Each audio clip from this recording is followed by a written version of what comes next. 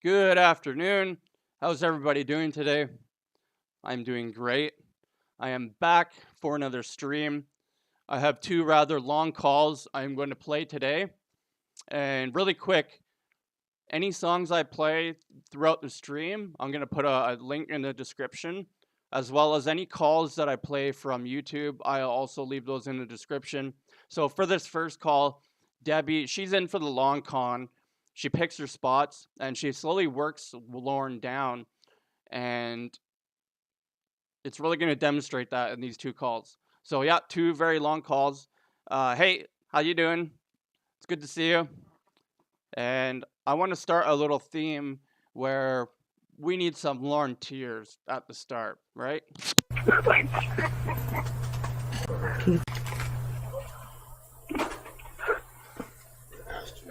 Can you find my purse?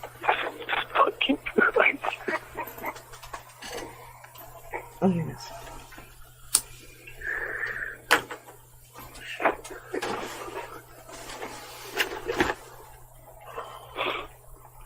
So, sweetie, tell me why, so I'm not assuming. I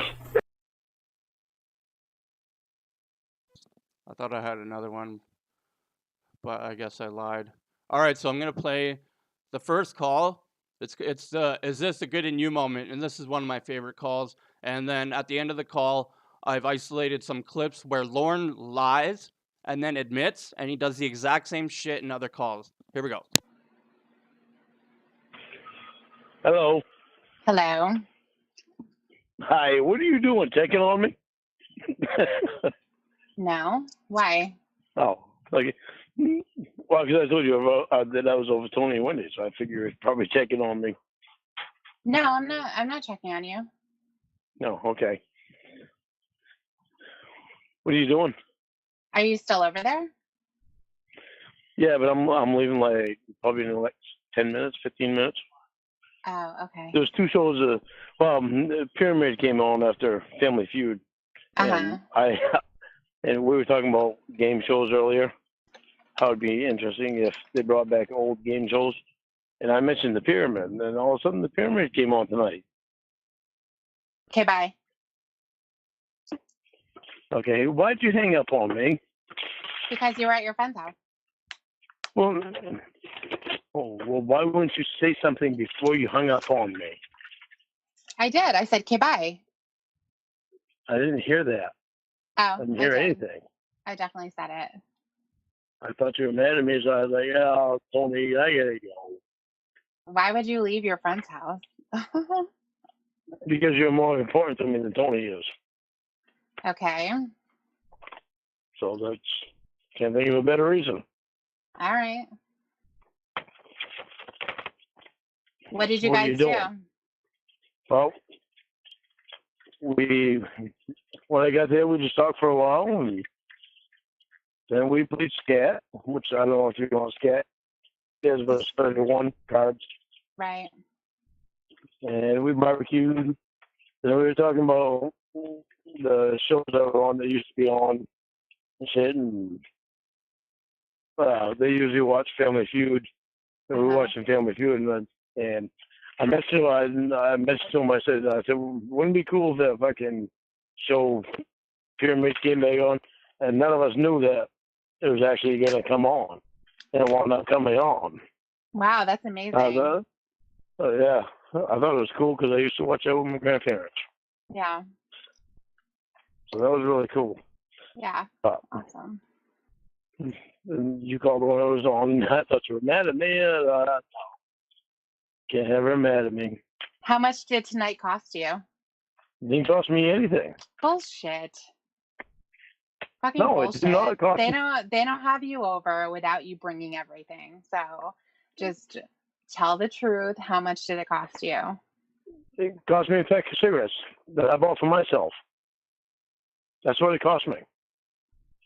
Seriously, it did not cost me anything other than a pack of cigarettes for me. So they bought the beer? I didn't drink. Lauren, come on. Did you have at least one? Don't fucking lie to me. No. I brought them a case of water. You're completely slurring right now. Seriously. No, I am not slurring. You are. I'm telling you that you are. If you weren't, I wouldn't have said anything.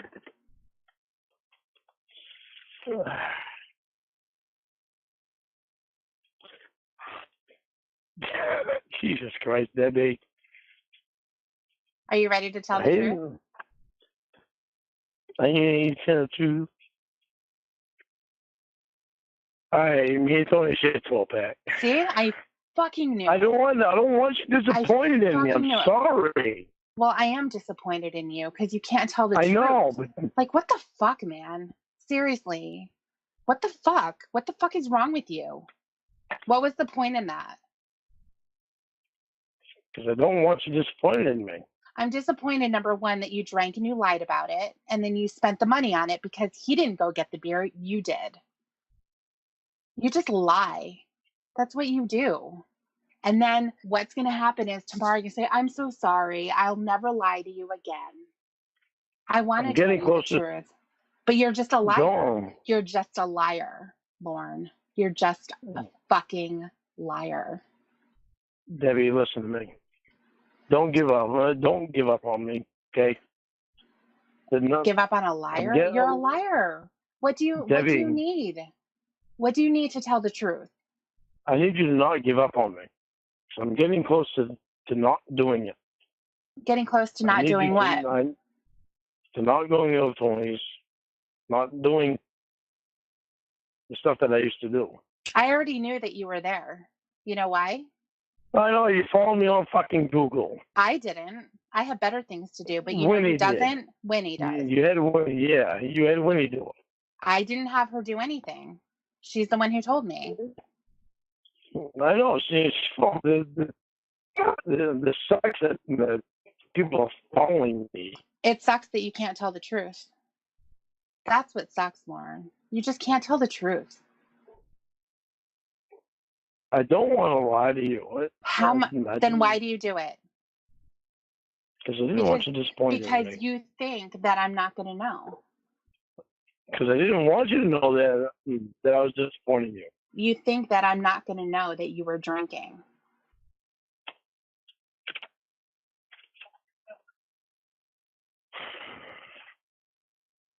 I didn't do bad.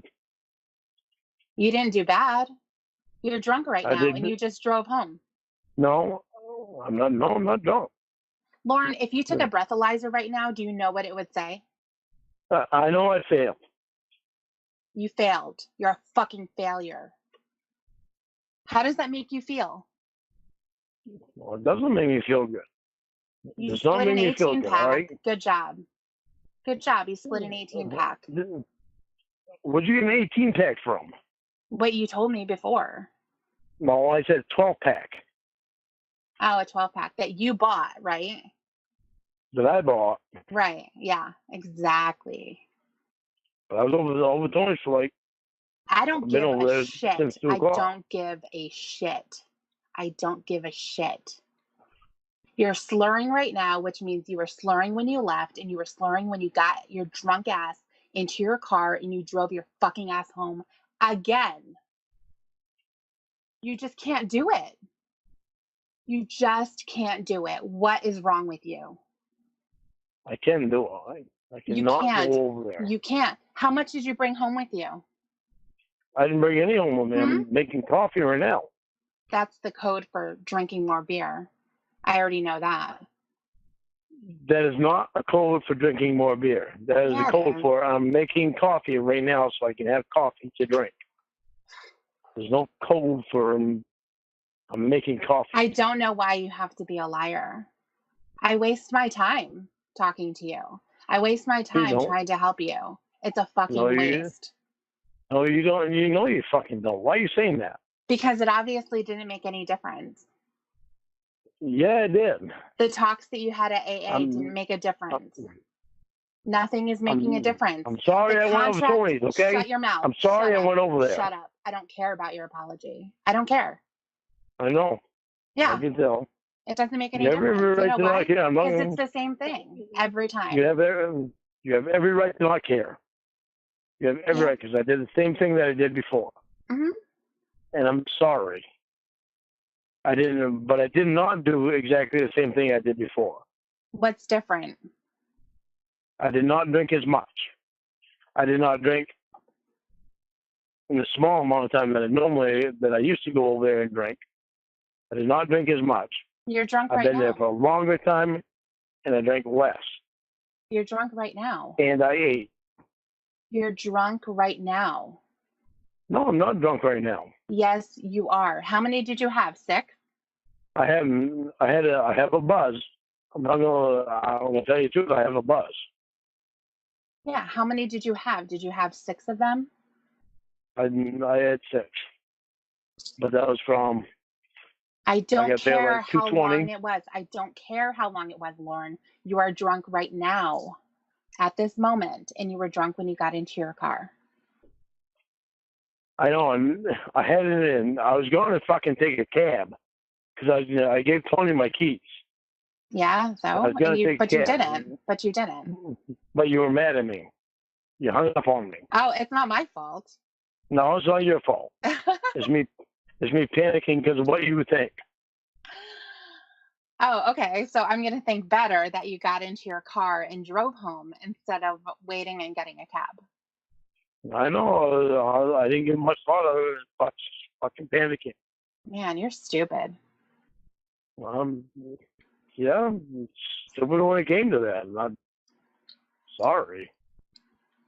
Don't apologize to me. I'm not kidding, Lauren, when I tell you that I hope you get arrested. I know, and you better never fucking call the cops on me again I'll either. do whatever the fuck I want, you little fucking bitch. Lying motherfucker. That's all you are. You're a giant pile of shit. I can do whatever No, the I'm fuck not I either. want. And You know what, Lauren? You know what? If you want to do anything wrong, guess what? Nothing is going to happen. I would rather have your ass go to jail than you run over someone. I'd rather have my ass go to jail than to murder someone too. Call your mom. But Call your mother. Get her on the phone. No. Get her on the phone. Why not? Yeah. Why? Because it's wrong? fucking 10 o'clock at night. My mother's in bed. Okay, good. You know what? We're going to call her tomorrow. And you're going to tell her exactly what you did today. You're going to tell her. She knows I was over ponies. You're going to tell her. I want to hear you tell her. And you are going to tell her that you drove when you were intoxicated. That's what you're going to do. All right? Then you're going to meet her tomorrow. Meet her what? You're going to meet her. You're going to meet her on the phone. I don't need to. She doesn't need to know that I'm there. Oh, she's going to.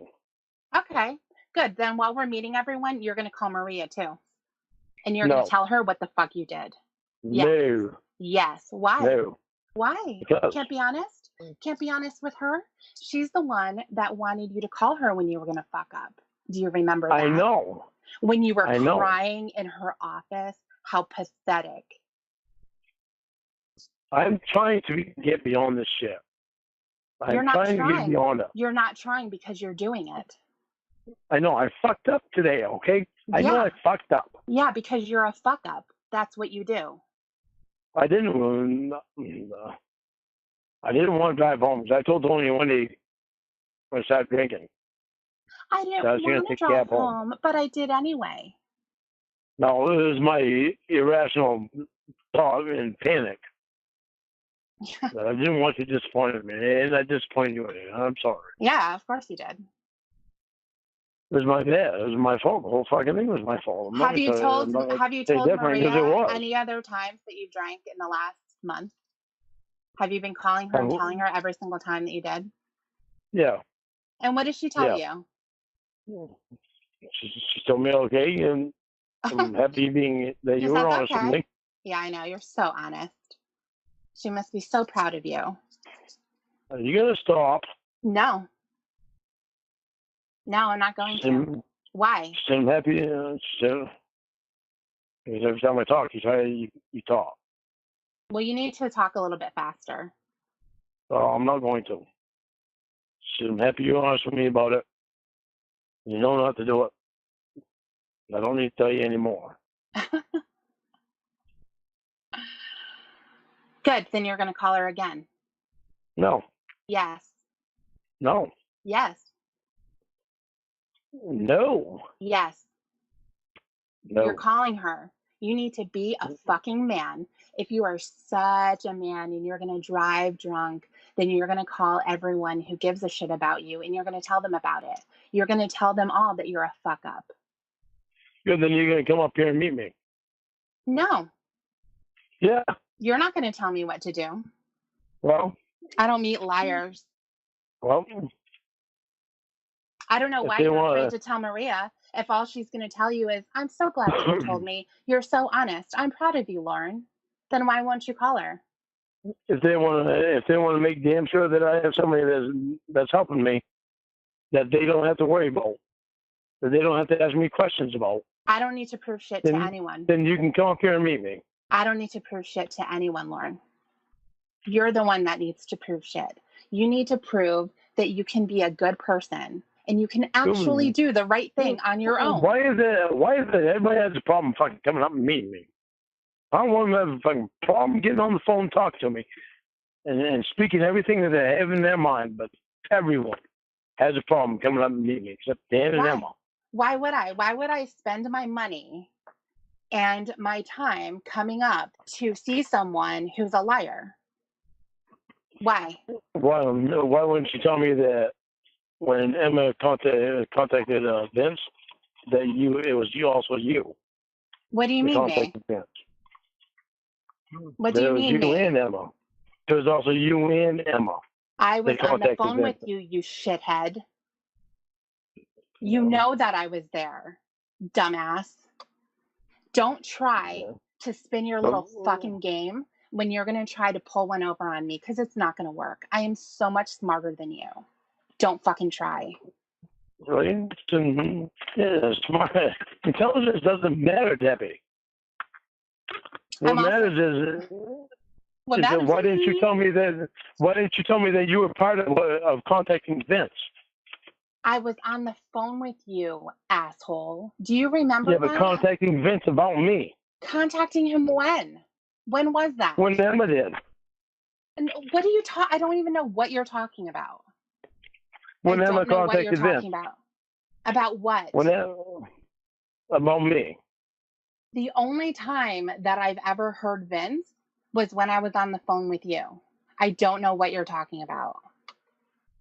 All right, so maybe I took it wrong then. That would be a shocker. Yeah. You knew that I was there. Well, I believe what you say, so I'm not going to argue about it. Well, you tried to. I tried to a little bit because I want to know. Because you're drunk, and this is what happens when you get drunk. You start accusing everyone of shit. No, I was trying to make sense out of it. Well, does it make sense to you now that you were wrong again? I'm trying to explain to you. I was trying to make sense out of why you and Emma were the only ones that were calling Vince for me. That doesn't even make any sense, that question that you just put out there. You were trying to make sense that it was only Emma and I that were trying to get in touch with Vince for you. I don't get it. I didn't get it before, but I get it now. Okay, great. Not anything to worry about. Not anything to even be concerned about. Well, I was never concerned. You're not making any sense. Well, I am. In my head, I'm making sense. Shit, you know what I'm talking about. I couldn't imagine what kind of rocks are thumping around in your head. Every time you talk over me, you don't hear anything I say. I'm hearing you slur and say stupid shit. No. Yes. No. Yes, I am. No. Yeah. Is this a good in you moment? Yeah. I'm sorry for doing wrong. Mm-hmm. I haven't been doing wrong up till today. Okay. And I'm sorry, and it was my bad. And I can't take back what I already did. Yeah, I know. I can just try harder. You can just not do it. That's all I can do. You can just not do it. it. Yeah. It was really cool how earlier you were like, oh, no beer over at Tony and Wendy's. This time's different. We're having fun. Yeah. It was for quite a while. There wasn't any beer for quite a while. and then you went to the store and actually bought the beer. Yeah. So what were you thinking when that happened? It just went back. Because you knew you Yeah. weren't supposed to do that.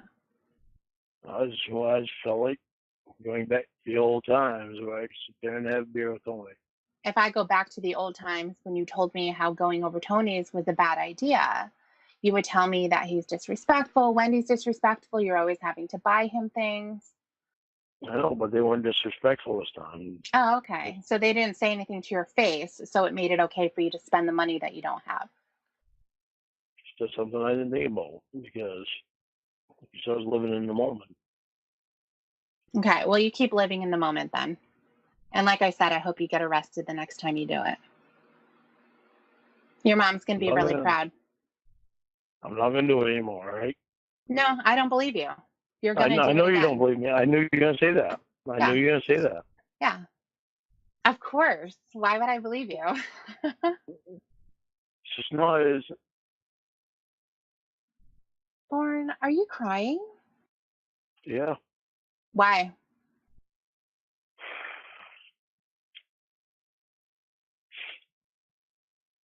I'll tell you in a minute. Hang on. It's like Lauren's greatest hits right now. I just wish you and Dan and Emma lived closer to me.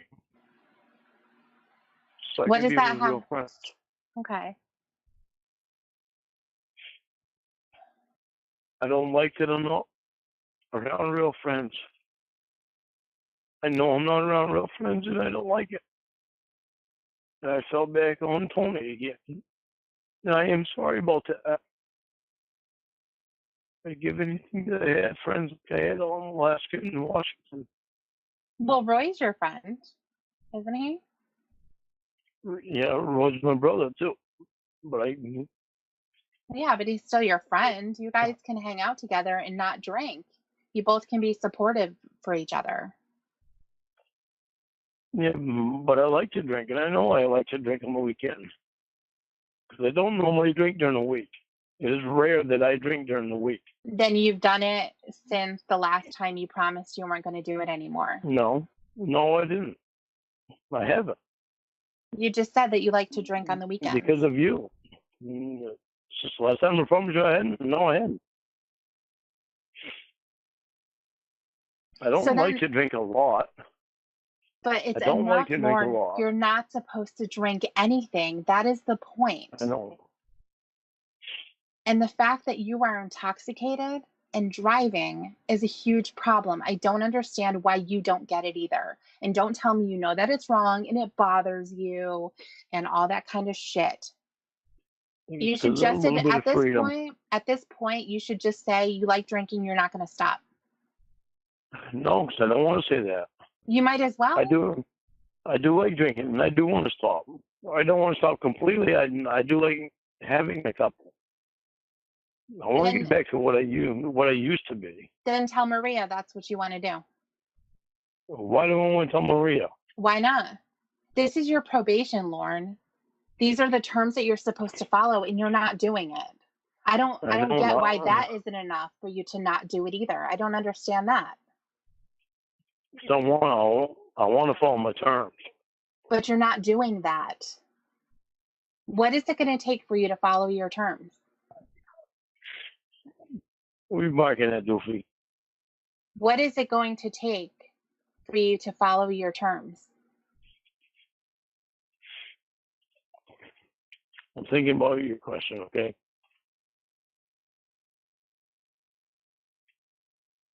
I don't know. I just want different terms. Well, you're not going to get different terms. I wish I could fly. It's the same type of wish. It's the same type of wish as changing your terms. It's not going to happen. I want to follow my terms, okay? I just don't want the drinking thing to be on my terms. But that is one of your terms. So that's what you have to follow. I'm sorry I disappointed you. Sorry I disappointed me. You didn't disappoint yourself. Well, I did. You couldn't have, Well, I did. because you did what you wanted to do. Well, part of me wanted to do it, and another part of me didn't want to do it. So I wanted to stick to keeping my promise to you. I want to know, how many times are you going to have to say sorry for something that you swear you're never going to do again when you actually do that thing again? Well, it's not going to take that many. It shouldn't take any. Well, it's taking a minute to get out of it. Then you can't But swear. I'm also 48 years old, and I've never had anybody pair on me like you do. Well, you had the cops, you had your probation officer, you had the people in prison, you have Okay, the class. well, listen, I don't know what the thing it is that it is about you that affects me, okay? Well, I don't know either, but But you affect me. the point is that you're doing stuff without people knowing about it. That's how you're getting away with it. You're not getting away with it right now because I know about it. That's why you're going to call your mother and you're going to tell her what you've done. Not right now. I'm not. Then you're doing it tomorrow. Then you're doing it tomorrow. Then you're up. doing it tomorrow. Do Yep. you understand? Yeah, and you'll be on the phone with me. Fine. You don't have to say anything if you don't want. Why don't you call Roy and see if she's up right now? Who? Call your brother and see if she's up right now. No, Mom's not up right now. I know Mom's not up right now. She got up at 5 o'clock this morning. You're just scared. No, I'll call Mom tomorrow, and I'll tell her. You'll tell her what? I'll tell her that I went with Tony's, and she already knew I was going with Tony's. I don't care what she knows. I want you to say what you're going to tell her. I'll tell her that I had 6 beers over Tony's, and I drank home. I drank driving home. I drove home after I drank there. Mm-hmm. What do you think she's going to say to that? Well, she can bitch me out. Good. That's why I want you on the phone. That's why I'm not hiding. I'm not trying to hide shit from you. You tried to. I want you to hear my mom's voice. I want you to hear what she's going to say. Okay, but she doesn't need to know that I'm there. She doesn't need to know that you're there. You need to stand on your own 2 feet, and you need to tell her the truth. Because if you don't, if you go into some bullshit and be like, I got there at 2 o'clock in the afternoon, we had 6 beers, and then 7 hours later, I drove home. I'm not a bullshitter. I need to apologize to you because I had already had a couple of beers when you called me earlier, when you texted me earlier. When I told you I didn't have any beers. I didn't want to be ashamed of me. Yeah, I can tell. And I knew that. I know. And that's why when you called me, I was like, Jesus Christ. Jesus Christ. Can't get away with being a liar and going back on my promises again. And it's not a bad thing. You know, I don't unwelcome it. I don't unwelcome it because I know the reason that you're doing it is to help me. And I'm sorry that I screw up. Don't apologize.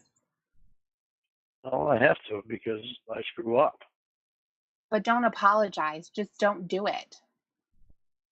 I know I don't want to do it. Don't tell me you don't want to do it. You just fucking said that you want to. You just said that I don't. Then I want to drink. Yeah, I don't want no drinking. I do want to. It's like when Dan and Emma come up to see me, I do want to drink with them. Yeah, when you come up to see me, I do want to be able to have a few beers with you. But you can't. I don't want to do this stuff. I'm going over Tony's because I know he uses me. I know all this shit. But you can't do it. That's the point. I can stop going over Tony's completely. I haven't gone there in 2 weeks. You've said that before too. I'm saying that the terms of your release were that you do not drink. You cried when you failed the lie detector test because you signed a contract saying you were not going to drink any alcohol. You tried to lie about it to them and you failed. Just because they didn't throw your ass in jail at that point made it okay for you to do it again. So you tell me what the consequence is that it's going to take in order for you to not do this. And don't tell me something impossible like I need to have that term removed from my probation, because that's not going to happen. No, I'm not going to say anything because I just need to stop doing it. Well, I need to know what the consequence is, though, because you saying I need to stop doing it because of all of the reasons that you know, as far as Tony using you, the issue obviously You're the with consequence, okay? Can you shut up? The issue of having the drunk driving happen, the fact that you're spending money, all of that kind of stuff. None of that is enough for you. The fact that I'm going to be pissed off that you lied again, the fact that your mother's going to be disappointed in you, none of that is enough. So I want to know, what is it going to take? Nothing, because I'm going to stop. Okay, but like I said, none of this stuff was important enough. Don't prove shit to me, Lauren. Lauren, don't prove shit to me. You fail at that. Don't even bother. You can't do that to me. I can. Why? No, you can't. Because. Why? Because the big reason that I'm trying as hard as I try, I screw up. Okay, Lauren. I know I screw up. It doesn't mean that you throw me out. I will. Don't try because of me. Very easily. If you throw me away, it means that I wasn't worth anything to you anyway. Right. So don't throw me away. I'll throw you away. Take me 2 seconds. Blocked. I know. So as of right now, we're going to have to think of something that's going to be stronger than your urge to drink. What is that going to be? You guys have to let me call you. No. See? No. A consequence. I tell you what I need. A consequence. You say no. Lauren, a consequence. Because all that'll happen if you say, I'm going to call you. I am not saying. Lauren. Listen to me for a minute. Listen to me for a minute. You shut up. Wait a minute. Fine, whatever. You don't hear what I say. Exactly. So what I'm saying is that if you say, I need to call you when I have the urge to drink, what's going to end up happening is you're not going to call and you're going to go drink anyway, and you're going to pretend like I'm not going to find out about it. That's exactly what you did with Maria, because if that was the case, you would have called her tonight and you would have talked to her. No, because it's not the same. It is the same. It's not the same. You know it's not the same. It's fucking stupid. Wasting my fucking time. Oh, great. Didn't expect to hear that from you. Do you need to hear it again? You're a waste of time. Nothing that I've said has made any difference. Because Lauren wants to go and drink. Well, good job, Lauren. You did exactly what you wanted. I hope you're happy. How's your buzz going? Still going strong? Sorry to interrupt the call for a sec. Is anybody listening on PC or laptop? How's my what going? Your buzz. Drunk? No, my buzz isn't going strong. Still there? I'm still here. Can you hear me? No, I said the buzz is still there, you dumbass. No, the buzz isn't there anymore. Why don't you call the cops on me and keep me on the phone and make sure that I'm here when the cops get here? I don't care about calling the cops on you. I don't care enough. I'm saying that I hope they find you. I hope your ass gets thrown in jail. I hope that you lose everything, because that's all that it's going to take. No, it's not. You can't do it on your own. Yeah, I can do it on my own. You have zero impulse control. Yeah, I can do it on my own, says the guy who can't do it on his own. Screwed up, and I'm sorry. Yeah, just do whatever you want. Don't bother telling me that you're not going to do it, because you're going to. We both know that. You won't let me call you when I get the urge. Why can't you go to AA and find someone who's going to be able to be there all the time? You didn't want me to use that person I was going to use. Yeah, you're going to have to use And for someone good else. reason. Yeah, you're going to have to use someone else. And I'm not going to lie to you when I say that I don't need AA. Yes, I you don't do. need AA. Yes, you do. Yes, you do, Lauren.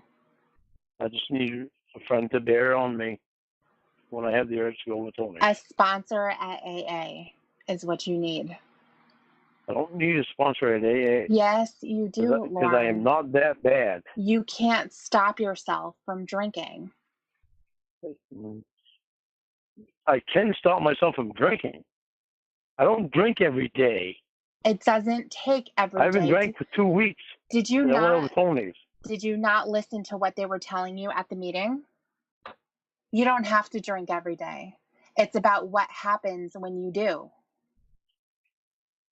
If I drink once a month, and when I do, I come home and I start beating the shit out of someone. Do you think that that's a problem? Do you think that maybe I shouldn't drink at all? Well, yeah. Okay. So because I don't do it every day, if that was my excuse for not needing AA, for getting alcohol out of my life completely, just because it doesn't happen every day, if I use that as an excuse, what would you think of that? Well, it's not good to have it as an excuse. Right. It's just like, oh, I'm going to go shoot heroin, but I'm only going to do it on the weekends. So I'm not an addict. Is that okay? No, it's not okay. So it's the very same thing. You can apply the same answers to you. It's what happens when you do drink. So you do need AA. They told you during the meeting that you need AA. I fucking did it again. I got bored and I had plenty to fucking do when I went over Tony's. So then it's not really a boredom thing. It's that you wanted to drink and go over Tony's and you didn't want to drink alone. Well, then you feel like, drinking wasn't even a big part of it. But that's what you do when you go there. Yeah, I know. So then drinking is a part of it. Well, not so much part of it as socializing. You could have socialized without drinking anything. But that's not what you wanted to do. I should work a lot of hours every week. I don't care. Maybe that's part of. I didn't ask you if you cared. I was trying to tell I'm you. telling you that I don't give a fuck what you have to say. Well, All a bunch you need of excuses. No, I don't. Yeah, you do. If you're going to help me, you need to fucking care about what I have to say. You have, it's you all can help bullshit me, anyway. then help me. It's all bullshit anyway. What, me? I'm all bullshit? Yeah. I told you that the other day. Why do you keep trying to help me then if I'm all bullshit? I'm hoping that by helping you, I'm going to help the other people around you too, because they have to put up with your ass. Someone has to help you. Ever since you got out of prison, it's been just a complete mess. Do you remember that list that you made? Okay, thanks guys for trying that for me. With Maria about the reasons that you shouldn't go over Tony's? Yeah. You need to get a copy of that. I already told you.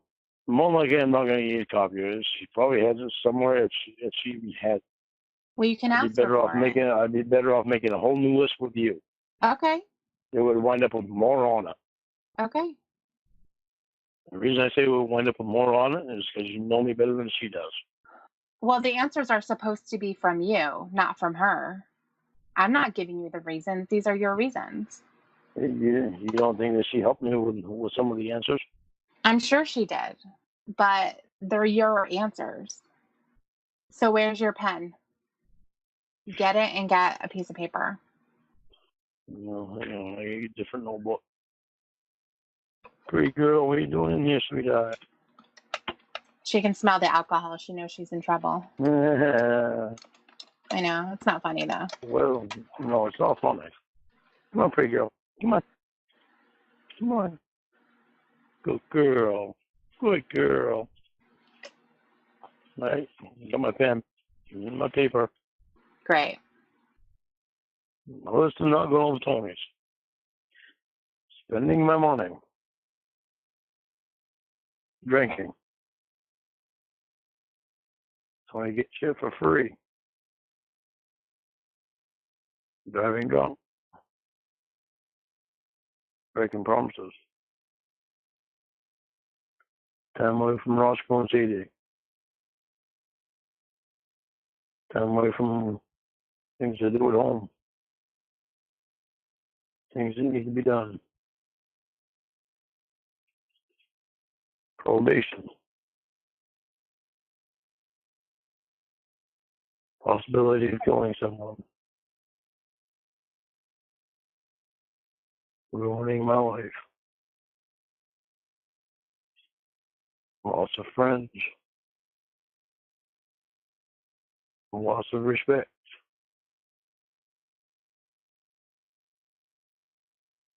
loss of property,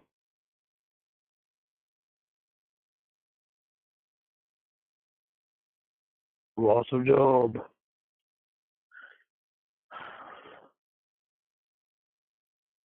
It's more or less than what I had with fucking Maria. Okay. It's about 2 times size as I had with Maria. So what is that, like 15? 1, 2, 3, 4, 5, 6, 7, 8, 9, 10, 11, 12, 13, 14. Okay. 1, 2, 3, 4, 5, 6, 8, 9, 10, 11, 12, 13, 14. Let's do number 15. Falsely accusing your friends. Yep. So I just know, obviously, of the calls that have happened between, you and I and with Winnie. What about other people in your life? Has there been other people that tell you, don't ever call me again because of the way that you act? No, it's just my friends, Emma and Dan, Winnie, you. Which actually I've never actually been to you except for when I was with Winnie. But what about your other friends? Has anyone just been sick of you? No, No? no.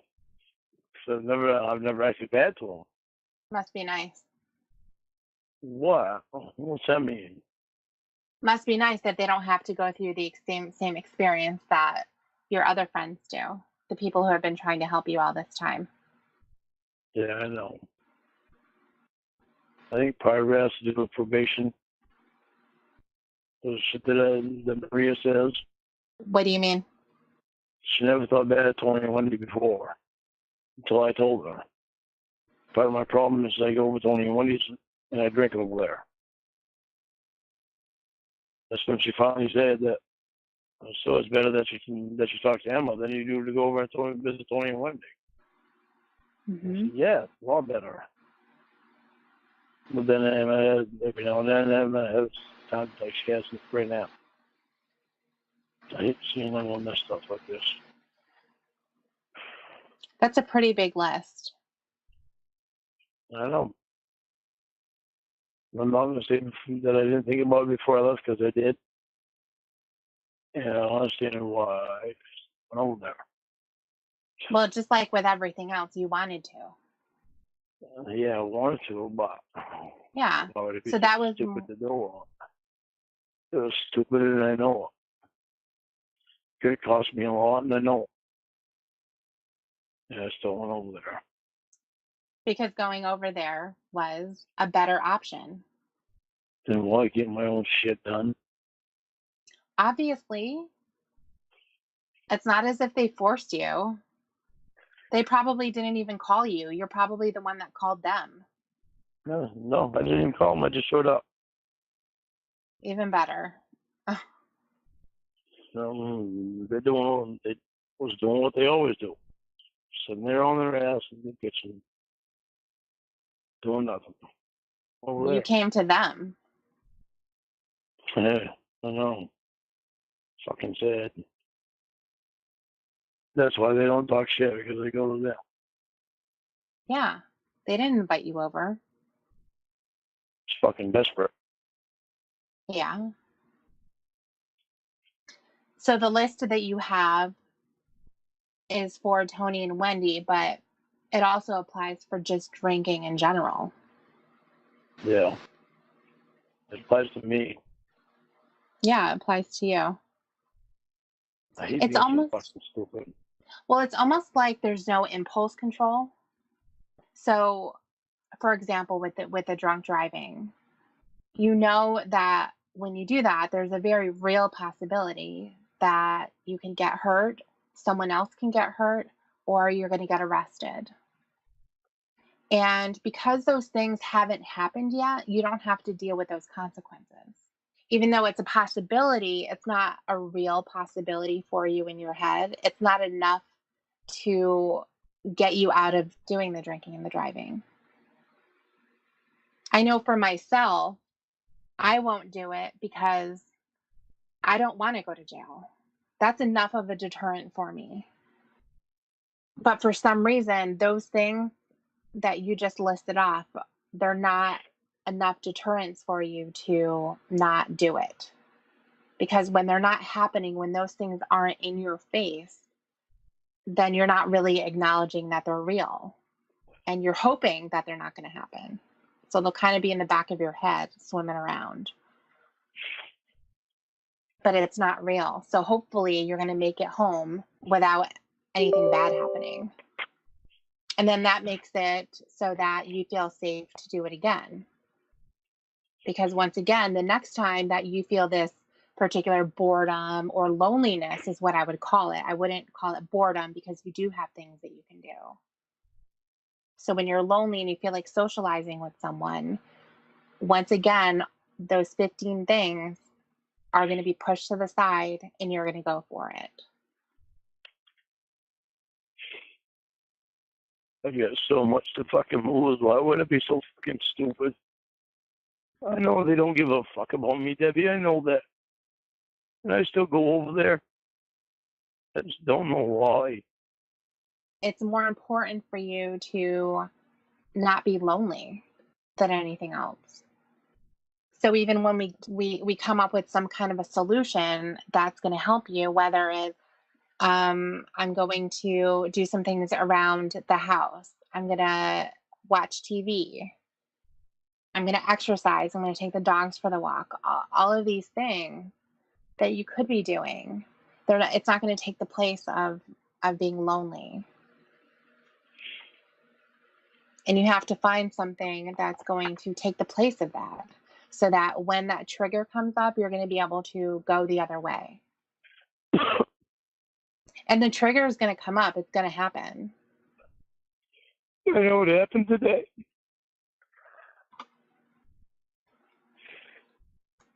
Fucking bullshit. Why the fuck do I feel the need to go over there? Tony's fucking out. Because he's the only one that'll take you. When I'm sober? I went over there sober. Yeah. Jesus Christ.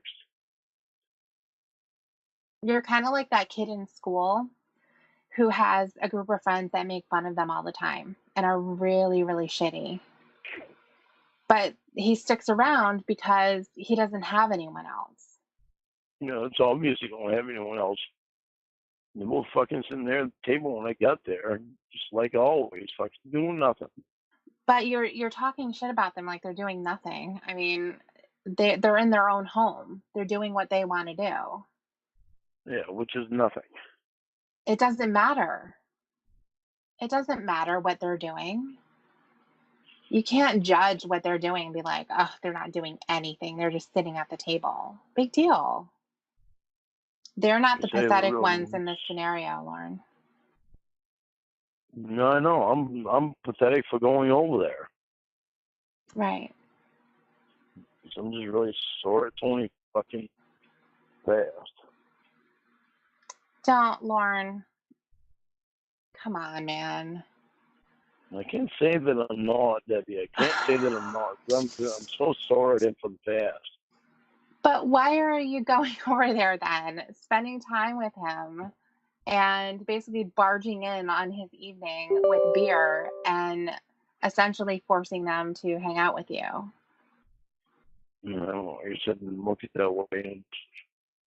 Well, why aren't you looking at it that way? Yes, I should be. That's what everybody always did. Was just show up. They don't call it. They just show up. Well, yeah, but Only when you welcome them in. right. But in your situation, you're going over there because you don't have anyone else to hang out with, and you're going to get angry at him for things that happened in the past, and you're going to have this resentment toward him, but you're going to take it anyway because you don't have anyone else to hang out with. And so what ends up happening, you get drunk, and then perhaps you have an argument with him. He hangs up the phone and he's like, Wendy, Lauren's up to it again. He'll be fine tomorrow, and he'll be back next weekend with some more beer for me to drink. It's fine. Yeah. Sounds a typical thing, too. That's exactly what's been happening for years. Right. Jesus Christ. I don't know why you'd be such a fucking dumbass. I know I don't want to go over there. I know I know and I admit that I like drinking with Tony because it's calm and sits there and just drinks and relaxes. And at the same time, I know I don't want to go over there because I know what they've done.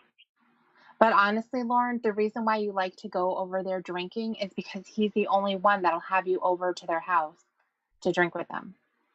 No. You don't have anyone else, Lauren. That's the reason why. I don't go meet anyone else. I know, but that's what I'm saying. You're saying that you like going over there because it's calm and it's fun to drink with them, but in reality, they're the only ones that'll have you over, and they're the only option. Yeah, because I don't go see anyone else. Okay. I don't know anyone else because I don't try to make new friends. Right. I know you I'm happy with the friends that I have. You don't have real friends. I have real friends. I have Dan. I have Emma. I have right, you, but people who are there is what here, I mean. No. Right. You don't have anybody. Not like I used to. No. And it's difficult for you to make friends because obviously they're going to have to find out about who you are. Yeah. It's very difficult because I don't want to tell them. Right. Anyway. How do I cure it? You can't cure that. You got to tell everyone. Everybody's going to fucking find out about me some way or another. Yeah. Especially with the fucking internet. Right. And there I am. Yeah. Put my fucking name in there, and there you go. All kinds of fucking bullshit. It's the stuff that you did. Just to show that I was on. I would be more concerned about the crime than parody videos and stuff like that. All I really care about is keeping the friends that I have. I'm not going to make new friends right now. None of this stuff is helping you because the issue at hand is that you're lonely and you want someone to socialize with, and your only option is to go over Tony and Wendy's, who you don't really like and don't really like you, and so that's your only option. Well, it's not even, I don't think that they would probably care about your money, but it's the fact that you walk in with all this stuff for them. Yeah, they care about my money because it buys them beer. Because you're bringing it to them. If you didn't bring it to them, then they wouldn't have it. Oh, they still have it. Another friend would show up with it. So very often Tony buys his own beer. The issue is that you're the one. That he would have. So what are you going to do to combat the loneliness? That's the real problem. I started going to see other people. Who are these people? I think Sharon and Claire would be good ones. Okay. Since it would really be good, especially where I have Sundays off. Like today. I told them on Sundays I go over there. Over her mom's visit mom. So I really ought to pay more attention to. Okay. Why Well, are you there's your so fucking option. selfish to go to fucking Tony's? Jesus Christ. I'm so sorry. I was fucking stupid today. Could have gone home and spent time with Mom. That fat fucking, Jesus Christ. They could have gone home and spent time with Mom. Well, these are the things that you need to think about before you go and go over Tony's and get drunk. And there's going to have to be other solutions for you instead of using the excuse that, you're feeling lonely at the time. So everything else goes out the window and you're willing to risk everything just so that you don't have to be alone for that moment. I literally risk everything when I go over 21 days. Yeah, but that's not enough for you to not do it. And that's what the problem is. You don't give a fuck. I know you don't give a fuck. All right, so did I tell you everything and I wouldn't lie to you? I'm sorry I lied to you before about drinking. All right, Okay. come around and tell you everything. I will always wind up coming around and telling you everything. There's not anybody else I'm going to do that for. Or with. Not for, but with. I don't want to Tony's with a six-pack. Okay. It took us 3 hours to drink it. Well, it took us 3 hours because it took me 3 hours to drink 3 beers. Tony was done with his 3 beers in 1 hour. Okay. Then we went over and got an 18-pack and burgers and buns, and we barbecued. I only had 6 beers out of that. But I bought it. You bought everything. I bought everything. How much did that cost you? Like $37. Okay. Because I had to have them 2 cookies for Wendy. Well, you didn't have to. I mean, I didn't have to, but they wanted them 2 cookies for Wendy's, and he had to buy a well pump for his well this week, so they didn't have any money out of their monthly paycheck, supposedly, that they get. Supposedly, they didn't have any money left. That's the story they gave me. well, that's not the reason, because they don't ever buy anything. Yeah, I know. So. I knew that at the time, too. But there's the truth.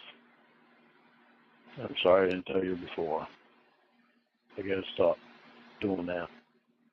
So it really has got to be honest with you.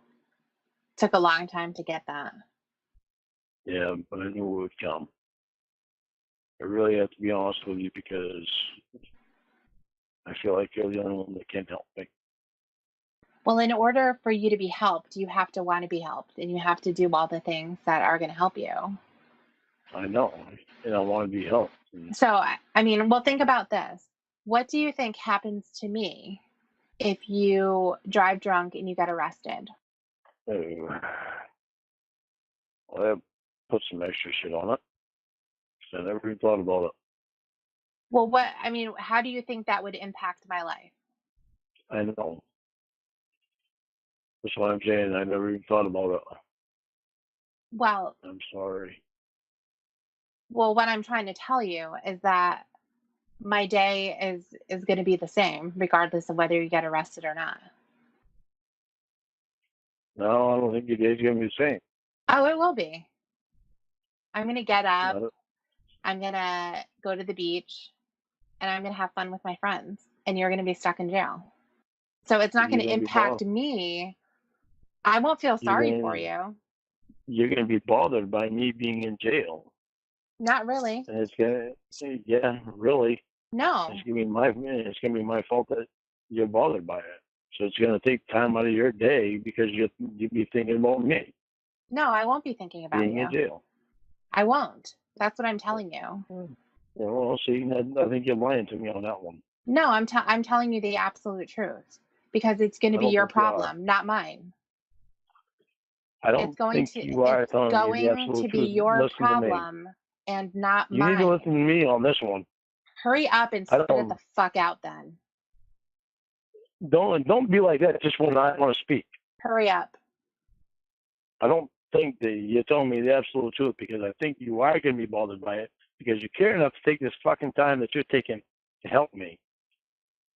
So it's obviously going to bother you. It's not It's going to bother take me. time out of your. Right. It's not going to bother me. You're not gonna listen to what I'm saying. So No, you're trying to make it like your life decisions are going to have an impact on me, and they're not going to. I'm going to hear that you got arrested for DUI. I'm going to say, haha, what an asshole. And then I'm going to go to the beach. No, you're not. Yeah, I will. Do you think I'm going to No, you sit at won't. home and cry? Are you serious? You're gonna be upset. No, I won't, is what I'm telling you. You're right. My life is going to be perfectly fine. You're going to be sitting in jail. So be it. All right, whatever. Okay. I mean, you can try to make it as if that's not the way that it's going to be. Your decisions are going to have an impact on your life, not mine. I'm not going to be sitting there, oh my God, I hope he's okay. Because I'm not going to give a shit. No, I know you're fucking lying. You put yourself there, is what I'm saying. I don't have any control over your actions.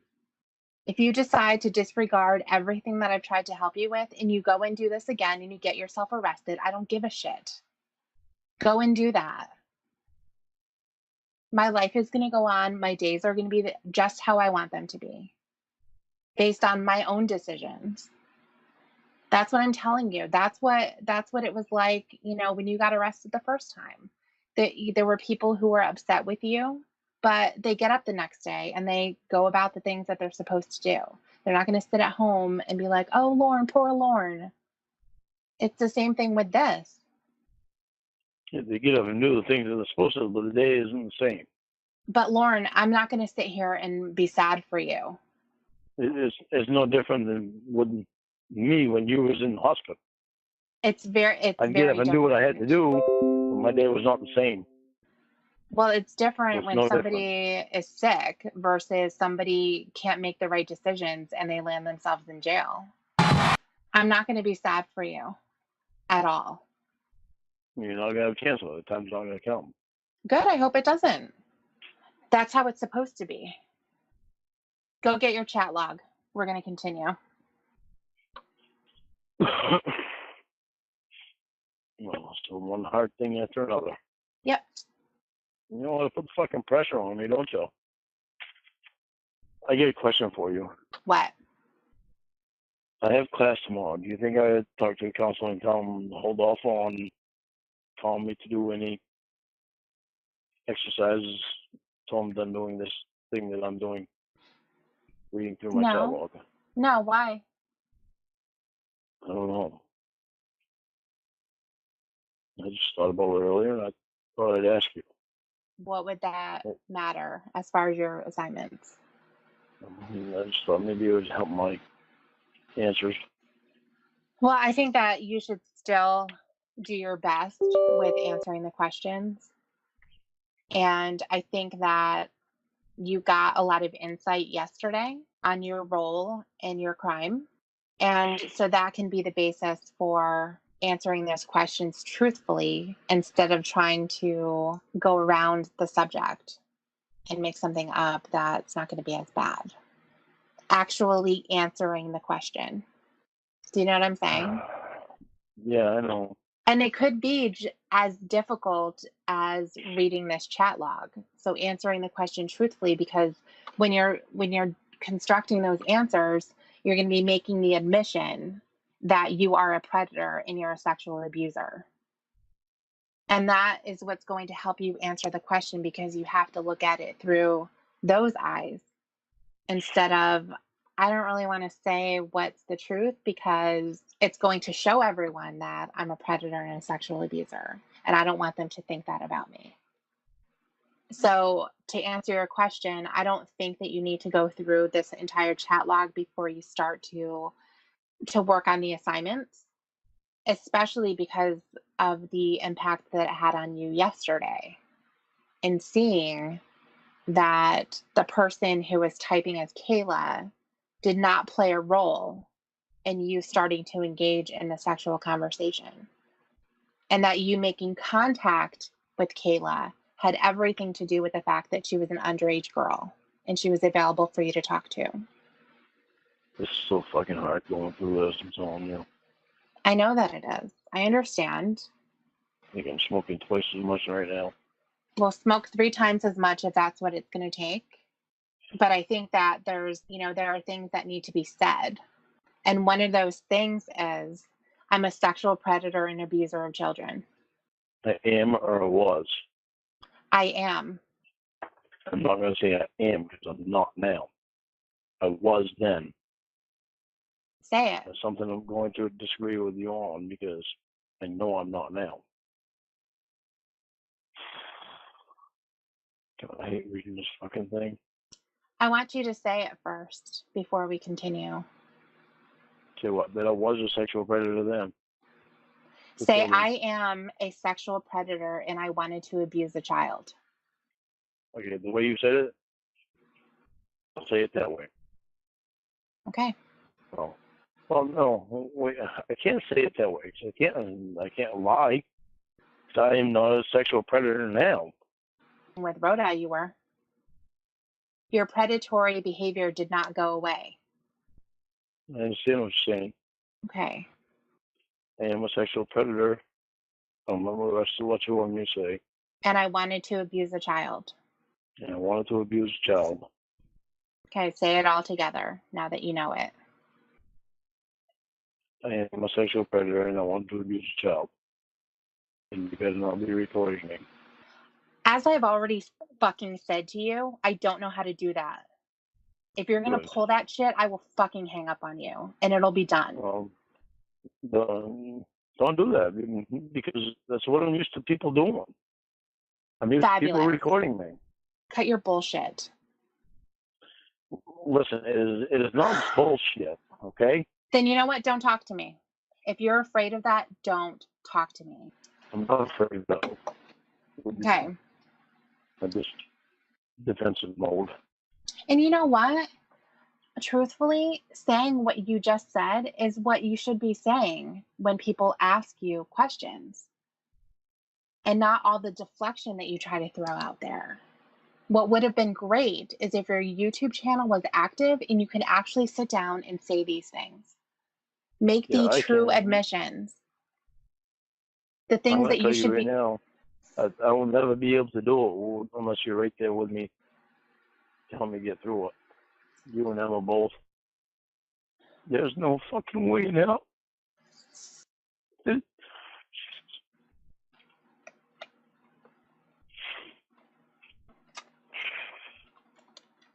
What's no fucking way in hell? There's no way now that I would be able to sit there on the YouTube channel and say that shit. Unless you and Emma were right there with me to help me get through it. Well, since that's not a real possibility at this moment, what about with your class? What about my class? I don't fucking open up to them like I do you. But what? But that's where you have to. That's where you're supposed to. You need to stop threatening me that you're gonna leave. But I'm the only one that I've fucking opened up to. You need to stop threatening me that you're gonna leave. But I'm saying that the class is where you should be expressing all of these things. Yeah, well, I can't. But they're all just like you. I can't fucking do it in front of them. They're all just like you. No, they're all worse than what I've fucking done. You are all the same when you were in that class. You were all the same.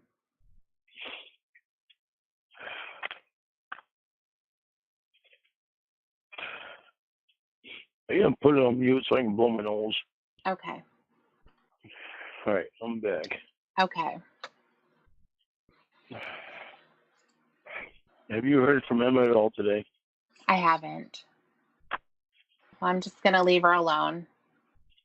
She'll tell me if she wants to talk about it. I texted her earlier and told her that I was here if she needed me. That was nice of you. I love her. I love her too. So, as I was saying, for your class, I think that it would do you a lot of good if you did open up to them. Why do you not want to? Because some of them in there have done really bad fucking things. You're all the same when you're in there. It's just like when you were in prison, people did different things, but you're all prisoners. It's hard for me to fucking sit in there and listen to some of the things that people talk about. Yeah, it's going to be difficult, but express yourself to answer the questions that need to be answered from you, while also having to listen to what they have to say, just like they have to listen to you. So, in all honesty, why are you in this class again? The real reason. You've said a couple of different things like, I'm not in a face to face relationship. My probation officer's supervisor doesn't like me. That's the only reason I'm not lying to. I've never lied to you when I told you that. I know they changed providers. That's all I know. They changed providers, and I haven't been in a face-to-face relationship that they have been able to see. Okay. That's the only reasons that I know. Well, the issue with the face-to-face relationship is that they can't make that a requirement for you to pass a sex offender class. Yeah, they can't, but they find their fucking ways to do this shit. So what was the reason that they told you? That's the reason that the counselor in my other class that I was in for 4.5 years told me that she wanted to see me in a face-to-face relationship. That is the only fucking reason. Well, the reason this why new class is the reason because they changed providers. When I got my new probation officer, when Mitchell left, and I got Maria, they changed providers. I had to start the class all over again. Okay. The reason why I think, just based on what you've already shared, based on the answer that you gave to your assignment, that answer is the reason why. The fact that you haven't opened up to your class and really admitted what you've done, admitted your role as being 100% responsible, admitting that you are a sexual abuser and a predator. Those are the reasons why you are still in the class. From the beginning, I haven't admitted that from the beginning it was my fault. Right from the beginning, I haven't admitted it. Okay, so at the beginning you weren't admitting it. I've admitted that after looking at it, it was my fault that I went there because I told myself I wasn't going to go there, and I wound up going there. The only one that could make the decision to go there was me. Mm-hmm. But I never admitted to him that right from the beginning it was my fault. But I've never read through my fucking chat log like this either. Mm-hmm. I don't think me and Winnie get this far. Okay. Well, that's exactly what needs to happen. Because what ends up coming out of your mouth is, it's my fault. I'm the one who said all those things. I'm the one that went to the house, but I know that I didn't want to. I know this needs to happen. I just hate it. I hate it because I don't want to read this shit. Okay, well, we're going to do it. What's driving you? What's driving me? Yeah. What's driving me is a lot of stuff. What's driving me to go through this with you is that I think that you have been in denial for way too long. And originally, when you were talking to Winnie, I hated your relationship. And I thought it was because it was destructive. It was abusive. You guys yelled and screamed at each other. You were drinking. She was high. It was a fucking mess. And I kind of started to get more of a picture of how much of a mess you really are. And I think that I am a logical person. I'm reasonable. I can help you sort of break things down. And you started to listen to me. So I'm going to use that and hopefully try to get you past all the horseshit that you've been doing. It's completely unproductive and it hurts everyone. It hurts you and it hurts the other people around you. I'm not saying that you need to walk into every room that you go into and declare who you are I'm Lauren Armstrong. I'm a registered sex offender. I tried to fuck a kid. Here's my chat log. Here's why I went. All that kind of stuff. That's not what this is about. It's about you being able to finally admit the shit that you did, that you are 100% responsible. It doesn't have anything to do with the abuse that you went through as a kid. It has nothing to do with the way people treated you, your relationships with your family, the fact that your friends walked away, you don't have anyone else, the fact that people screwed you over and therefore you had to take Betty's money and therefore you had to run off to Nashville. None of it is anyone else's fault except for your own, because that's the way that you handled it. So people could have done shitty things to you, but it was the way that you handled it that turned it into a mess for your own life and for the other people that had to then take the brunt of that. If I'm actually able to get through to you at some point with any kind of a pinpoint of light, then great. What I'm hoping is that at some point you stand on your own 2 feet. You don't need to lean on me to make decisions for you. You're actually going to do the right thing on your own because it's the right thing to do, not because you want to make someone else proud for not drinking and driving, so that you can recognize on your own that going to Tony's and Wendy's is hurting you. Not just because you're going there to waste time with them a couple of hours, sit there and watch TV with them, but the fact that you're spending the money that you don't have, and you're also buying alcohol and you're drinking. And it's just a series of horrible decisions. That's what's driving me. I mean, when I think about it, and I've seen your YouTube channel where you're making the excuses, and they've carried through to today when Winnie first told me about them. It's been all of that time. You want people to forget or to be able to move on from something that happened 12 years ago, but you haven't acknowledged it, and therefore you can't move on from it either. It's about hopefully breaking away from the predatory behavior. It's hopefully getting you to recognize it. And just because somebody doesn't know that you're doing it, meaning someone's not calling you out on it, as most recently as Rhoda, just because I didn't know what the text messages said, I didn't know the photos that were shared and the conversations that were being had, that doesn't mean that it's okay. And unfortunately, you weren't able to recognize that that behavior was predatory. And that's what's scary, because when you think about it, you were willing to have a sexual conversation and even engage in sex, if it was available to you, with the daughter of someone that you said you were in love with. So what does that say if you were to have a face-to-face relationship with someone and they had a daughter who was having whatever feelings toward you or was expressing that in some way, that you would not stop yourself? You wouldn't do the right thing on your own.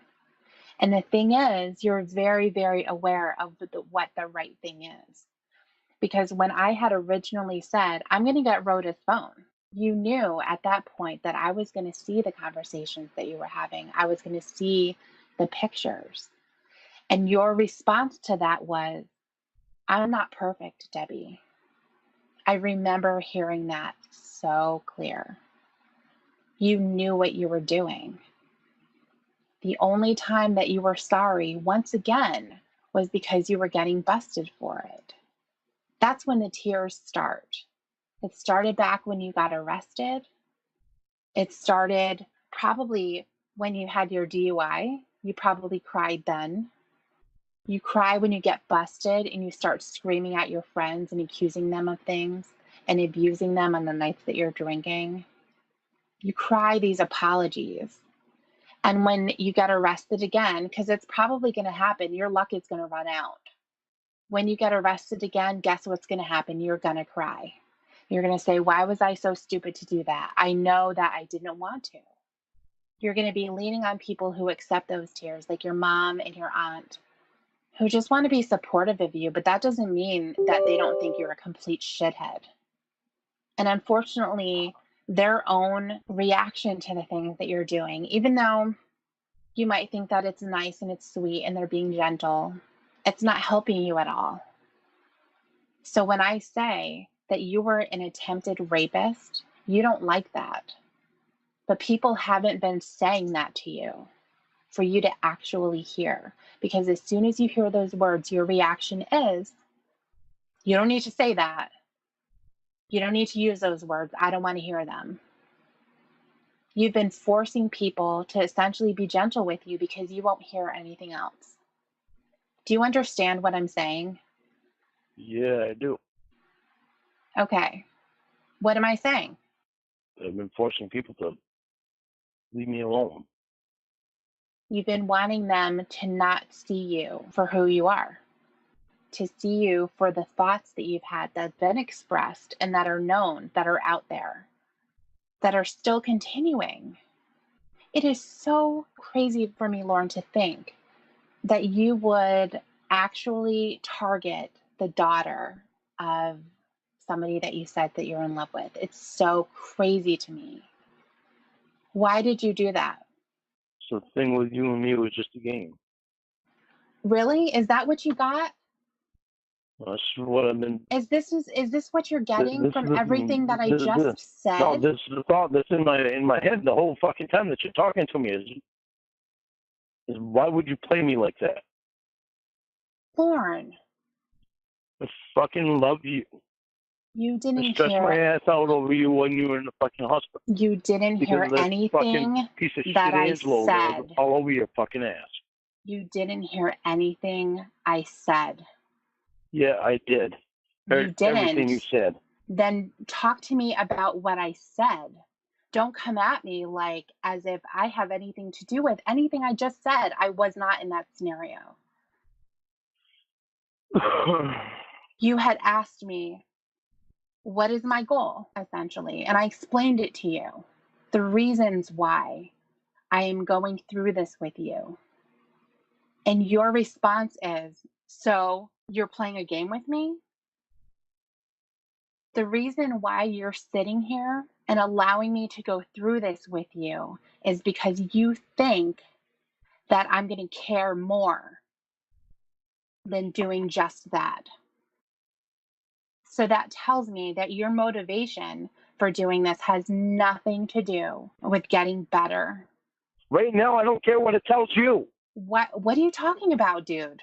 You went way back.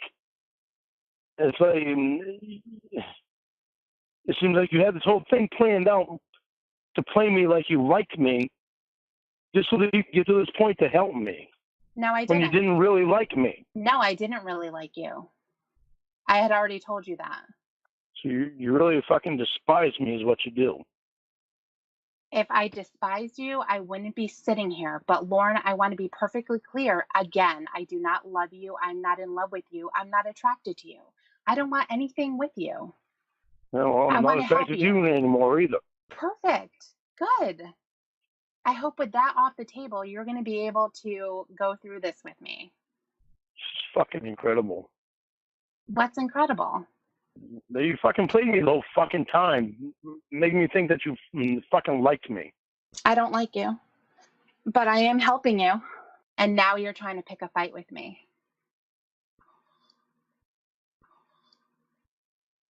Hello. Okay. So, I just want to say, do not ever hang up on me like that again. Listen, I'm not going to kiss your ass. I'm not asking you. After knowing that you don't give a fuck about me, I am not going to kiss your ass, so don't expect it. So it's okay for you to just hang up? After hearing that you don't give a fuck about me, But I'm not in love caring with about you I'm not in fucking love with you either, Debbie. Right? There you go. Why are you yelling But like I that? cared about you. Right. I gave a fuck about you. To find out that you don't care about me, that you don't give a fuck about me, it doesn't sit well. As a friend, I do. Of course I do. Well, you're showing up. You showed it by playing me. I've been sitting here and I've been trying to help you. And you played me for 2 months. What 2 months are you talking about?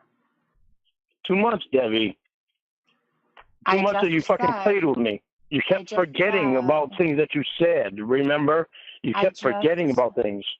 are you You're talking full of shit about, when you forgot. are you talking about the hospital stuff? No, I'm talking about before the hospital stuff. Okay. But from the time when you were out fucking on the fucking ocean fishing with your precious Angelo.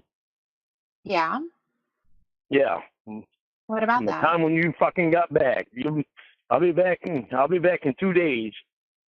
Just going for the weekend, a fucking week later. Because you're out there with your precious Angelo. Is that when you were trying to fuck my niece? Doesn't fucking matter, Debbie. Or is that after? We already went through that discussion about me. Yeah. You want me to be honest with you about everything, but you're not honest with me about anything. Listen, Lauren, I've flirted with a lot of people, and I have never had anyone take it to the extent that you have. Why? Because obviously your word meant a lot to me. When it got out of hand, I told you, I said, I want to be your friend. I don't know anything about a relationship. We don't know each other. We've never met before. And you were okay with that. No, we're okay with that. Well, I understand that it's disappointing to you because typically you get involved with people that are over the phone or you're chatting with, all that kind of stuff. But I'm bringing you back to the real world. There's not everybody that I take them exactly to their word. With you, I took to your word because you always kept your word. Okay, right. And so, like I said, when I was flirting, I didn't think it was going to be taken as seriously as it was. And when I saw that it was being taken seriously, that's when I dialed it back and I said, wait a second. I'm going to stop what I'm doing and I'm going to be his friend because obviously this guy's a piece of shit and I don't give a fuck about him. Because obviously he needs it. I flirted with Dan. I flirted with Will. I flirted with Emma. You know, it's just not fun a game. to do sometimes. Right, and Flirting I understand that. Flirting is not a game. When you brought it to the state, you brought it to with me. Flirting is just what that is. It's flirting. And so when I saw that it was being taken a lot more seriously than I was hoping that it was going to be, that's when I dialed it back and I was very real with you. You should have been very real with me from the beginning. Lauren, I didn't know you at the beginning, and flirting has never caused anything like this before in my life, and I didn't know. I already told you previously that I was your friend, and it wasn't a romantic thing. I can't help you what your feelings are. I'm not responsible for that because I was very clear with you. From the beginning would have been good. Lauren, like I had said 500 times already, flirting is You're not right about everything, something Debbie. that is harmless. It's typically a harmless thing that isn't taken as seriously as you're taking it. I am sorry that you took it seriously. You are not right about everything. I didn't say that I was. I am apologizing to you, fucking moron. I just said that I am sorry that your feelings were taken into a different direction. I didn't intend for that to happen, and I apologize. What I will not apologize for are your feelings now, because they're not mine. I was honest with you. My feelings now. You want me to tell you what my feelings now are? My feelings now is I still fucking love you because I know what kind of person you are. You're a person that wants to fucking help people. You're a person that wants to fucking be an awesome person. You're an angelic person. Except for the fucking flirting part that you fucking took too fucking far with me. And I apologized for that. I am sorry. You have no fucking clue. If I could take it back, I would. I put you at fucking mom's fucking level. That's where I put you. Okay. I don't take it as a fucking joke with you. I know. I'm not saying that you took it as a joke. I'm saying that in the beginning, I didn't think the flirting was going to be taken seriously because it's something that happens all the time. Oh, it's taken very fucking seriously. I'm very, very sorry for that, Lauren.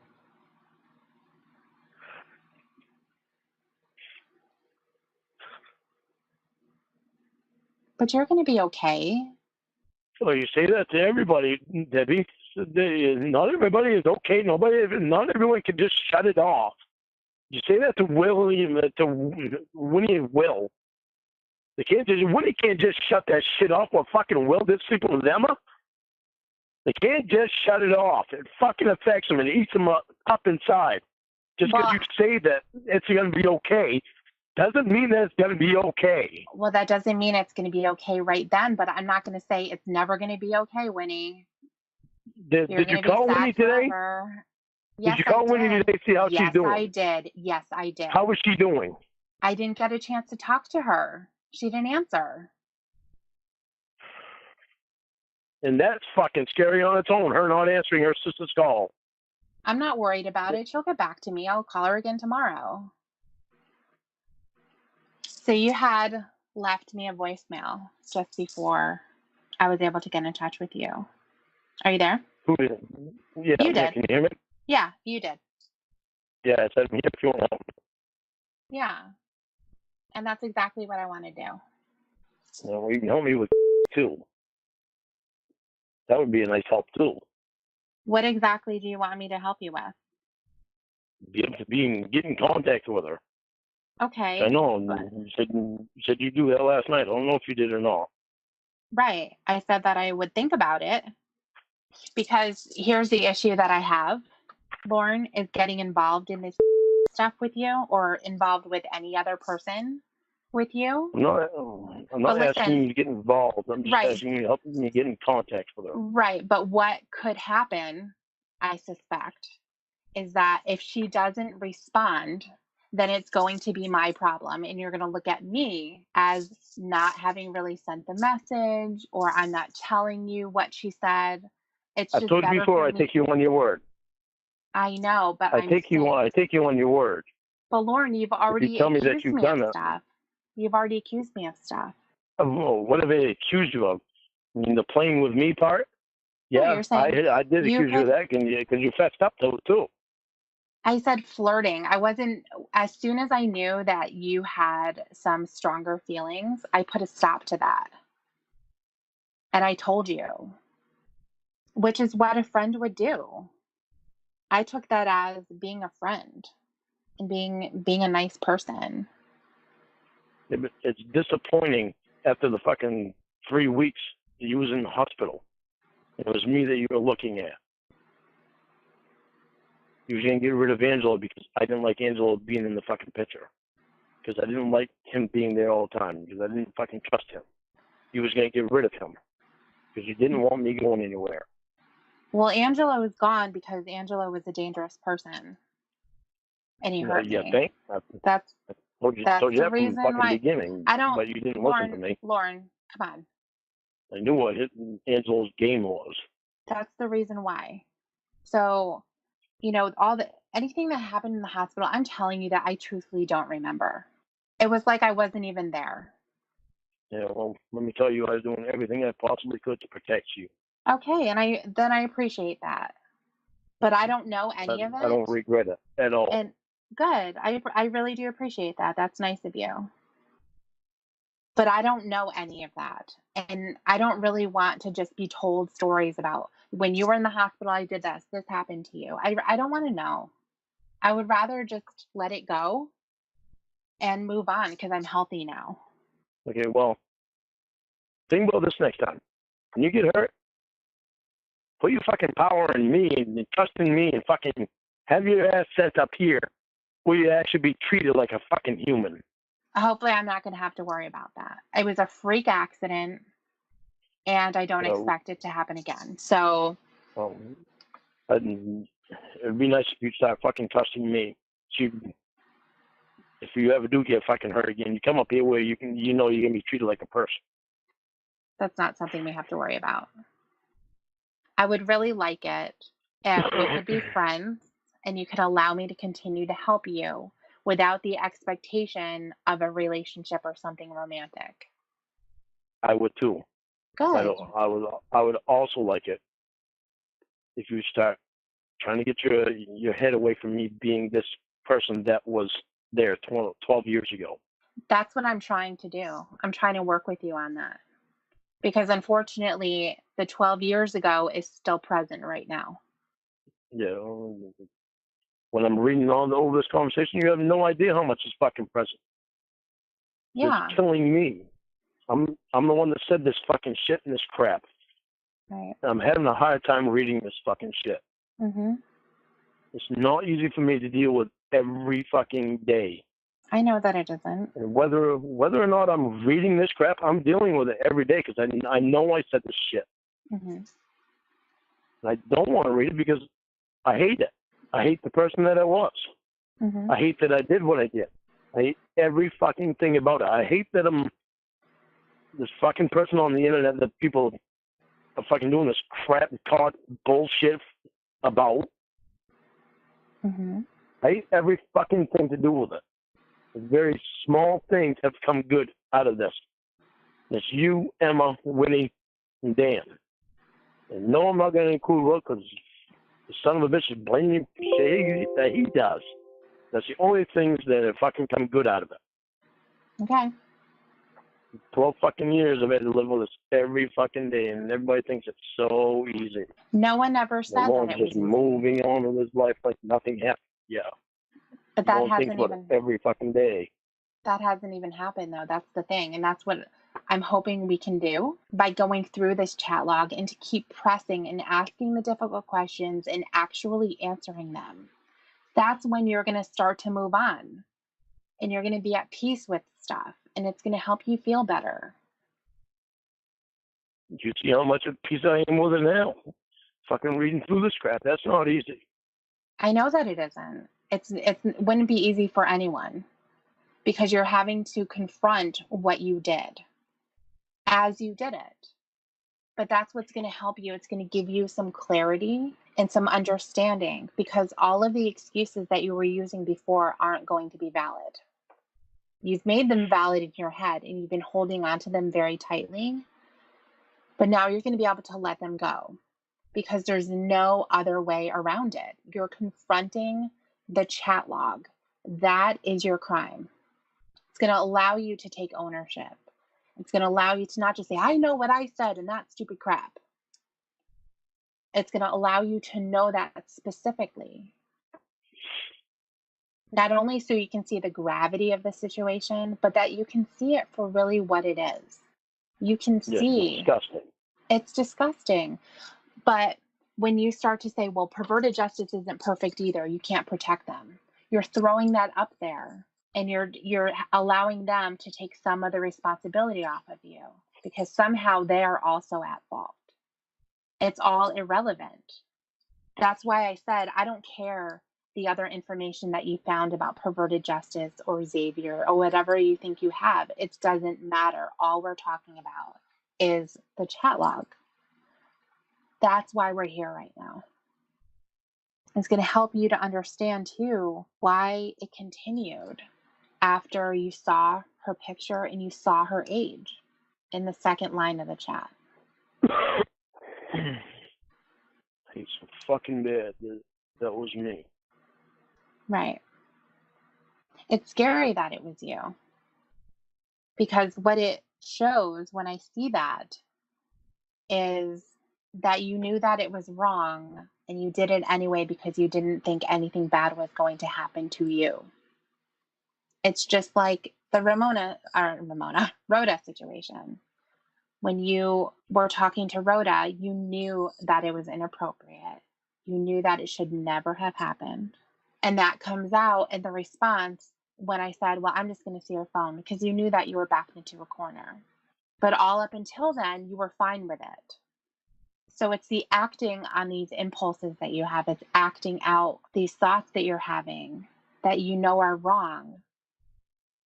That's where the real damage is happening. You need to understand that when I contacted you, when I was texted you, and asked you to come back, there were a lot of reasons I was asking you to come back. That was one of them. I knew what I was doing with Rhoda was wrong. I didn't want to go there with Rhoda. And she was going to go to Gigi. That's why I caved into Rhoda. There's not one part of that I'm lying to you about. I'm not going to lie to you about that and tell you anything different. Even if you try to get me to go a different way with it, I'm not going to tell you anything different. Because that's what happened. That's what led me to go to Rhoda to fucking get her, keep her away from Gigi. And yes, I was attracted to Rhoda. And all the other stuff that I told you is fucking true. But that's what led me to keep Rhoda away from Gigi. That's what started the whole thing. If you weren't attracted to her, though, you wouldn't have moved forward. I know. I'm not going to deny it. I was attracted to her. Right. So that's why you got involved in the sexual stuff. Yeah. Yeah. But another part of it was because if I didn't, she would have gone to Gigi. But if Rhoda was not attractive and Gigi was still there, all of the elements of her life were still present, but she was not attractive, it never would have happened. You would have had to go about it a different way to get her away from Gigi. What other way could I have gone about it? There was no other way for me to go about it. You was gone when he was out of her fucking head. Mm-hmm. There was no... Rhoda was going to walk out the door right then to go find Gigi. And I wasn't innocent on any part of it. Right. I'm not going to tell you that I was, because I wasn't. Right. But I really wanted you to come back. You told me you were going to be gone for 2 days. You were gone for a week. For a piece of shit. And I'm sorry I keep fucking mentioning that, but I fucking hate that guy. Well, then I would rather you not mention him at all, because I don't want to talk about him. I don't want to either. I just hate fucking thinking Beck's there. Okay.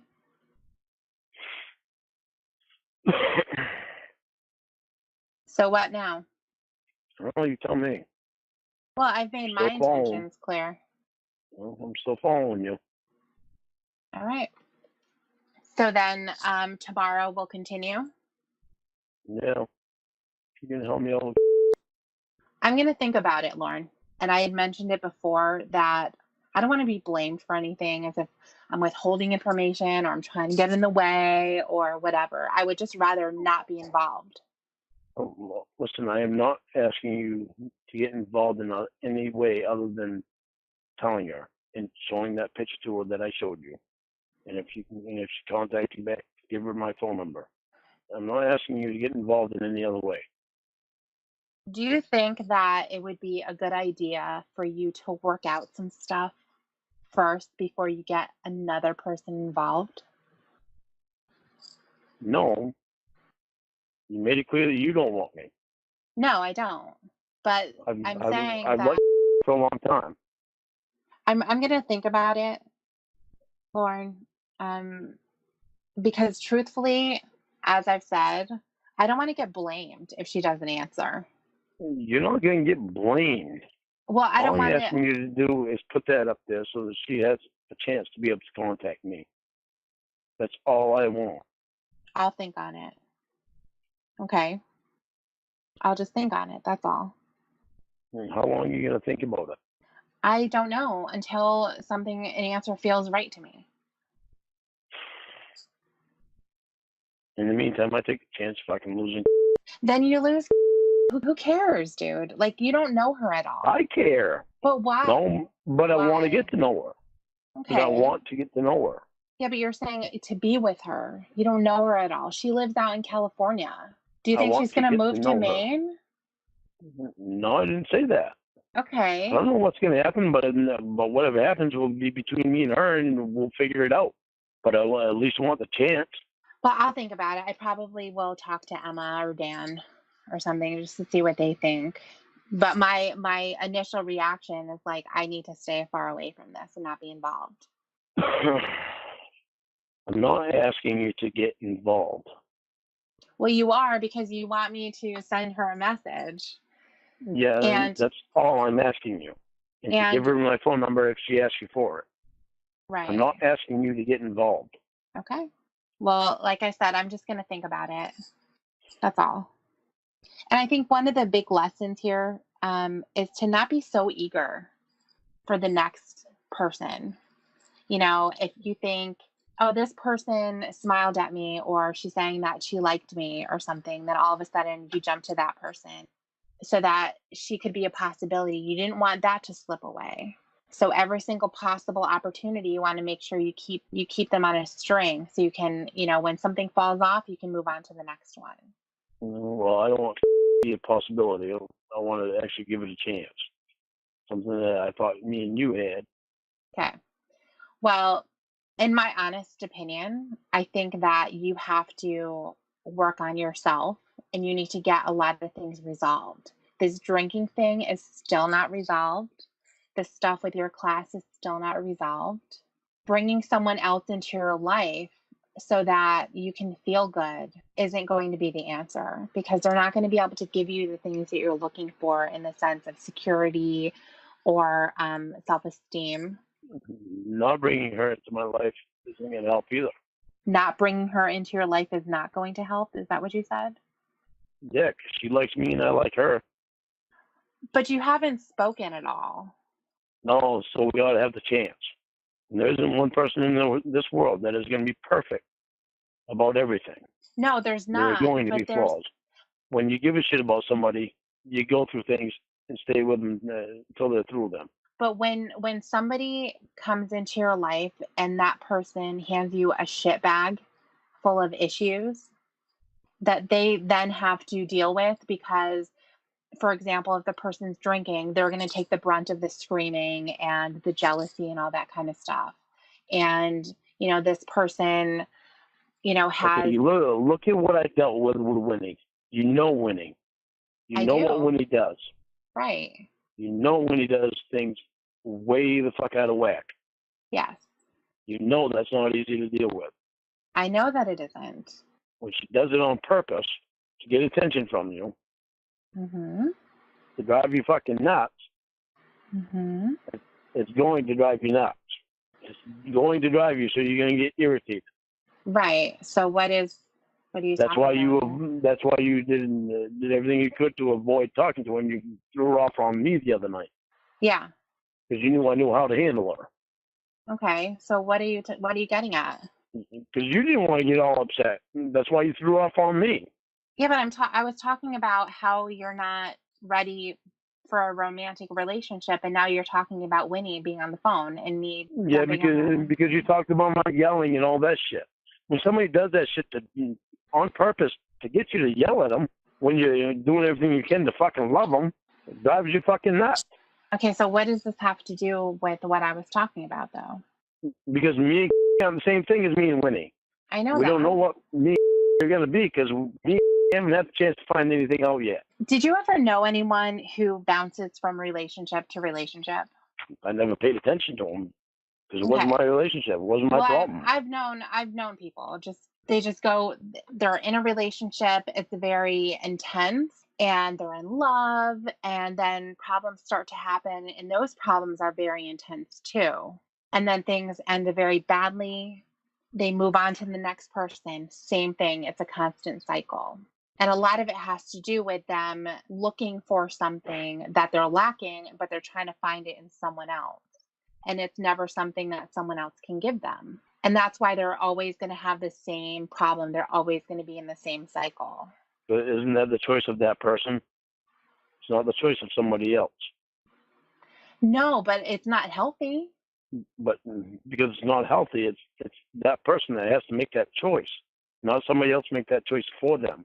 Right. But as a friend, your friends are supposed to give you advice in order to hopefully avoid these types of cycles that they see that person going through that aren't healthy.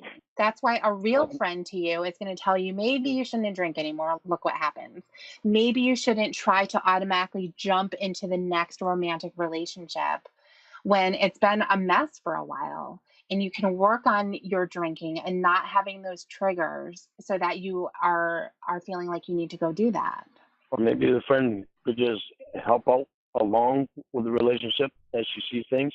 Well, here's the last thing that I'm going to say about it. A good friend is also not going to be an enabler. Like if somebody has a drug addiction, if you're wanting to be their friend, sometimes that means not doing what they want you to do, meaning give them money or go get them drugs, whatever the case may be. And they're going to get mad because you're not going to do what they want. And they're going to tell you that you're not their friend and they don't love you and that you don't love them. And they're going to throw a fit. So it's the same thing that you have going on with love. You want love so badly that you're willing to take anything. Somebody like Winnie should never have been allowed to be in your life, especially for as long as she was.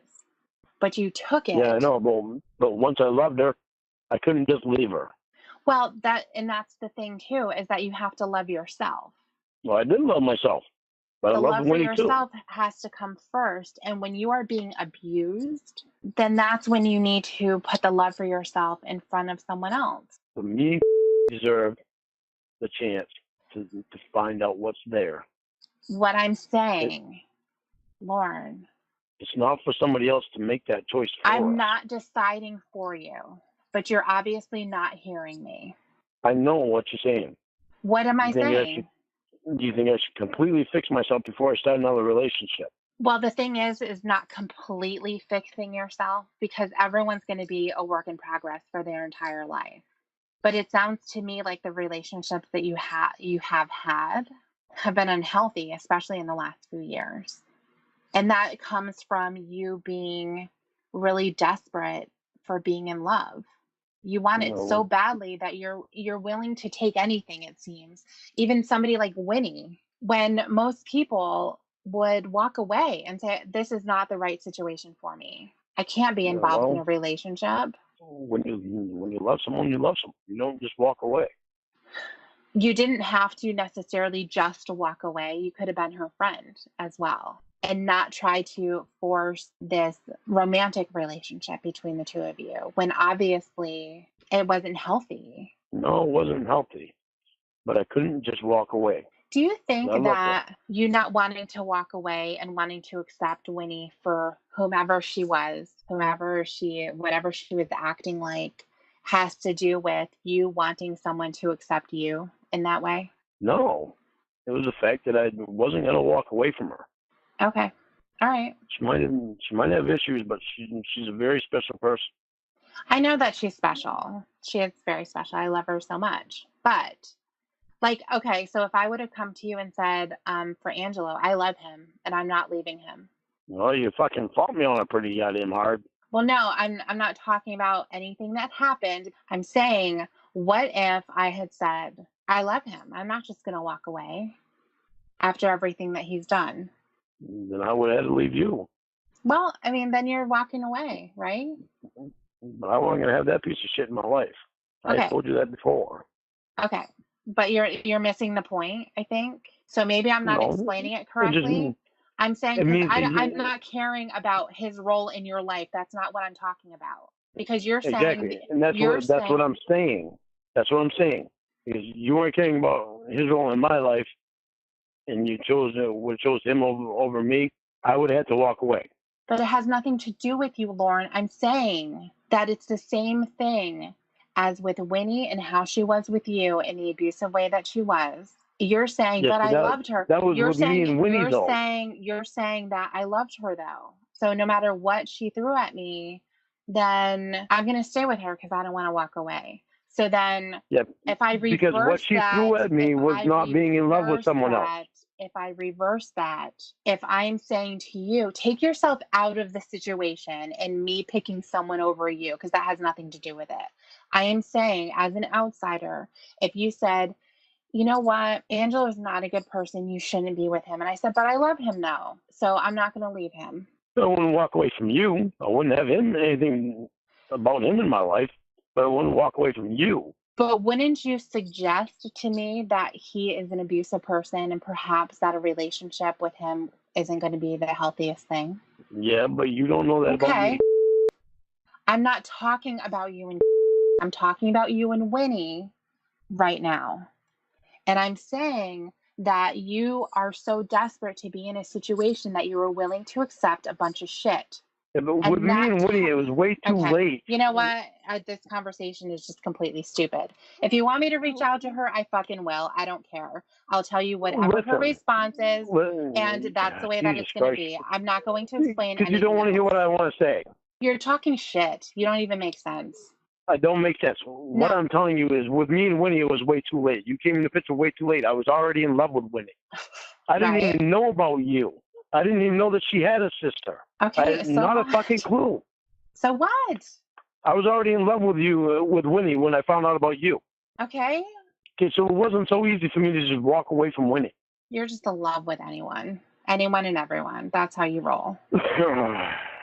So continue to do that, and we'll see how it goes. All I want is a chance for me to find out what's there. Mm-hmm. That's what I want. Mm-hmm. I don't want that chance to be slipped away because somebody thought it might not be a good idea. Well, it's too bad that you can't see that it's not a good idea. So do Why what you would I want. know? That's what I want to do. I want to find out what would be there. Okay. Fabulous. If nothing's there, then nothing's there. Right. If there's something there, then it might be worth it. I can't imagine how beautiful that relationship would be based on everything I've seen and heard so far. It's going to be amazing.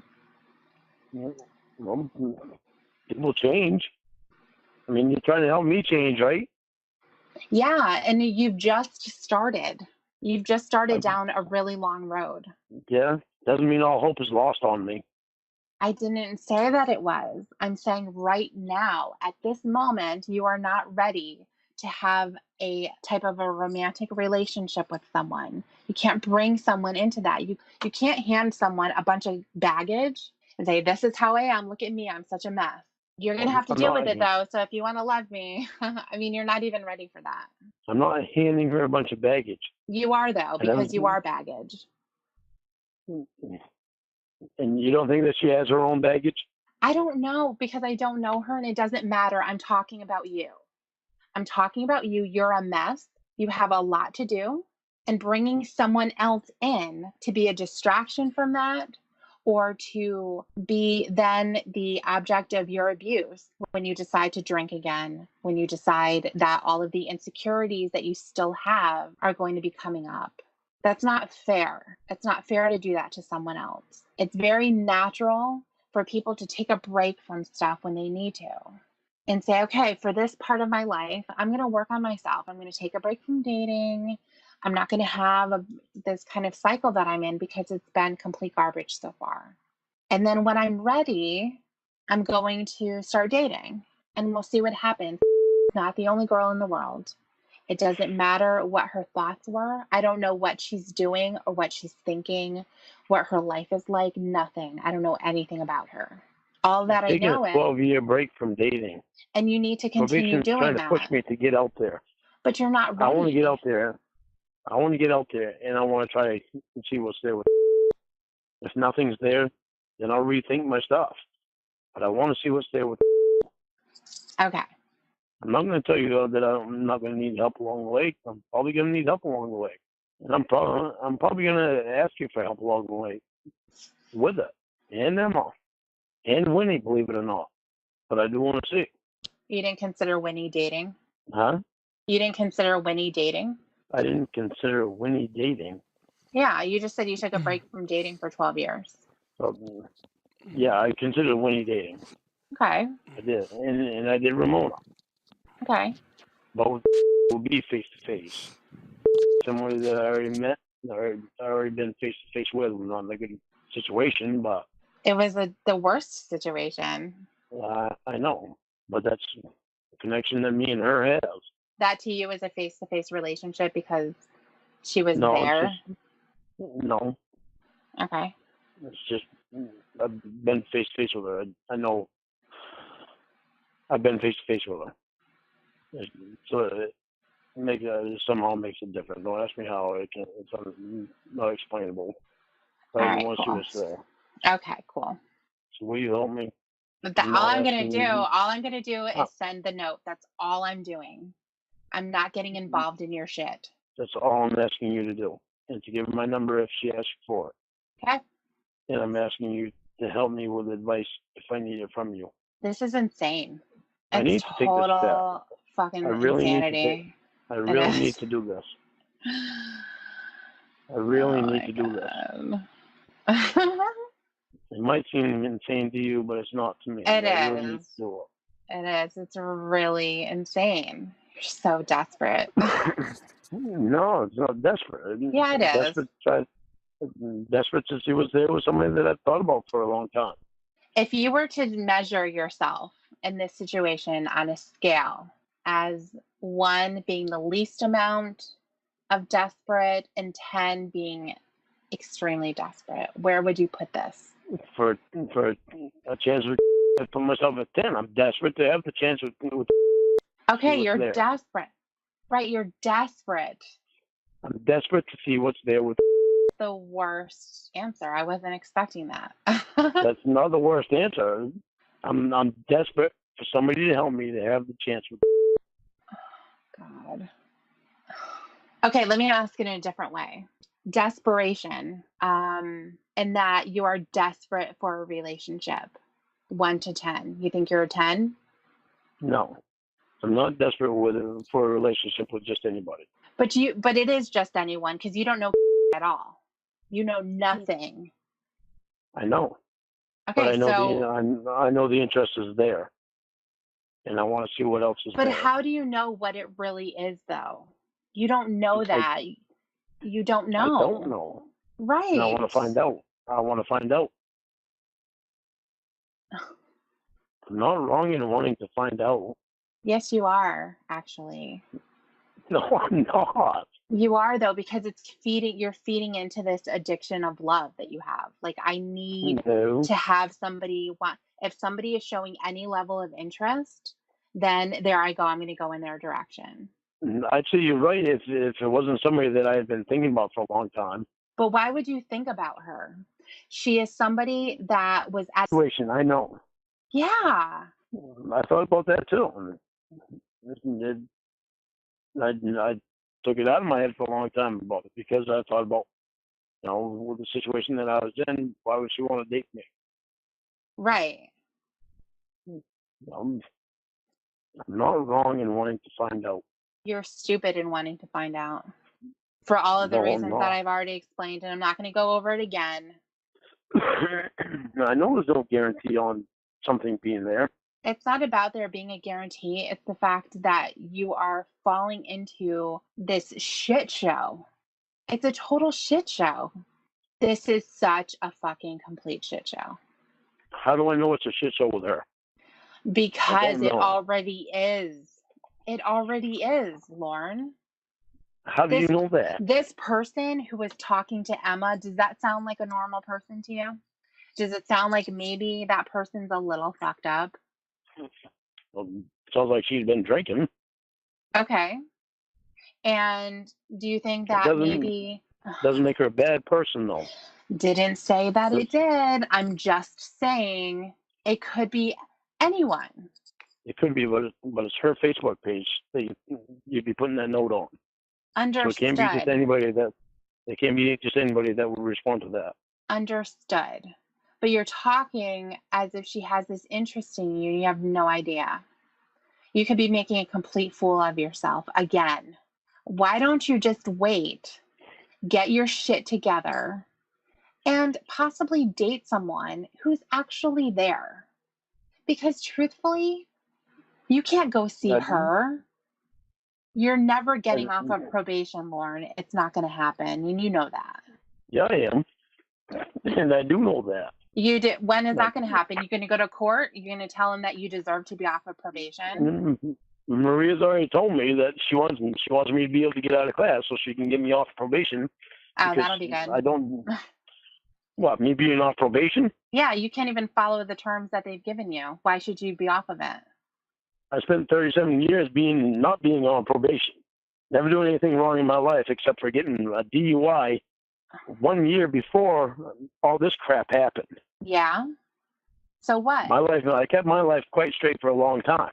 But you haven't been doing that because you're not following the terms. I'm getting back there slowly but surely. The point is that you haven't done that. And the only person that's going to be able to take you off of probation is a court. And I don't know, Lauren. I mean, it says on your conviction, lifetime supervision. I Yeah, don't I see know. that going away. It goes away. So they don't want you on probation if you're following the rules and But you're not not causing following the rules. problems. And the thing is, too, is that it says on there in your conviction, they said lifetime. I know, but they don't want you. They made a rule on that a long time ago that they don't want you on lifetime supervisor release if you're not doing anything wrong and you're living a good life. But you are doing shit wrong, Lauren. Yeah, but I'm not doing that many things wrong. I'm not going out to cause Oh, problems other than my stupid crap of drinking and driving thing. right. And then failing the That is polygraph stupid. test And I that know I probation need, was giving you. huh? You failed the polygraph that probation gave you. Yeah, that's the first polygraph I failed out of 5 of them. Right, but it's not the first time you lied. No, it's not. Right. Right. I guarantee even people that are not on probation lie about shit. It doesn't matter. Who gives a shit? Look at yourself. Well, Look at yourself, Lauren. Look at yourself. I know. Okay. God. What's irritating me is everybody saying, "Look at yourself, Warren," when they Yes, don't look at themselves. everyone needs to look at themselves. Yeah, but they don't. Stop comparing They're everyone with busy each other pointing out and with everybody else, you. but everybody else is busy pointing out everybody else's mistakes. And you're doing the same thing. I'm pointing out that everybody else is busy pointing out everybody else's mistakes instead of looking at themselves. Right, which is what you're doing. So you're one of them. Good job. All right, I got to go. Well, I point out my mistakes too. I admit to them. Bye. All right, so I just want to point out a couple lies.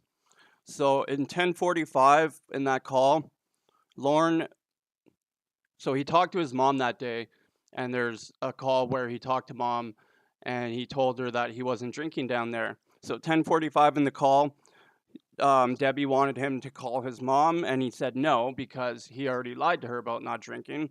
So within the same day, he lied to Debbie and he lied to his mom about not drinking. I'd also like to point out two more lies that are very similar. So the way he talks about Rhoda, he says, "You're not going to change my answer about that." And I think that's his way of just remembering to say that because he always lies, right? So this is what you said about Rhoda. A lot of reasons I was asking you to come back. That was one of them. I knew what I was doing with Rhoda was wrong. I didn't want to go there with Rhoda. And she was going to go to Gigi. That's why I caved into Rhoda. There's not one part of that I'm lying to you about. I'm not going to lie to you about that and tell you anything different. Even if you try to get me to go a different way with it, I'm not going to tell you anything different. Because that's what happened. That's what led me to go to Rhoda to fucking get her, keep her away from Gigi. A lot of reasons I was asking you to come back. So you see how he says, "You're not going to get me to go a different direction like that." That kind of reminds me of the time he said this. No matter what you've told me before, I want you to know that it's okay to tell me now. Okay? Okay. Was she 14 when you started talking to her? No. She was 15. Don't expect me to change my answer on that, 'cause that's not going to happen. She was 15. I'm telling you the truth on that. Don't try to talk shit to me. See, he lies like that. He'll say, "Don't try to change my answer." And I think that's his way of remembering or trying to remember the right answer. So we have a long stream. We got another call that's very long. And like I said, Debbie was playing the long con. This is all just a build-up to this call right here, where she gets him to admit some of the worst. Hi, beautiful lady. How's it How are going? you? I'm good. Well, it's going better than what it was. Okay, that's a good start. It's been rough. Mm-hmm. But kind of a rough day. Little hungover today? Oh yeah, sorry. Thank you for all the new subscribers. I hit 800 the other day. Much appreciated. No, Oh, no, I just all the talking that I've done with Winnie and with Emma and Maria and class. yeah. It's been hard. Okay. Well, what did you guys talk about? I figured out I need to stop my bullshit. It's just a lot of things that have happened to me bothers me. It bothers me, and I put it off on other people, and I get hateful because of things that have happened to me on the internet. Because of the internet, fucking how to deal with the internet, how to deal with my thoughts, and how to live with the crap that I did, and why I go with Tony and Wendy's, and how I don't want to go with Tony and Wendy's, but I wind up going over there, how I can't stand Wendy. I really can't stand Tony either. Okay, well, why don't we kind of start there? Why did you go there yesterday?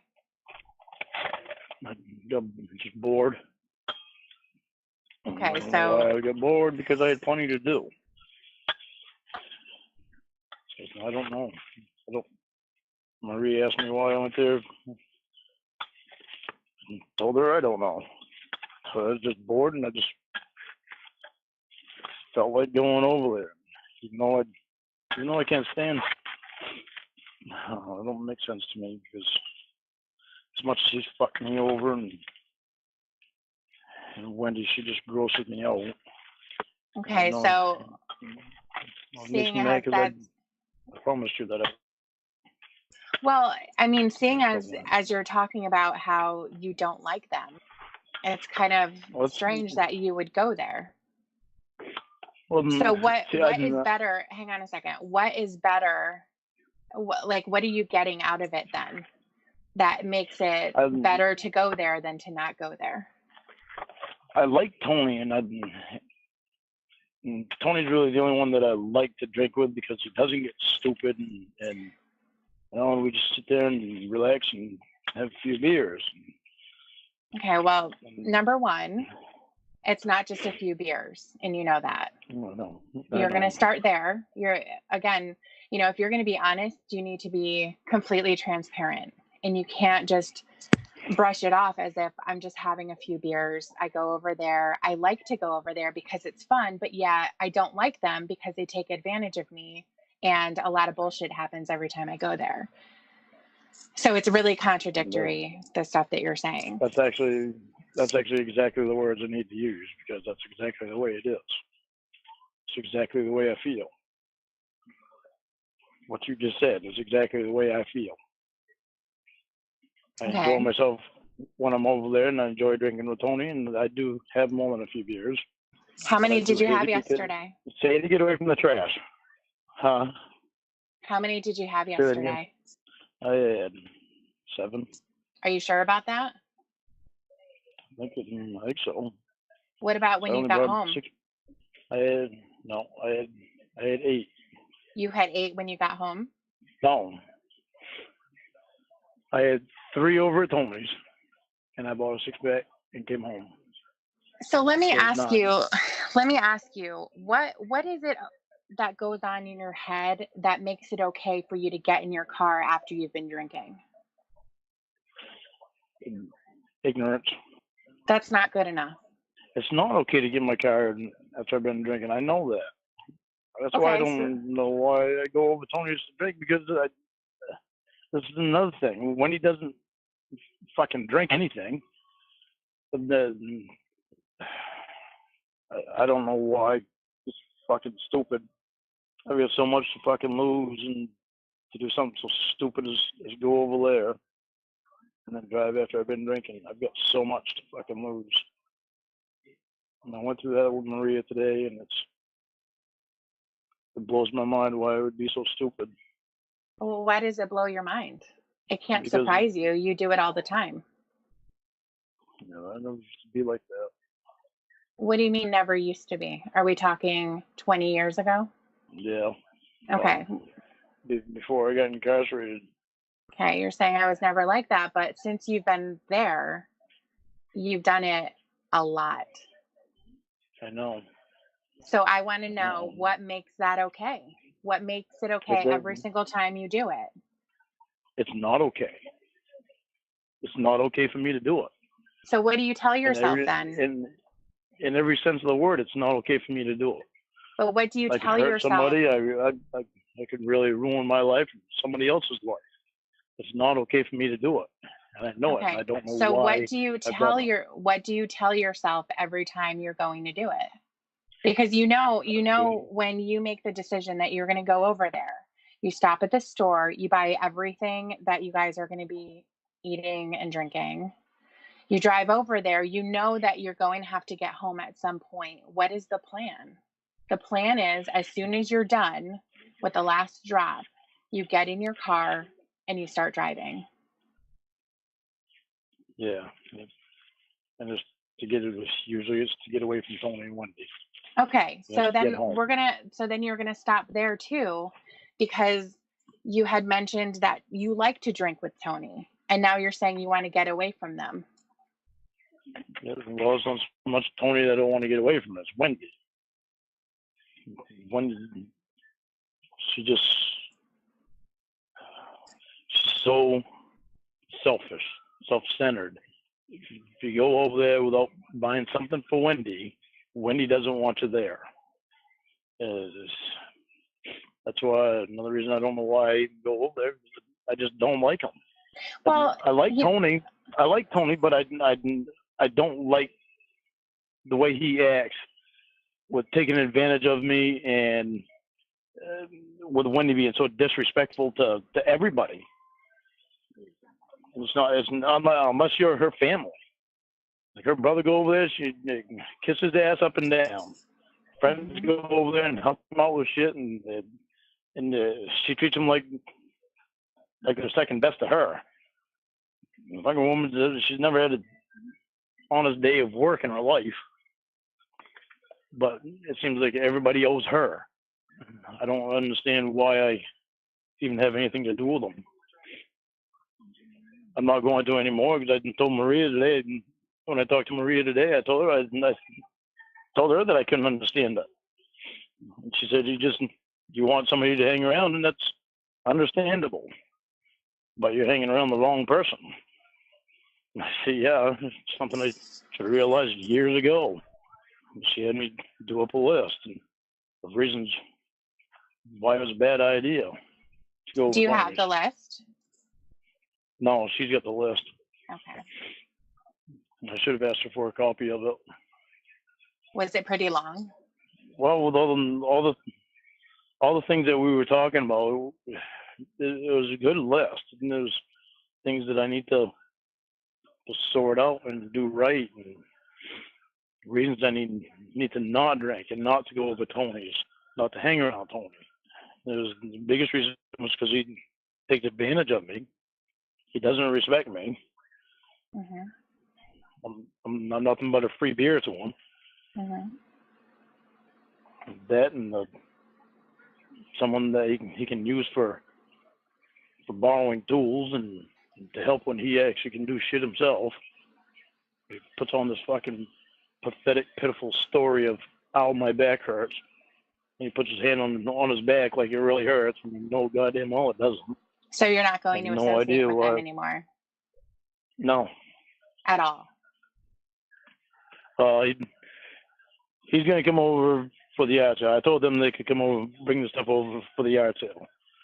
I mean, I can Okay. still be friends with them, just not hang around with them. I can text with them, but not go over. Okay. Not go over, not drink with them, not buy beer for them. No, I'm not going to let him use my tools.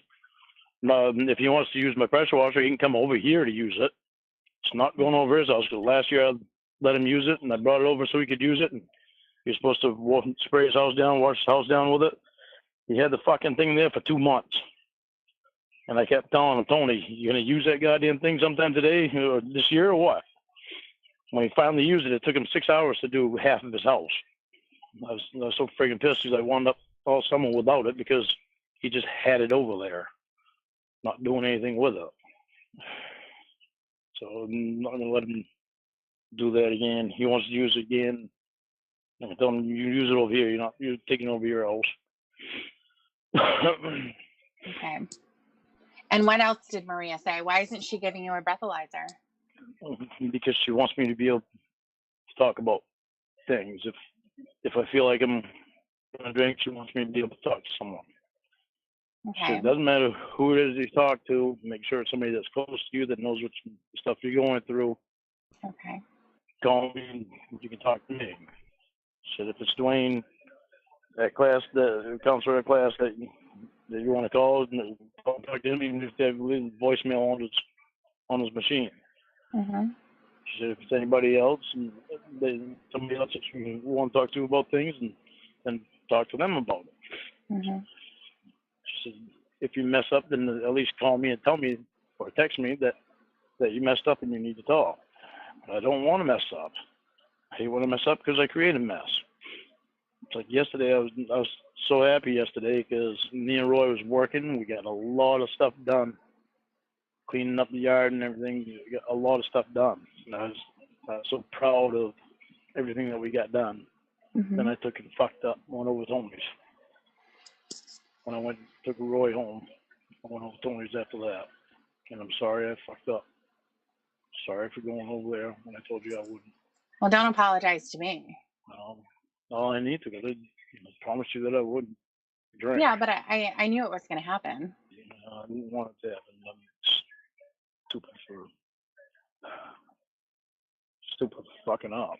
The one thing that I know is that life isn't about being perfect. And there's a difference between, like, I think sometimes you think in terms of being perfect as like, I'm promising that I'm not going to drink again. And I'm not perfect though, so I'm going to. I'm going to go over Tony's. I'm going to drive drunk. Whatever it is that you're promising, you give yourself a little bit of an out because you say you're not perfect. And there's a difference between things that, are just a matter of being human that make us unperfect. And then there's other things that are intentionally done. When you're thinking about an act and then you go and complete it, you can't toss that up and say, well, I'm not perfect. I know I promised, but I'm not perfect. So it's kind of like, I'm not perfect, so I'm not going to be in a good mood every single day. Or I'm not perfect, so sometimes I'll wake up on a Saturday and I don't feel like doing anything. I feel like hanging around, watching Netflix, not doing the whole entire to-do list that I normally have planned. But those types of things are just kind of like human nature. And we toss it up to just going with the day. And it's not a big deal because it's not having a major impact on our life. Yeah, But with me messing up, it has a major impact on my life. It does. And the other thing along with that is that you're doing things intentionally. The things aren't just happening. You're not just waking up in the morning drunk. You're driving to the store, you're buying everything with money that you don't have. You're driving over to Tony's, you're sitting there, they're pissing you off because you know that they're taking advantage of you, they're making comments, Wendy's being disrespectful. You get in your car as soon as you're done, you drive drunk, you come home, you start disrespecting everyone, including me. And then I know. the tears start. And you say, I don't understand. I'm so sorry. I mean, what is there to not understand? It's so clear. It's like every single thing. It seems like your answer when you're questioned about it is, I don't know. I don't know why. I mean, are you just somebody who's floating in the breeze? Like, oh, the breeze is taking me the other way. I'm going to the liquor store. Oops. A beer. Oh my gosh. How did this beer get in my hand and why am I drinking it? I have no idea. See, this is what messes me up, though, because I drank. I wasn't thinking about anything. I was happy. I wasn't thinking about anything from my past. And everything today came out again. Everything that I said to you last night, everything that I did, the way I treated you, the way I treated Wendy, the way it just friggin' went off the handle. And all I could think about is, why does anybody want to have anything to do with me with the fucking past that I had? So, That fucking charge bothers me so fucking much. yeah, as it should. I mean, I think that there's a lot of people that are going to be in your shoes. Some of them are sitting in prison because they killed someone. Some people are sitting in prison because they were driving drunk and they killed someone. That could be it. They could have stolen a crap ton of money from someone and now they have that guilt too. They can have charges that they don't just go away. They're not swept under the rug. And these are the types of things that shouldn't be. What you did should not be swept under the rug ever. Marie tells me that I need to get past it and I need to move on in my life. And all I can tell is, do you realize what I fucking did? Well, she's not talking about. Yeah, I realize what you did, but yeah, I realize what you did, but you can't kill you and beat yourself up for it all your life. Well, there's a difference there, though. There's a difference of saying, I did something terrible. I did something so bad. And I can look at the bright side of it, too, and say, it turned out a lot better than it could have, with there being an actual victim that you then would have to be responsible for. But, there's a matter of drawing a line in the sand and saying there's nothing that you can do to go backwards. Are you going to hate it every day? Yes, absolutely. And you should hate it every day. But you have to go on with your life. You have to wake up again the next morning and you have to do all the things that make up your life, whether it's take care of your dogs, go to work, talk to your mom, take care of your house. You do have to move on. Absolutely. But there's a difference because there's going to be I have to go on a tag along, so if something happens to the stream while I'm gone, I don't know what to say. Wait till I get back. no forgetting it, and you never should forget. I think that it would be scary if you did forget. If you said, you know what, this is something that I did 10 years ago, fuck off if you have a problem with it. No, I can't be like that because I have a problem with it. You should, absolutely, and that's good. Not I'm something glad. I ever wanted to do or ever. Nope, stop right there. Stop. I mean, Stop. What I'm saying. Stop. You have to stop. Wait a second. I'm not going to let you do this again. You gotta let me finish. No, you have to let me finish first. Okay. I don't want to hear, I didn't want to go. I don't want to hear that. Really, what it comes down to is, I didn't want to be that guy who did that. Because that is what I'm saying. Okay, wait a minute. Because you know what that means. You know what people think. You know what people think when they think about you and when they hear about you. You don't want to be that guy, but you were that guy. That's what you have to accept. You can't be in denial and say, I'm not like them. I'm not like the other guys who went there. Because you were exactly like them, Lauren. I know, and it bothers me. It should bother you. It bothers me. But here's the thing. I've never in my life wanted to be that guy that did that. You were that guy. That's what you have to accept. That's not so easy to accept, though. You have to. You have to accept it. It's not easy to live with. I know, but you have to. All of this time that you've been saying to yourself, I didn't want to go there, has been blocking you. And it's blocking everyone from being able to move on from it too. I would be almost willing to bet that that's the reason why you're still in that class. Because you're still differentiating yourself from everyone else who's there as if you don't belong, and you do. The punishment that you've gone through is well deserved.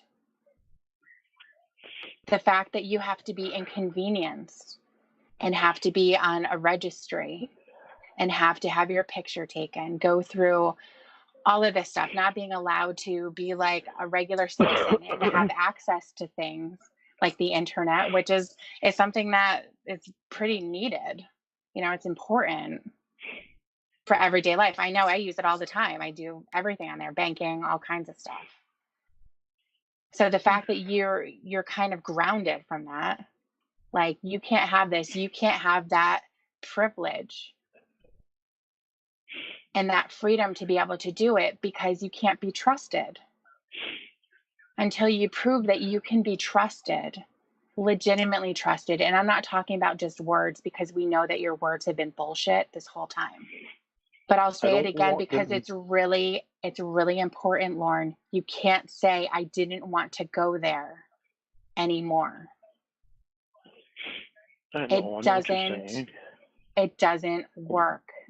I know what you're saying. It's not. I never want to hear you say that again.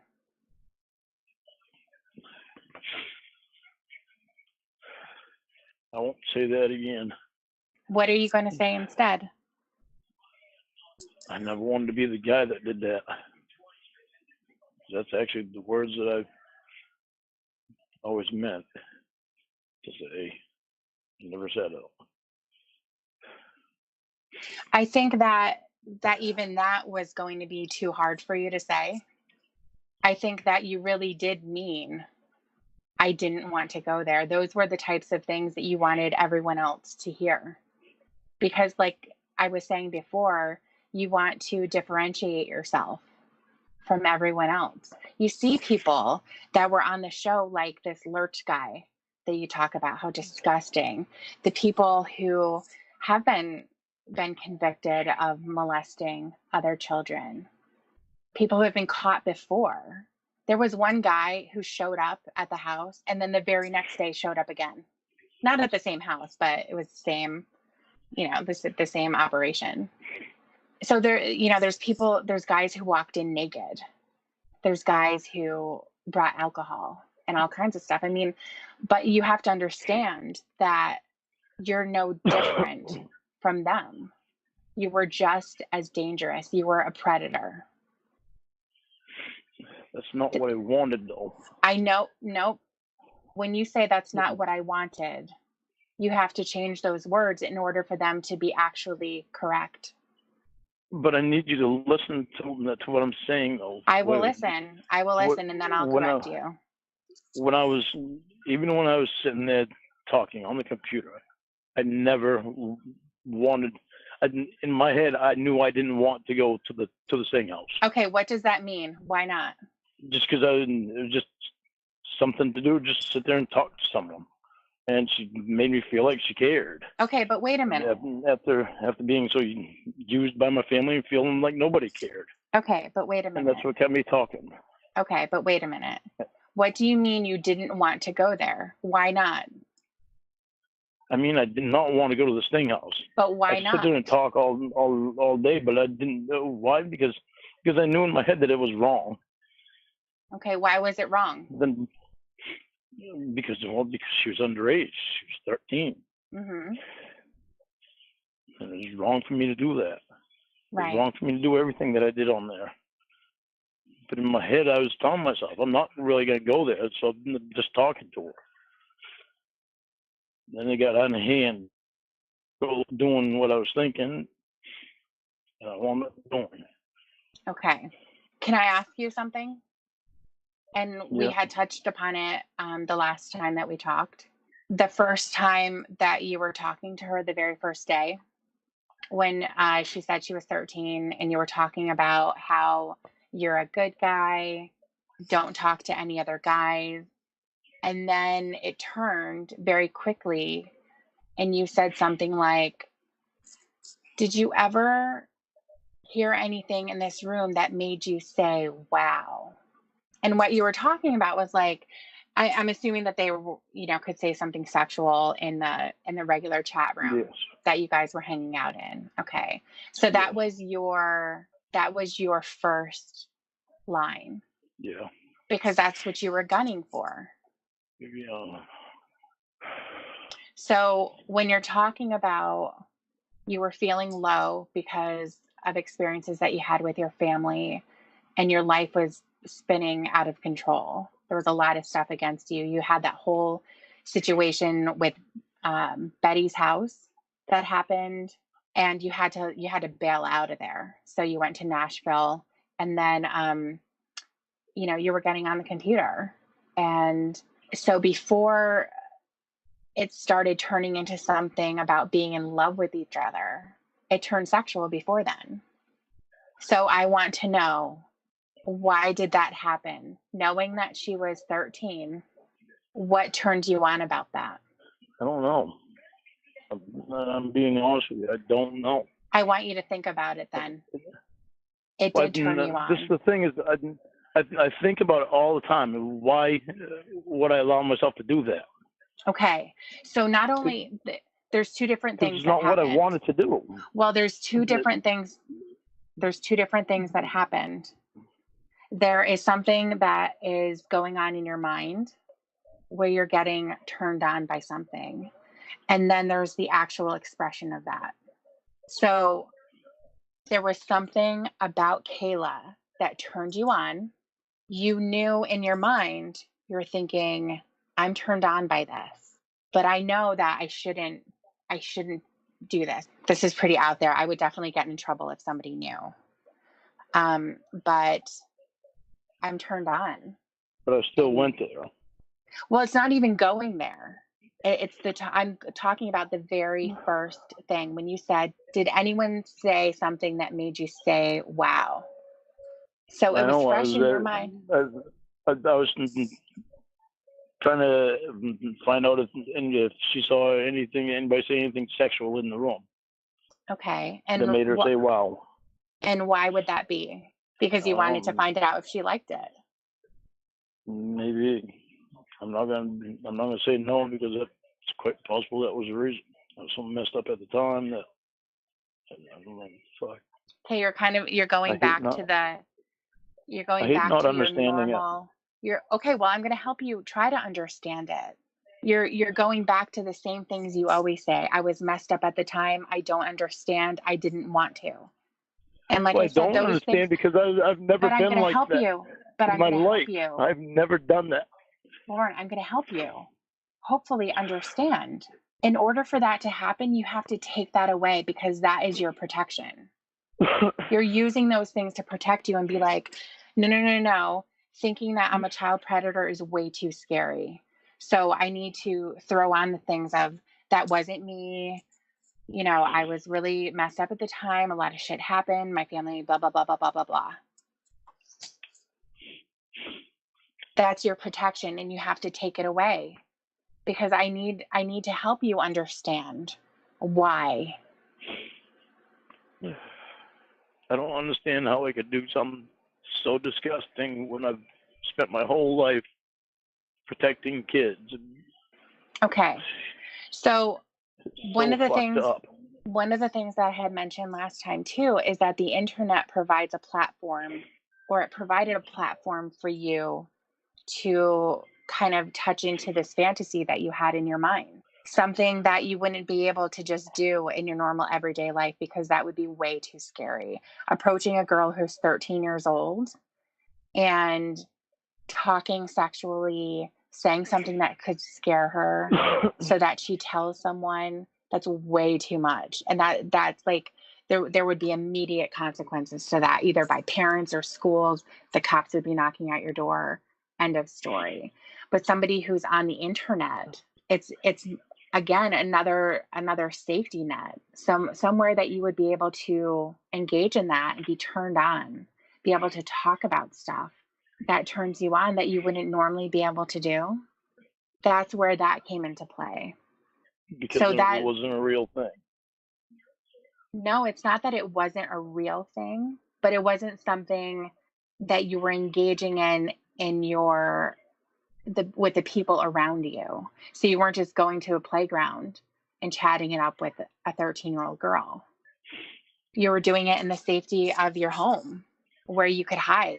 And if something scary happened, like, she says that she's scared, or her dad gets on or something like that, you could just shut down your computer and completely throw it away or something like that. I So don't know why I didn't think then why it wouldn't affect anybody with me just doing that.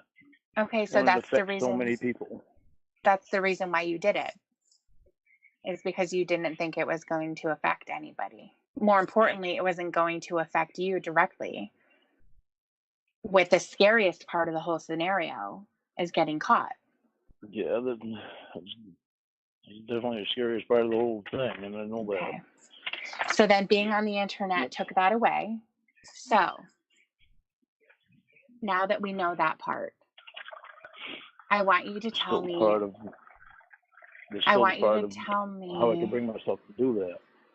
Well, it just ties into what we just talked about. I think it was you felt safe doing it. Being on the internet made it safe for you. So now that that safety net was there, I want you to tell me what turned you on about Kayla.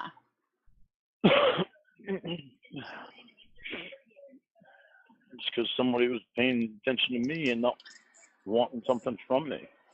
It never even got to that point, though. Not I'm as far as talking about the very first time that you talked to her, because you're the talking very about. first time. Well, okay, see, that's what I'm saying. Is when I first started talking to her, I really meant to be just a nice person, just to give her somebody to talk to. Would you have done the That's same what I if? say when I said I never meant to. Okay. Would you have done the same for a 13-year-old boy?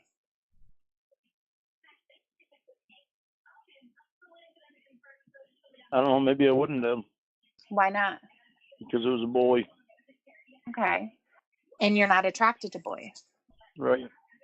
Okay. So that sort of chips away at the I wanted to be a nice guy story. Yeah, because I was. Okay. So then I want you to continue and I want you to explain what turned you on about Kayla. After all of that, I want to be a nice guy. Don't ever give anyone your name, stuff like that. Because we're still talking about the very first day. Tell me what turned you on about Kayla so that you turned on your camera and showed her your penis. You know, this is so hard for me to talk about. I understand. I understand that it's really hard for you because you know what it means. You know what it's saying about you. That I had bad intentions right from the beginning. What were the bad intentions? To have sex with a 13-year-old girl. Okay. Jesus. So tell me what turned you on about that. Just the thought of it, I guess. Okay. So what's the thought of it? Just the thought of it. What about the thought of it is exciting to you? I don't. I know it's really hard to talk about. I know that it is. And I think that, yeah. But this is what Maria's talking about, you moving on. You have to get past this stuff. You have to get it out. I'm sure that it's been bothering you this whole time. I'm sure it was bothering you back then. You had these thoughts in the back of your mind. They were there. It didn't just all of a sudden happen that night. You had them. And that's such a burden.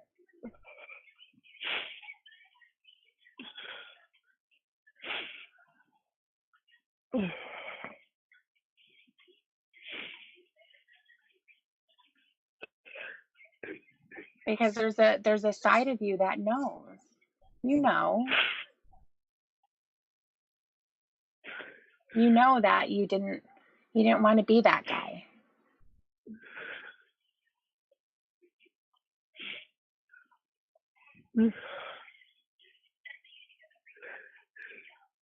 So I want you to keep pushing. You're a lot stronger than this to just stop yourself. The thought of having sex with an underage girl that was a virgin. Okay. And what was exciting about that for you? Just because she was an underage girl that was a virgin.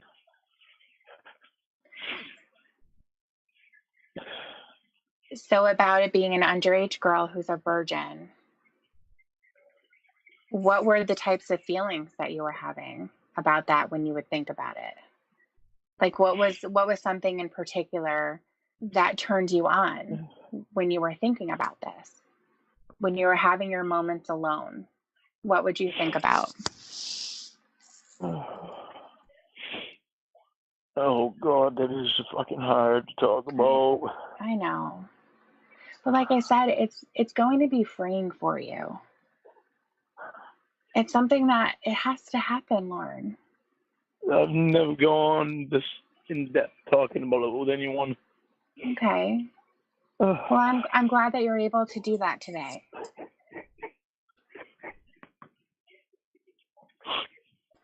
So I want you to take a deep breath and I want you to keep going. What did you imagine when you're having these fantasies? When you imagine yourself back then, what did you fantasize about? I know we said a younger girl, underage, who was a virgin.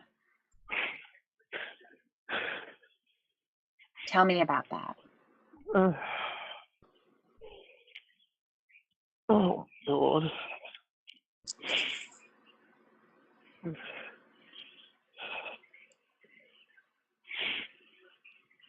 Just her being naked and me being naked with her, and me trying to be gentle with her, and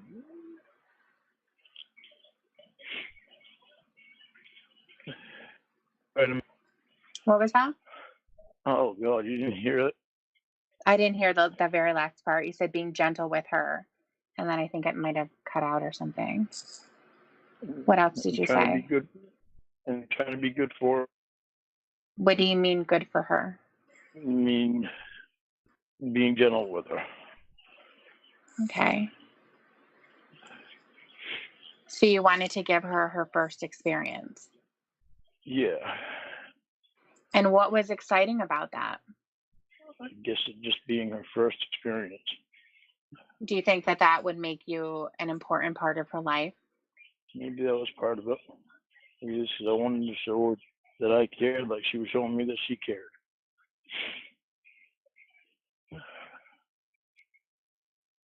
Okay.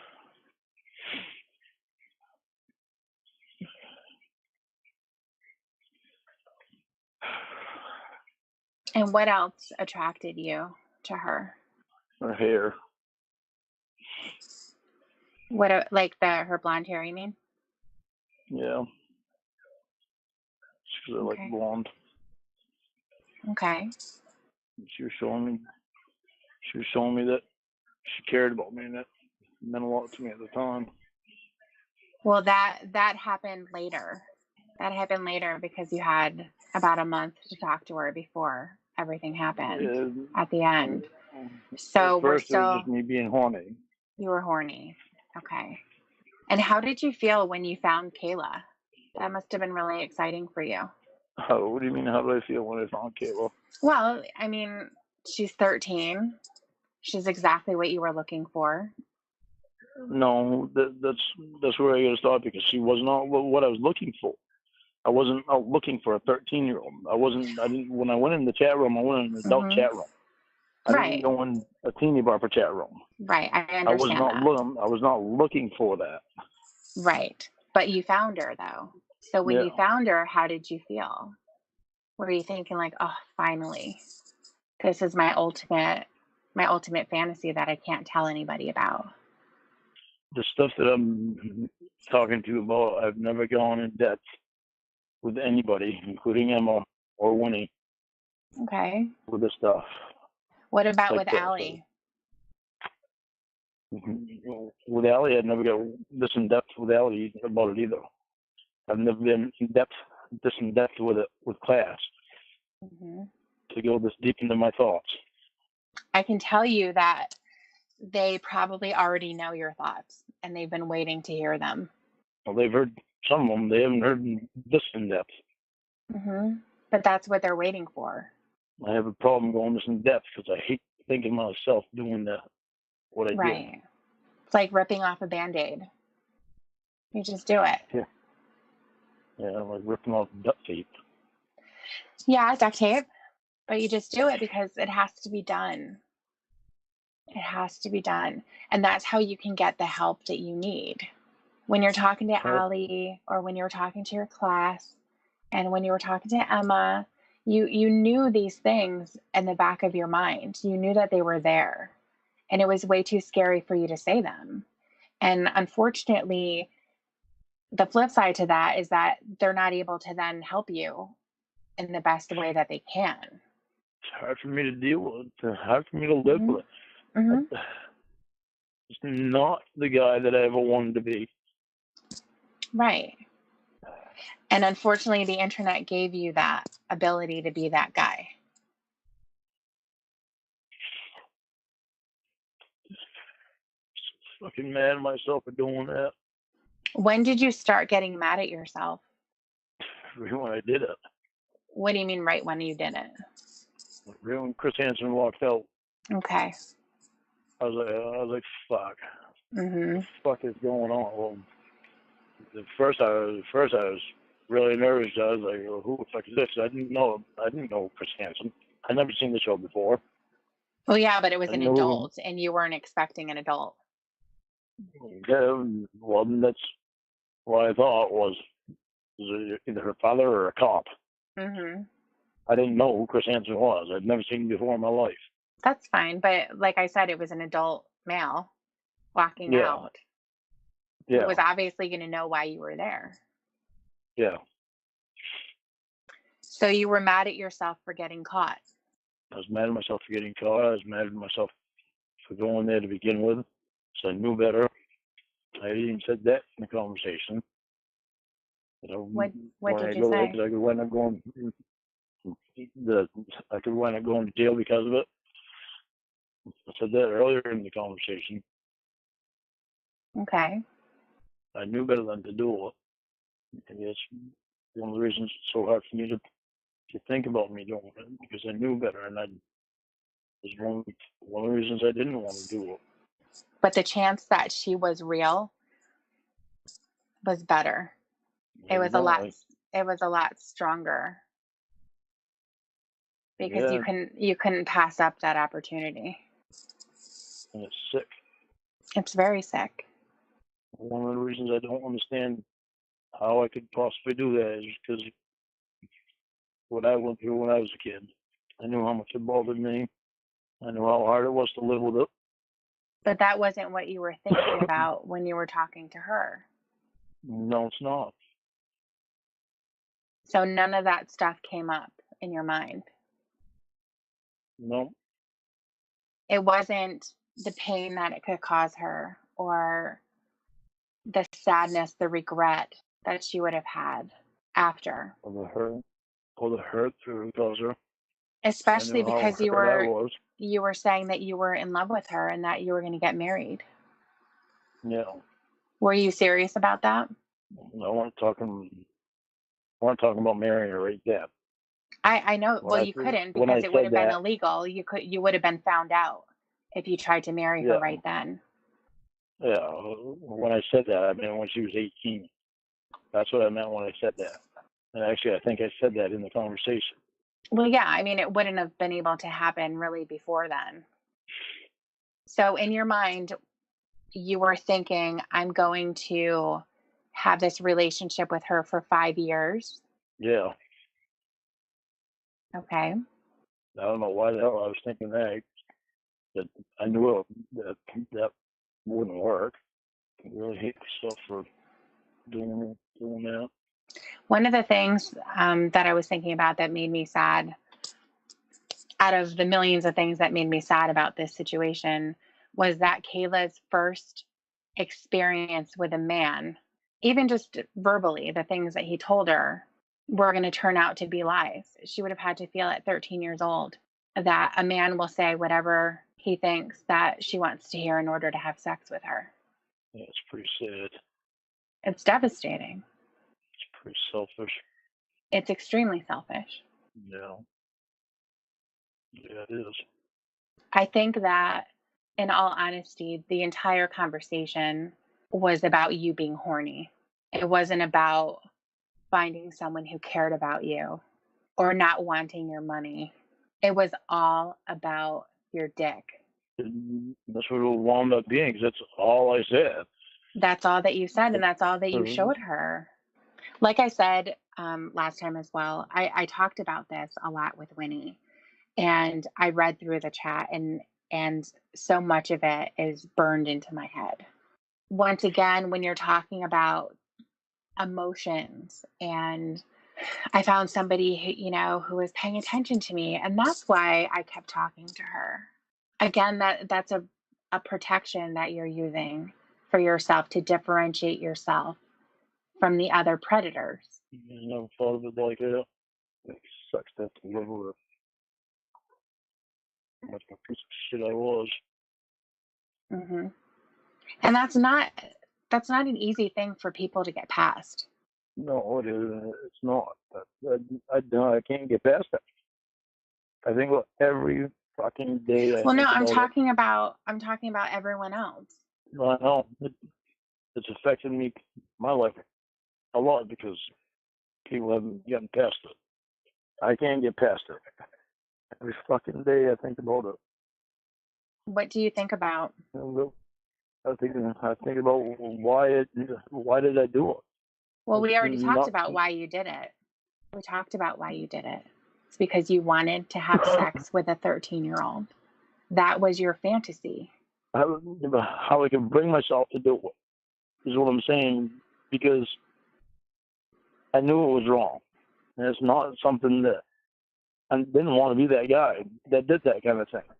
I knew And how then much hurt it would cause that person because I had to live with it myself. I was so fucking disgusted by it. I know you don't want me to say this again, but I knew I did not want to go to the house, but I still went there Why did you go there? because the thought of having sex with an underage girl turned me on. Right. So the answer of I didn't want to go there doesn't apply. Yes, you're right. Because I didn't want to go there. I just didn't want to get caught. Right.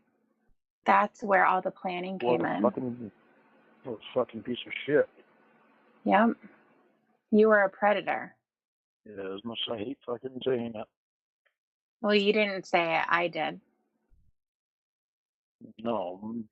You said it, but I know. It's fucked up. I think you should say it yourself. I was a predator. No sense of me not saying it because everything I did says that I was. That's exactly it. Ashamed of it. So fucking ashamed of it. Disgusted by it. Ashamed of it. Grossed out by it. Hurt by it. So, out of the two situations, the two possible situations that it could have been, in that Kayla was a real 13-year-old girl that you had been exposing yourself to, that you had been talking about molesting her and participating in her rape. There's the possibility that she was real. And then the other possibility is that she was a grown woman sitting behind a computer, wasting your time in the hopes that you're going to be talking to her and not running into another 13-year-old. I'm happy that I got caught. I'm happy it was a sting. I'm happy that I didn't get the chance to hurt anyone.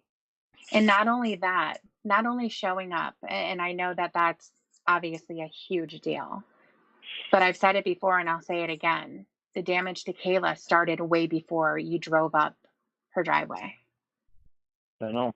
The damage to Kayla started when you asked her if she knew what rape was, when you established yourself as a safe person to talk to, when you were the exact opposite. Yeah, I know. These are the things that you have to verbalize. You have to say them out loud and you have to admit them. But the image that started to her was when I started talking sexually to her. Mm-hmm. I'm not gonna deny it and not say it because I know it. I know it. Yeah. Hurts like hell that I'm that kind of guy. That's the guy who still needs help because he's never gotten away from you. He's been stuck there. You've been trying to suppress him, and he's not able to leave. That guy, I don't know how that guy's ever going to be up to leave because he thinks about it all the time. Well, I don't mean He has a leaving. hard time letting people in because of what I did. Yeah. And the opposite is going to be true as well. People are going to have a really hard time letting you in.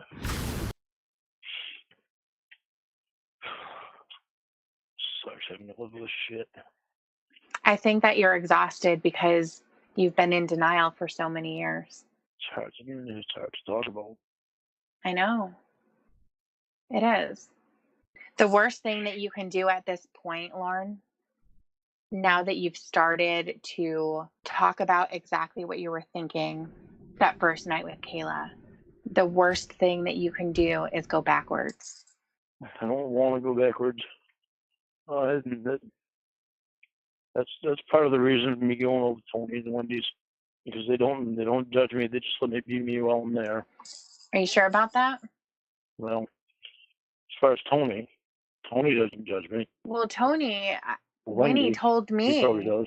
that he actually laughs at you about getting arrested. No, yeah, he did. But he tried teasing me about it until he realized that it pissed me off. I had a lot of anger when I got out, and a lot of it was towards Tony, and Tony's actually the one that I took it out on.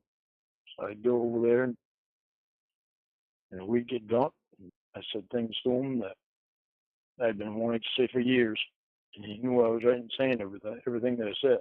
And we'd get to the point where we pushed each other around outside, pushed me on the ground, and pissed me off, so I got up and pushed him down too. Come there, motherfucker. Tried to fucking push me again. Kind of surprised him because he didn't realize that. But I wound up pushing him on the ground, but we never hit each other. I think that a lot of your anger was displaced, like it was being placed in different people, in different situations, because you didn't want to admit what you did and your actual responsibility in it as being 100%. Yeah, because nobody else drove me there. It was me that drove me there. It was me that put myself at the computer. Right.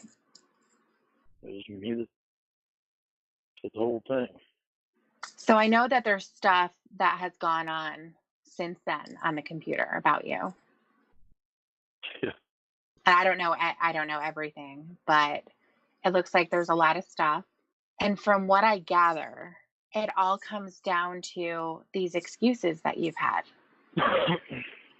I mean, just scratching the surface, just looking at some of the comments that people have made, some of the posts and things like that, there's a lot of anger. And it goes with, like, how is this guy denying what he did? He's actually saying he didn't want to go there. He didn't want to talk to her like that. Is he seriously doing that? Like, what the fuck?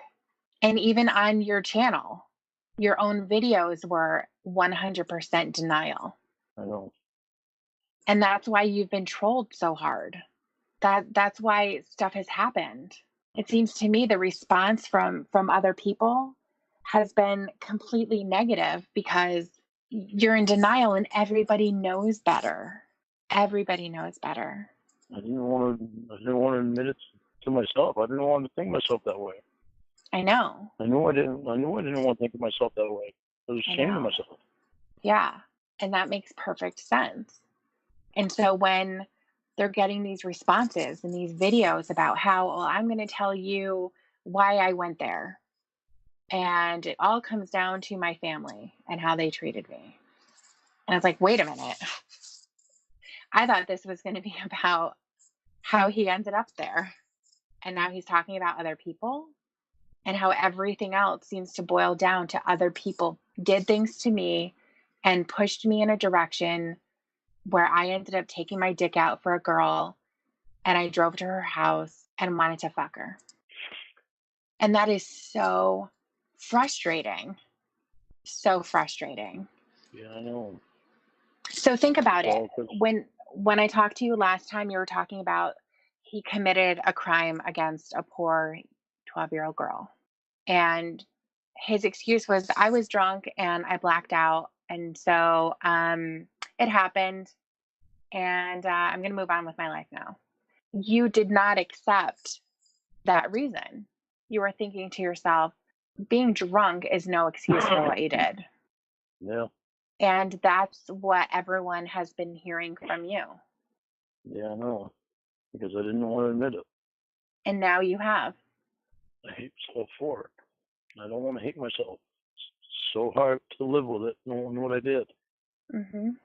And now what you're going to be able to do is use the resources that you have available to make yourself better, to keep going deeper and to keep getting an understanding and not backslide. Because there's going to be a lot of people, Lauren, who are never, ever going to forgive you. Ever.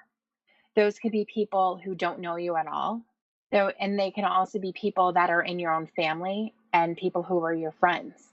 It's just going to be a part of the consequence. And they're not a bunch of assholes. They're not a bunch of people, can't move on with their lives. Nothing like that. It's just, that's the way that it's going to be. It might take some time before I'm able to talk to anybody else about it besides you. As deep as what I've gone with you. Well, that's okay. I mean, if that's the case for right now, that's okay. I'm hoping that you're going to be able to branch out from there. I'm hoping that you can talk to other people, including your probation officer and your class, especially.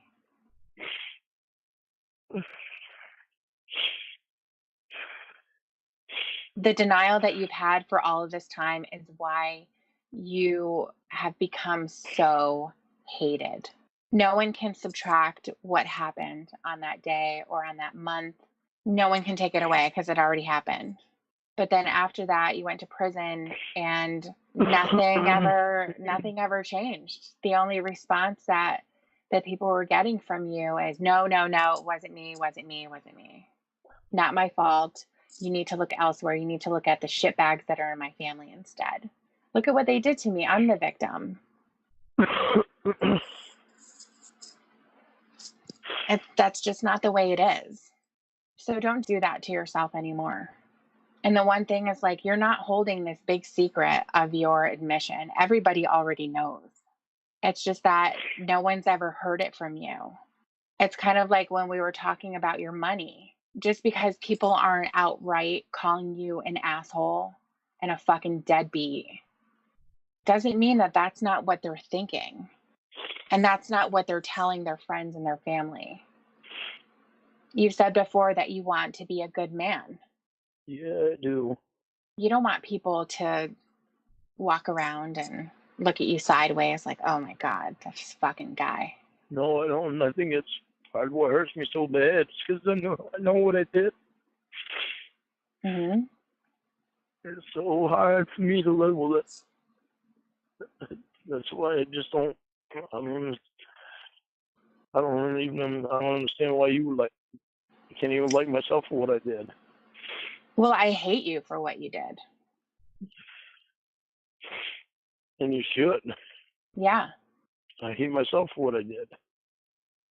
I know a lot of victims, Lauren. A lot.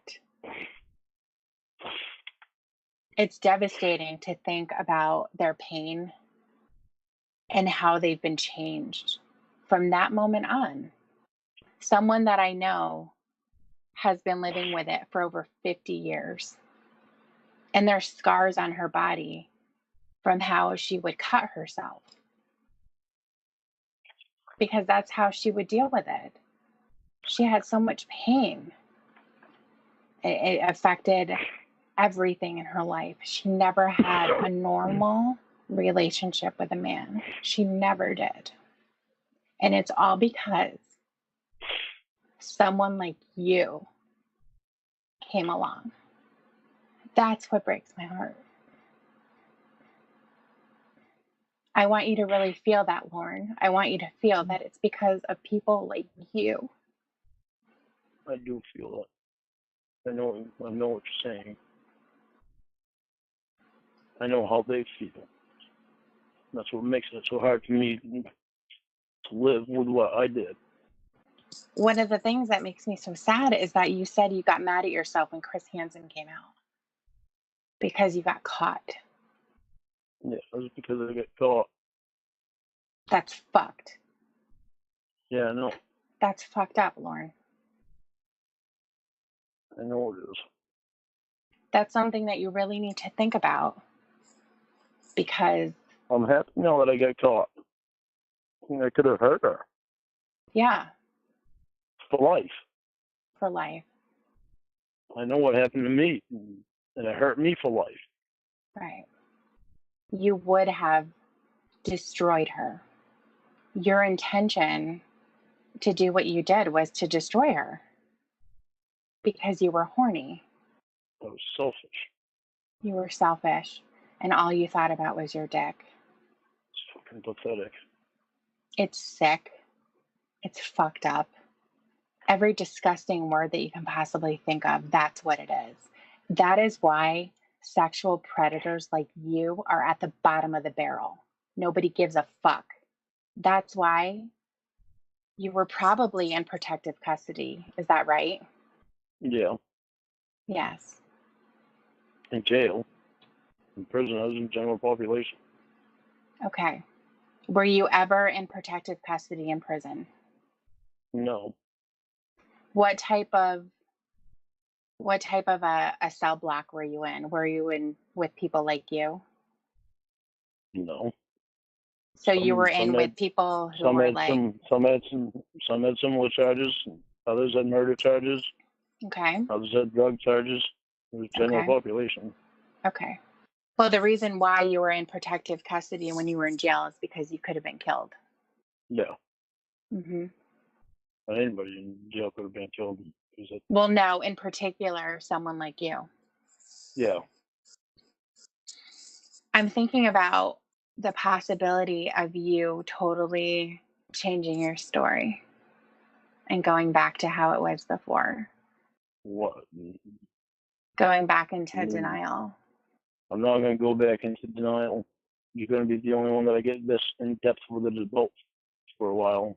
Well, hopefully it can be with the It's just professional people in your life, the people that can actually help you process a lot of this stuff. I'm not a psychologist. I'm not someone who's been trained to deal with someone like you at all. but you're the one that I choose to be opening up to first about all this, that I trust to talk to about all this. Even Okay. though I know I can talk to Emma about it, but it's still not Yeah. the same because it's just not the same.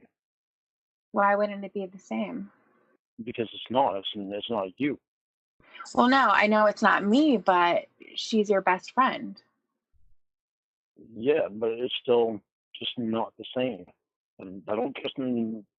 I mean, I probably do trust Emma with my bank account information, but not to the point where I had to actually give it to her. Does that make sense?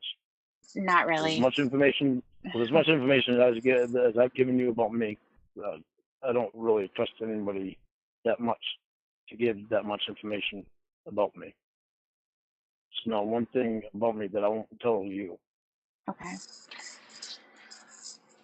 Well, Emma, she actually knows about this stuff. I know. In between That's Winnie why calling her a Mexican and a wetback, she tells me she's a that really she's good really person. smart. Yeah. So I don't think of her as a Mexican because to me she's just Emma. That's nice. And I'm not prejudiced anyway, so Well, that's it doesn't matter good. if she's Mexican or not, but Right.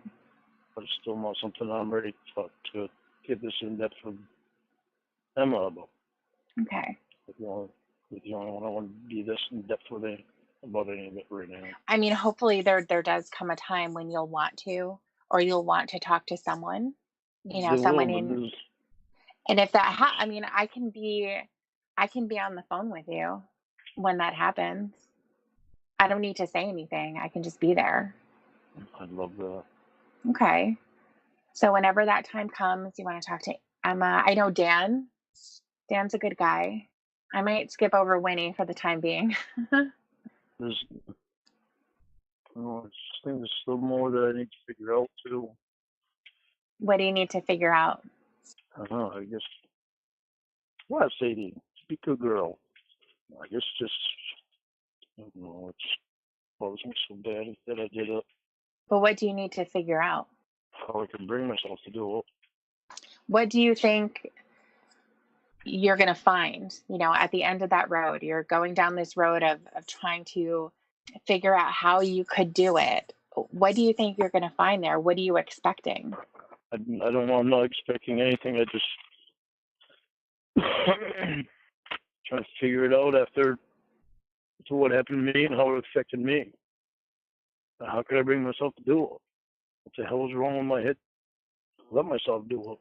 Well, I'm going to ask something of you, and I'm hoping that you can continue to be honest.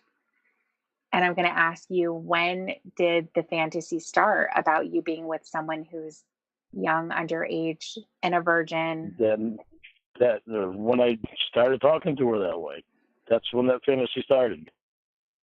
Do you think that you had been denying that fantasy for a while, and the opportunity presented itself in more of a safe way, and that's why you're able to engage in it? Maybe. Okay, so let's figure that out. When did you start thinking about that? Something I have to think about because I don't know right off the bat. But it was before that night. That's what I don't know. I can't remember ever thinking like that. Or maybe I have thought about it before when I heard about people doing it What did you hear about? on the news. People doing it, or stories of people told me about people doing it. Maybe that's when thoughts started about it. So you would hear maybe something similar, an older man being with a young girl who was a virgin. And even though that story was on the news, because obviously, most likely he got caught after the fact, after something terrible happened. But that turned you on. As much as I hate to admit it, I probably did. Maybe that's when thoughts started about it. I don't remember when exactly, but I know I've heard stories about it before, and that's every time somewhere along the way, that's when the thought about it came into my head. But I never acted on it, and then I never stopped and thought about it all the time like that. I don't really. Maybe that's why I don't remember thinking about it. Somewhere along the way, the thought was in my head. It's not something I ever dreamed about. Did you ever think about it when you would masturbate? No. Why not? Because all I thought about was women my age. So when you would hear the stories, like on the news or something, it would turn you on. Evidently. Somewhere along the way, it must have. The day that I turned 37 was the day I tried to play on it. Well, actually, it was a month before that, but I started trying to play on it. What about any other people online? Because you've been online for a while, right?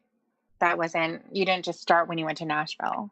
No, I was online for a while. Okay. So had you ever come across someone who was young like that? No. I mean, I know you weren't going into teenage chat rooms and stuff. You were going into adult chat rooms, but obviously we know that there's nothing really stopping anyone from going in there. They can do whatever they want. Yeah. But I never, well, the ones that I talked to, one was Amanda James, which her actual name was Leslie Miller. Even just She was 28 and I was casually. 30. Because I'm not talking about like long relationships and things like that. I'm just casually. Even just casually, I never talked to anybody that wasn't young like that. So I'm curious about something because I know that with perverted justice, they had their decoys and they were positioning themselves in these chat rooms to see what would happen, to see if they were approached.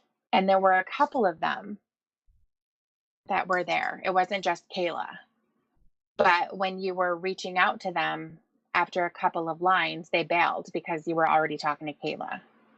See, they say that, and I've heard about them saying that before, and I don't remember talking to anyone else. Yeah, I mean, I can understand you not remembering because it was so brief. You know, it was kind of like you would go to them and it wouldn't go anywhere. It would only just be a couple lines and then they wouldn't respond anymore. I remember there was one room that I was in. It was an adult room. Okay. And I remember that I went down the name of every girl and just said hello to every girl in that room. Just for something to do. You know, I didn't mean to talk to anybody and have a conversation with anybody. Just every female in that room, I went down, said hello to every one of them. I remember that one room that I did that in. Okay. And I'm assuming that that's the one where you came across Kayla because that's the story that you've used since then. I don't remember if that was the same room or not. Okay.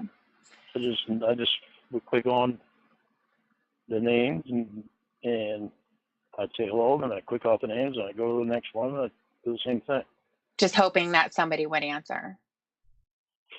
No, I just. Well, then what would be the that, point of saying hi? I don't know why I did that. Again, I don't know why is really stupid.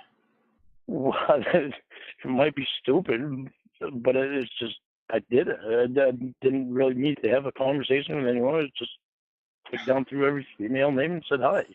But did they have little pictures next to boredom, their I guess. names or something? How would you know? No, how would I know if it was Did female you- or not? I know.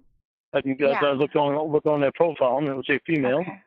And then it would have a picture well- in there, though, right? Well, some of them had pictures and some didn't. Okay. Do I remember any of the pictures? No. Well, not. I understand that. Do you remember Kayla's Uh-huh. picture? On her profile? No. I remember the pictures that she sent me, Okay.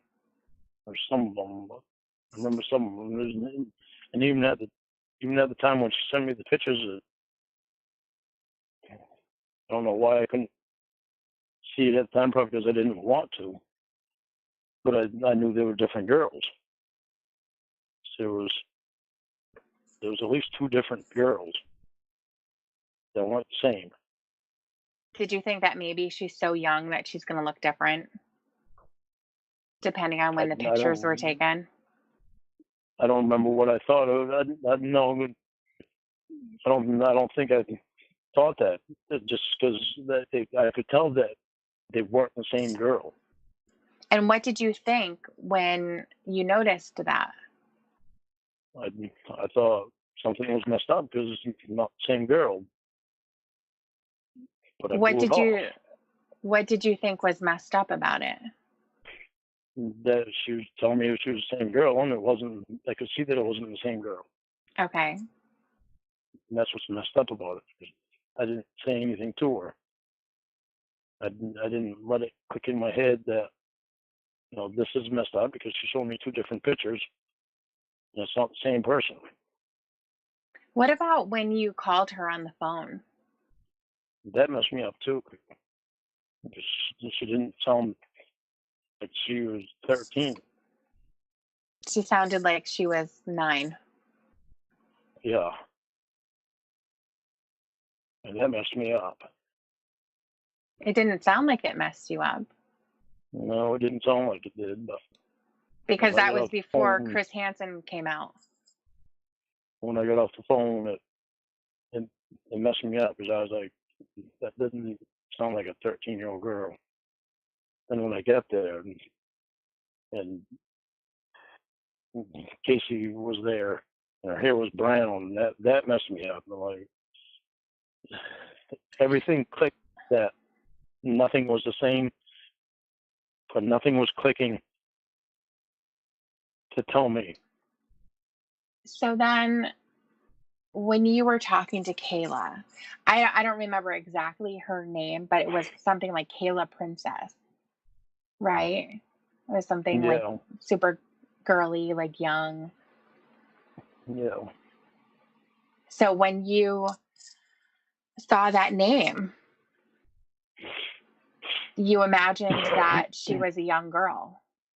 I don't know what I imagined when I saw her name. I don't remember Okay. what I thought What about when you saw her pictures? when I saw her. What are you asking me though? I'm asking you, like, what made you want to continue? I don't. I want to tell you that I know, but I don't. Other than the fact that I was horny and the thought of the whole Hmm. thing. That's what made me want to continue. One of the things I think is interesting too is that when you were talking to her on the phone, so there's a couple of things. You see her name, it's obviously a kid's name. You say hi to her. How old is she? She says she's 13. Eventually, you talk to her on the phone. She sounds like a little baby, literally. I know. Nothing deterred you. There was nothing that made it real, or I should say too real for you, that you were like, "Oh my god, I'm so disgusted with myself. This is too much. I am out. I know. I can't believe I'm doing this." So, Do you understand why there's more for me to figure out? well, there's more for you to admit. The answers are there. We've already been through some of them. You're just burying them because you don't want to say it. You pull out your security blanket that says, I didn't want to go. I never even meant to do it. I've never had those types of thoughts before. I'm not attracted to young girls like that. I'm not that guy. My family and friends know me. They know I would never hurt a child. I've always loved kids. All of those things come out because the question of why you did it and how could you do it are way too difficult for you to answer. There's absolutely nothing to figure out, Lauren. You already know. I did it because I was horny and the thought of it. Right. And the thought of it did not just pop out that day when you saw her. It didn't just materialize that day. You've been fantasizing about this for a long time. And finally, it became safe for you to push it further, to actually say the words to her. But I've never masturbated to it. I've never sat there and like at the day, all the fucking crap that I said to her. I've never sat there and thought about this stuff like that. I've never sat there and had big fantasies of having sex with an underage girl. I've never gone to that till that day. So if you didn't masturbate to it, if you didn't, think about the things that made it, having sex with an underage girl, exciting for you. If you never thought about it before that day, why did it all of a sudden hit you?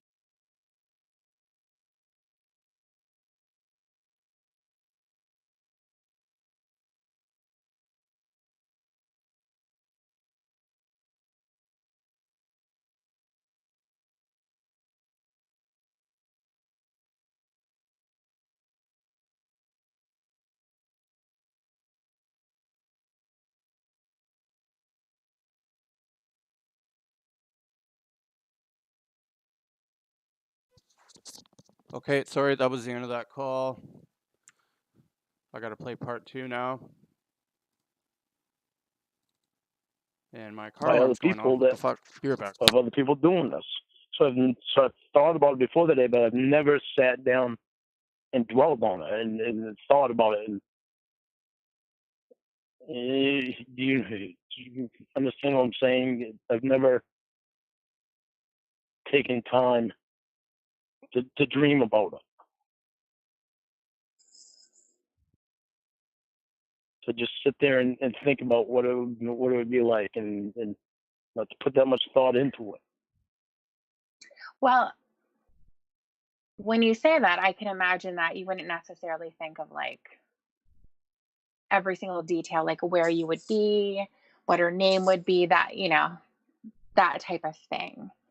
But I think that there's things that you were thinking about because Okay, this is another way for me to explain it. Like with you, Mhm. I think about doing things with you. Just doing things. I think about just going out to eat with you, and just doing things with you.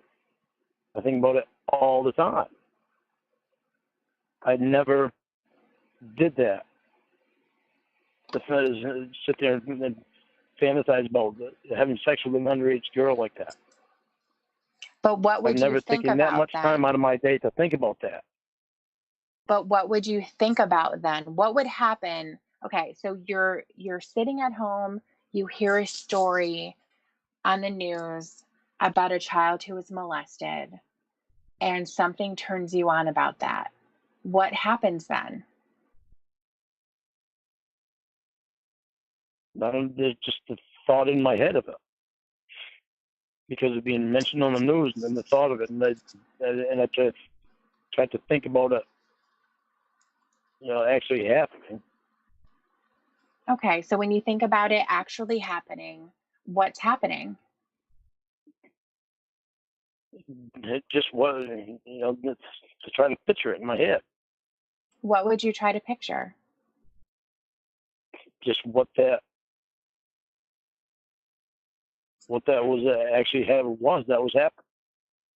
What they say, what the stories that they say, I try to get the picture in my head of it actually happening. Okay. And that's the thing, is that I never put myself in place to be in that picture with that girl or that boy, because I've heard disgusting fucking stories about it happening to boys, and Mhm. just grossed me right the fuck out because of what happened to me. Mhm. And so it's not something that I ever sat down and thought constantly about. It's just a story of it. When I hear the story of it, it would be in my head, and I try to picture it. And it turned you on.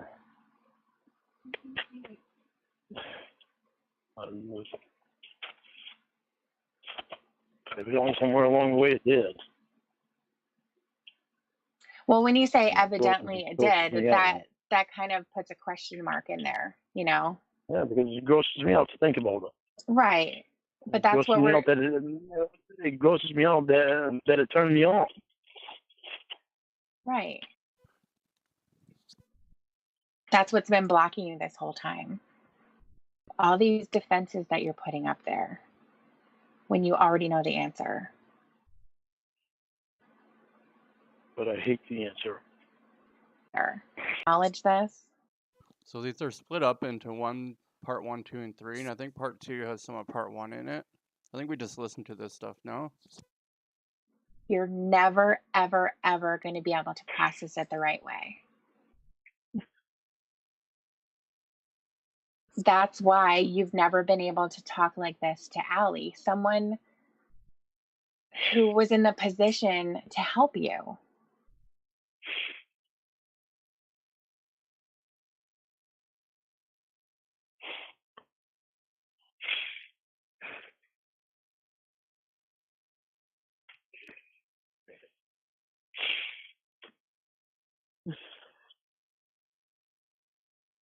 It fucking hurts to fucking think back to when I was a kid. That happened to me.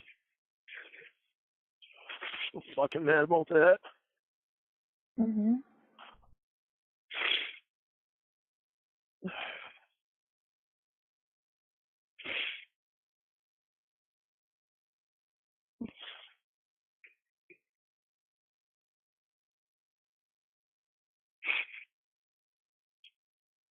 I'm really glad that finally, Lauren, you're saying it out loud.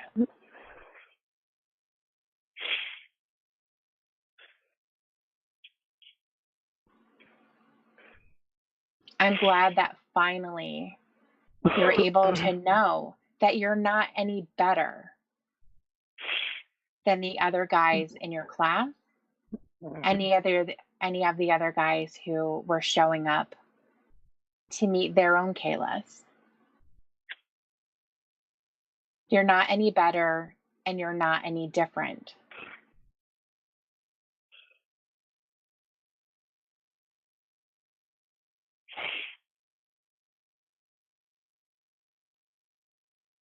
It really sucks to have to sit in there and listen to some things that they've done.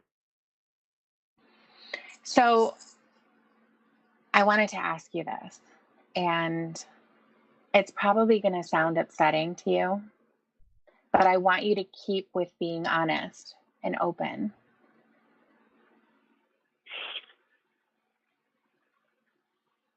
When you are hearing those stories, do you get turned on? No, I don't. I get mad. I get irritated and I try to block it out. Why do you get mad? Because he's an innocent little kid. I've heard some disgusting things.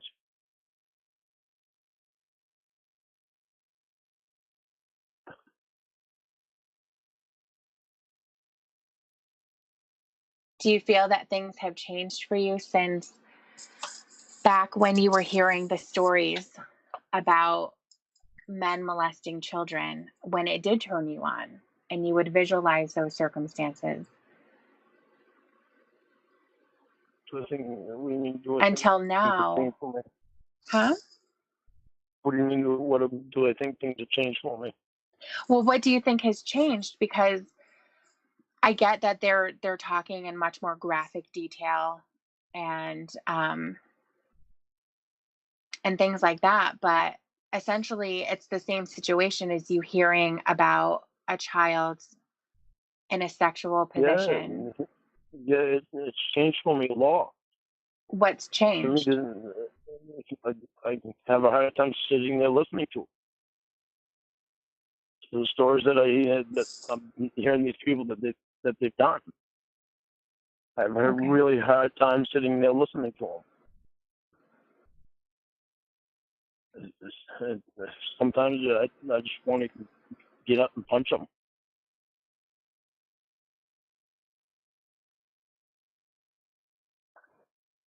Do you think that you're better than them? Do I think I'm better than them? Yeah, or different?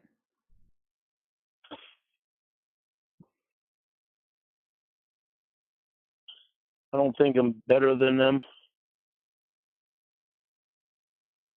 The reason I say that is because they just have more of a problem. Why? Some of them can't stay away from it.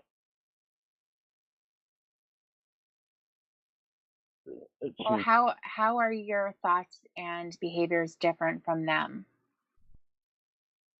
So I can stay away from it. I stay away from it. I don't think about it anymore. I hate the thought of it.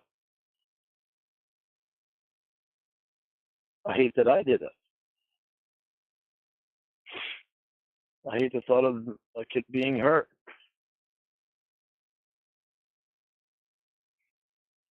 That's why it's so hard to sit there and listen to the stories. But I can't hate that person because he's got a sickness. And at least he's in there trying to deal with it and trying to get better to not do it. And some of them are really putting in a really good effort. Do you feel some of like those ones that are putting in a really good effort are really have a serious problem with it. okay. So what do you think about the sickness that brought you to do what you did? What I think is, thank God I don't have it as bad as what some of these other people have it. Okay. Some of these other people, it's like a drug to them. Mm-hmm. And I thank God all the time that I'm not in the position that they're in. So the position that they're in is different because they have at least one real victim. The position that they're in is that they're addicted to it. They won't stop, but they have a problem with stopping. What are they having a problem stopping? It's their thoughts. Their Okay. thoughts of how they want to do it again, and then do it, and the thoughts of how it excites them to think about what they did. Mm-hmm. It doesn't excite me to think of what I did. It bothers me that I did what I did. It bothers me that I had thoughts of it. It bothers me that I acted on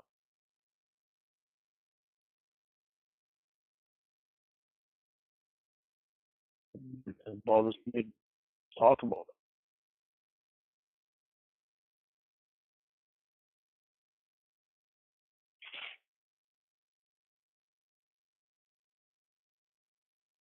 It bothers me that I haven't been able to talk about it to anybody and go in depth with like I have with you with it. It bothers me that it eats me alive. It should eat you alive.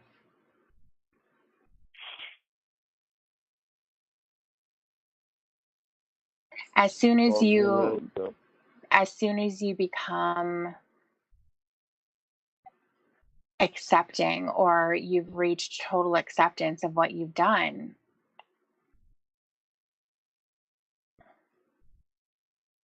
that's just it. You're accepting it.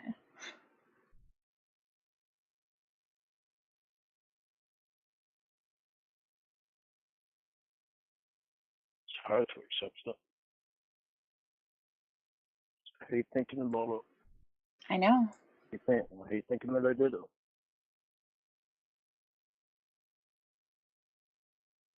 It hurts thinking that I did it.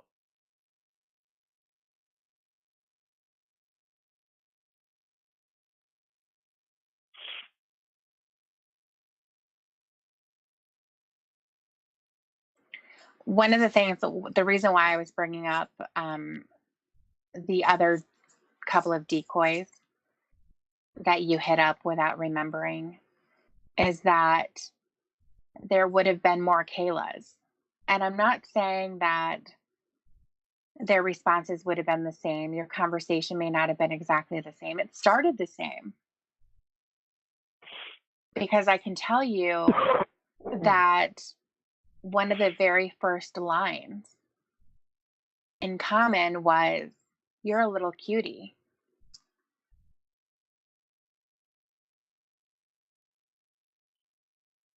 Oh, this was what a piece of shit I was. Yeah.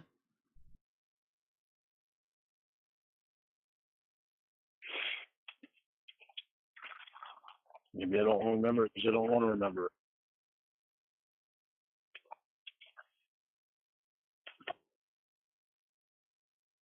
Well, again, like I said, you may not remember exactly the names of the girls, but they sounded like little girls. There was one Disney girl. I mean, how juvenile is See, that? I've heard of that. Okay. I've heard of that. I've heard other people tell me about that. Okay. I don't remember talking to any Disney girl. I don't remember any of the names. Yeah, because I you don't were kind of remember. in a frenzy. Huh? You were kind of in a frenzy.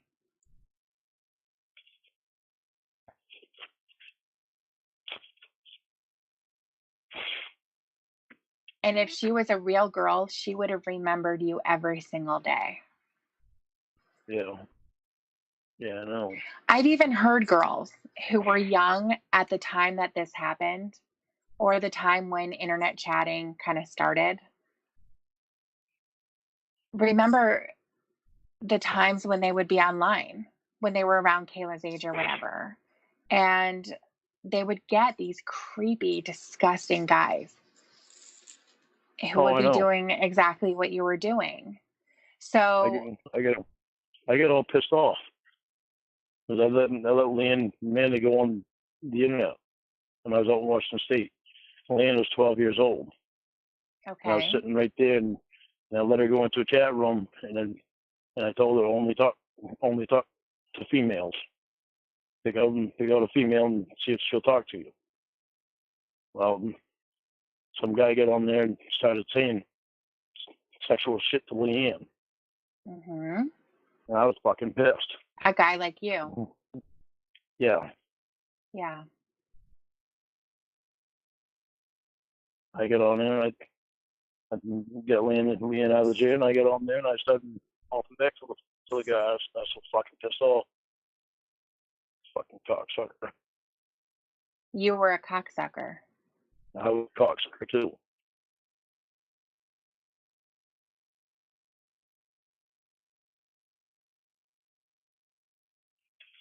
That's part of the reason why I don't understand how I could allow myself to do that. Well, once again, it was a fantasy of yours, and you were in a safe place to do it. Just like that guy was in a safe place to do it with your niece.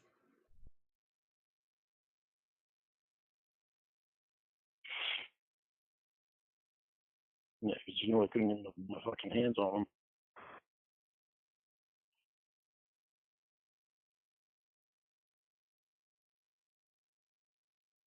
It's really I, ironic I, that you were feeling that way, isn't it? yeah. To this day, I still remember how fucking pissed off I was. Piece of shit just kept running his fucking mouth.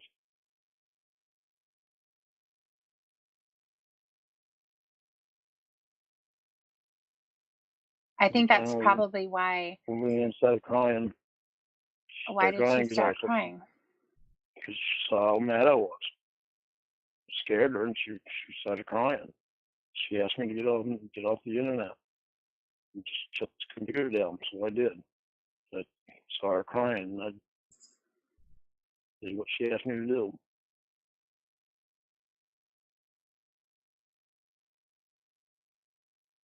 Is that the niece that I you were didn't. talking about?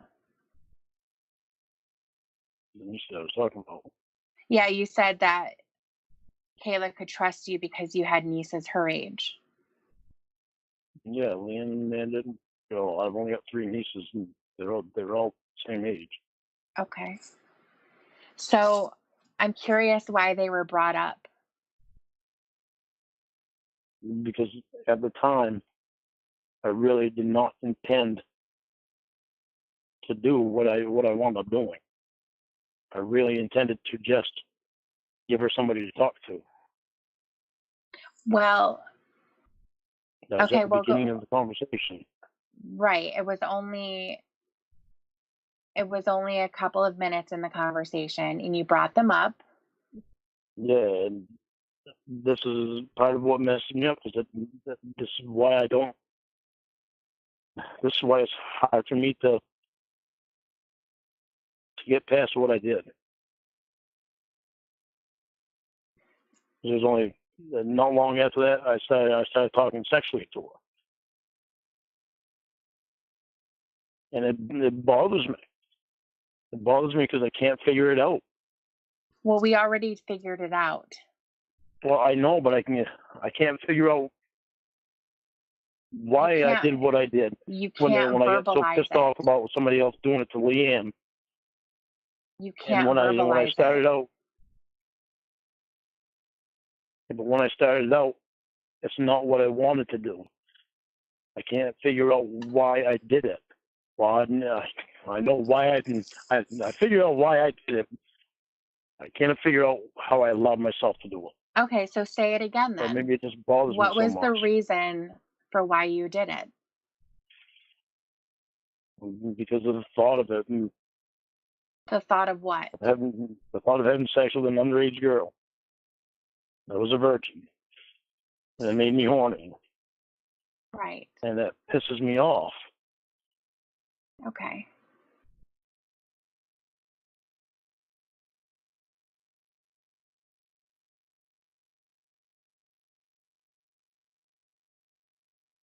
This is what I mean when I say that you already know the answers to the questions. This is why I say I hope that you don't backslide into the same robotic responses. Yeah, but I'm going back to it again. It's the same thing. But you're That going thing, back to the same answers because you don't want to say it. That's why you're still in the class, because you have yet to say it.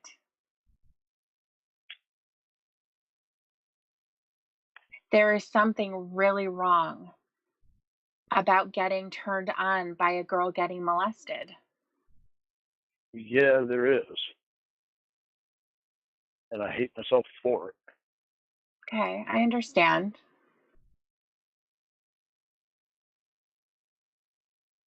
I understand that there's something in you that turns you on about that. No, it doesn't turn me on anymore. Okay, you need to tone it down I'm because you're sorry. getting defensive. I know. I'm sorry. Okay.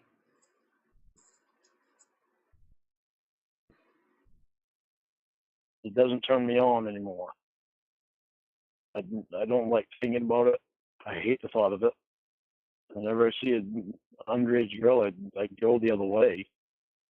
I literally go the other way so I can avoid even being near them. And it's sad. Why are you avoiding? Because it just scares the fuck out of me.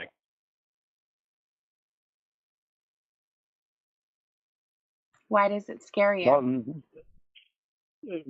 Because of what I went through. It doesn't scare me that I try it again. It scares me that,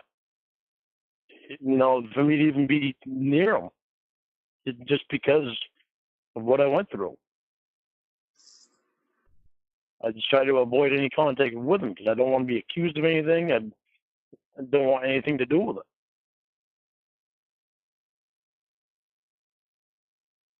Because you're afraid of how you're going to feel. No. That's what I'm saying. That's what I was trying to get you away from thinking. Well, the thing... That's not the reason. I don't want to be accused of anything. Here's the reason... Here's the reason why I'm going to say what I'm going to say. You can't help what's going on in your...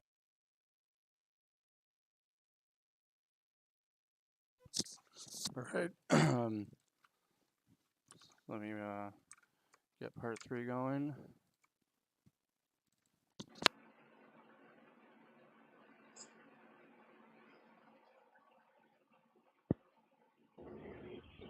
Okay. Now I'm I sorry kept about talking. I kept talking. Yeah. You weren't there. Oh, that's okay. That's okay. The reason why, because I know what I was going to say, so I'll just continue. You can't help what goes on in your head. There are a lot of responses that are automatic. You obviously hate yourself for the attraction that you have. I don't think that it goes away. I think you're scared. I think you're scared of it. I knew that's where you were going to go with that. And that's why I was trying to get you away from going there, because that's not the reason. So I'm not attracted to them. I'm scared of being accused because I have this charge. Mm-hmm. That's what I'm Okay. scared of. I'm not attracted to underage girls anymore. It's what I've gone through has scared the fuck out of me. So I literally do not want to be near them. So you're saying that Chris Hansen was like shock treatment? Yeah. I'm saying, like, the whole thing was shock treatment. little 5 years. And the whole time after that, this doesn't go away for me. It's every day. Me beating myself up, as well as getting beat up on the internet, as well as spending 5 years incarcerated. To go back to something that I mentioned earlier, there's going to be people who are never ever going to forgive you for what you did. They don't care what your reasons are. They don't care what your story is. They don't care. They're just going to hate you. Period. There are also other people who are going to not forgive you, and they're not going to forget, but they're going to say, you know what? At least he's admitting what he did. At least he's being honest about what he did. So I'm just going to let it go now. See, Maria tells me that why do I care what other people think? And it's like, well, I care. I've always cared what other people think. Mm-hmm. And I can't just let it go. Because it's me they're thinking about. And I hate people thinking bad of me. I've always hated it. Well, at this point, there are a lot of people who think the worst of you. I know. And it sucks. It sucks to live with it. Like I said, there's people who aren't going to care what you have to say. And then there's others who just would love to hear the honest truth. There was a lot of, obviously, everyone who appeared on that show is a scumbag. Everyone. There's one guy, I don't know if you remember him. His screen name was Bald Beaver Hunter. Yeah, I remember him. He was a little guy. John Wesley Elliott. Yeah. Yeah. He was in one of the prisons that I was in. Oh, for was a short he? time. Yeah, for a short time. Okay. Actually, he was in the same jail cell, same pod that I was in for a short time. Okay. He was talking to Chris, who he thought was a therapist. And when he was arrested, he went to his interrogation when he was talking to the police. And he also thought the detective was a therapist too. He felt like that's what he needed. And he was saying things that were disgusting, saying things that he wanted to have oral sex with a girl. That's why he was there. That's what his fantasy was. That's what turned him on. He was sharing photos of 11 and 12-year-old girls. Well, you're saying like he's disgusting. You're the same guy. Yeah, I never shared photos. I never had any photos except for the one that Perverted Justice sent to me. And I deleted that off my computer. Well, I deleted it off what I thought was my computer, but evidently it saved me cookies or shit that I don't know anything about. Emma explained it to me. Oh, okay. About the picture. But having child pornography, that's just another nail in the coffin. Well, I know. Whether it being there or not doesn't make things any better for you. It was a file that was sent to me from somebody from Perverted Justice, and at the time, not giving any thought of what it was, because I'd never had anything like that sent to me before. How would you know it was someone from Perverted Justice? Well, because it took me a while to figure it out, but I figured it out that it was a file that was sent to me from someone from Perverted Justice. So what? It was child pornography, and it was fucking disgusting. So how do you know? I'm trying to figure out, how did you know it was Perverted Justice that did it? Because it was the same time that I was talking to Kayla. Well, you were talking to other people too. Yeah, but at the time I was only talking to Kayla. I would talk to somebody else, but I don't remember who it was I was talking to, and actually I don't know if I was even talking to them. I'm trying to remember, and I can't remember. Fuck, I wish I could remember it. I can't remember if I talked to them or not. I don't think it doesn't seem like I talked to him. Okay. It seems like somebody just sent the file to me and said, "Here, look at this." And at the time, I had never had child pornography sent to me, so it wasn't even in my mind. And I clicked it on, see what it was, and when it popped up, it was child pornography. And I fucking deleted it. I don't know if I was talking to him or not. I don't remember. Why did you delete it? Because it was child pornography. It was Because gross. you were afraid of it. I was afraid of it. It was disgusting. Well, I mean, but it's no different than what you were thinking about. And it was no different than what you were doing, you were going to do with Kayla. But it was different because I was seeing it. Maybe that's why none of it felt real to me. Maybe that's why I have a hard time admitting it, because I see that picture and I was grossed out by it. And it bothers me to this day. It's still burned in my fucking head. Well, I think that you can take the idea of Kayla not being real in your mind and take it off the table. Yeah. That's another one of your defenses. To me, Kayla, I was trying to make it real. Right. Kayla was real.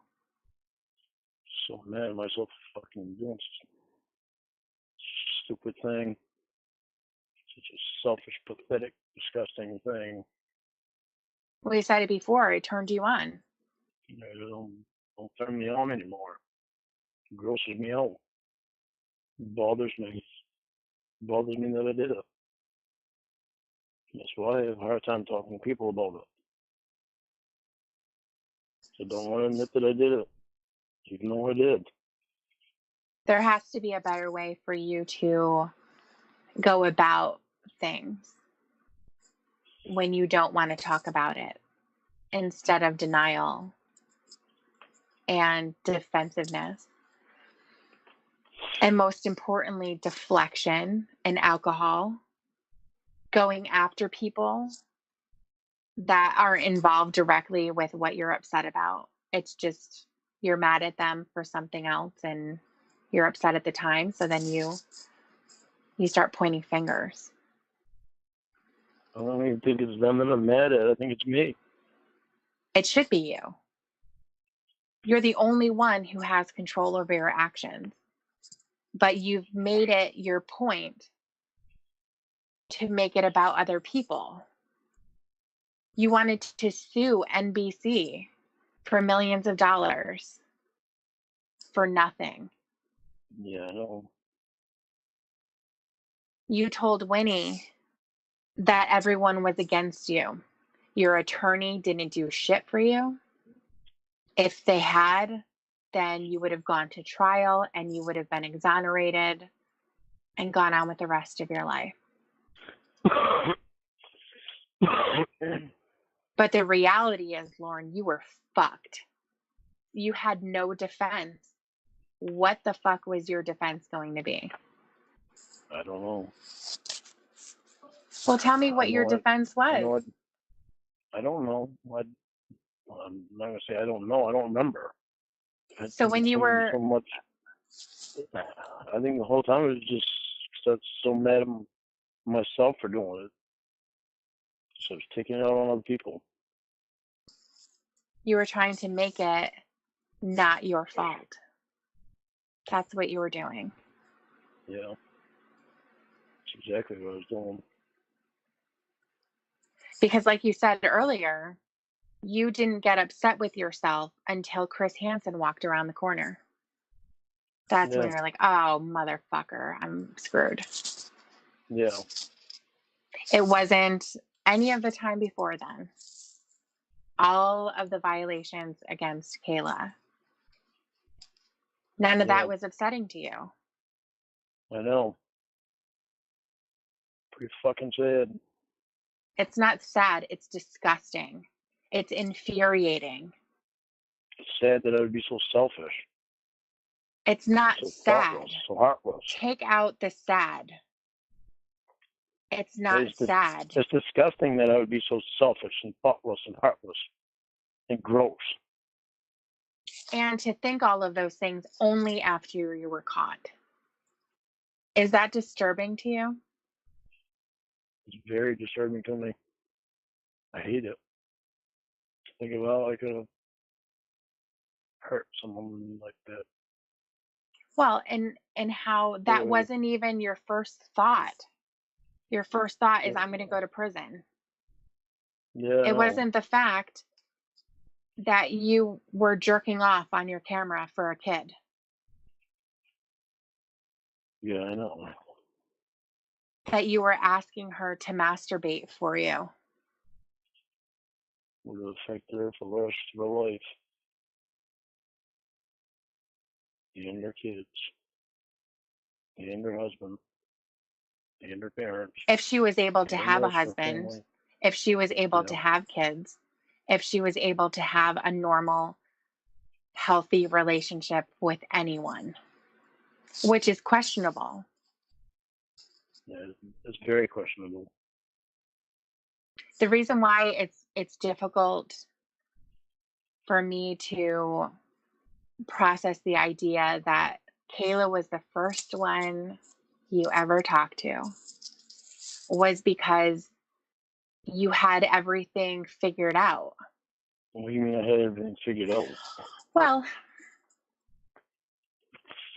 you had your plans, and even before then, trying to work around her parents saying that, Okay, now, well, I know.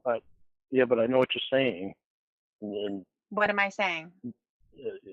that I must have thought about it for a while before I started talking to Kayla. Not even Must have just, been in my not even mind just, before that. yes.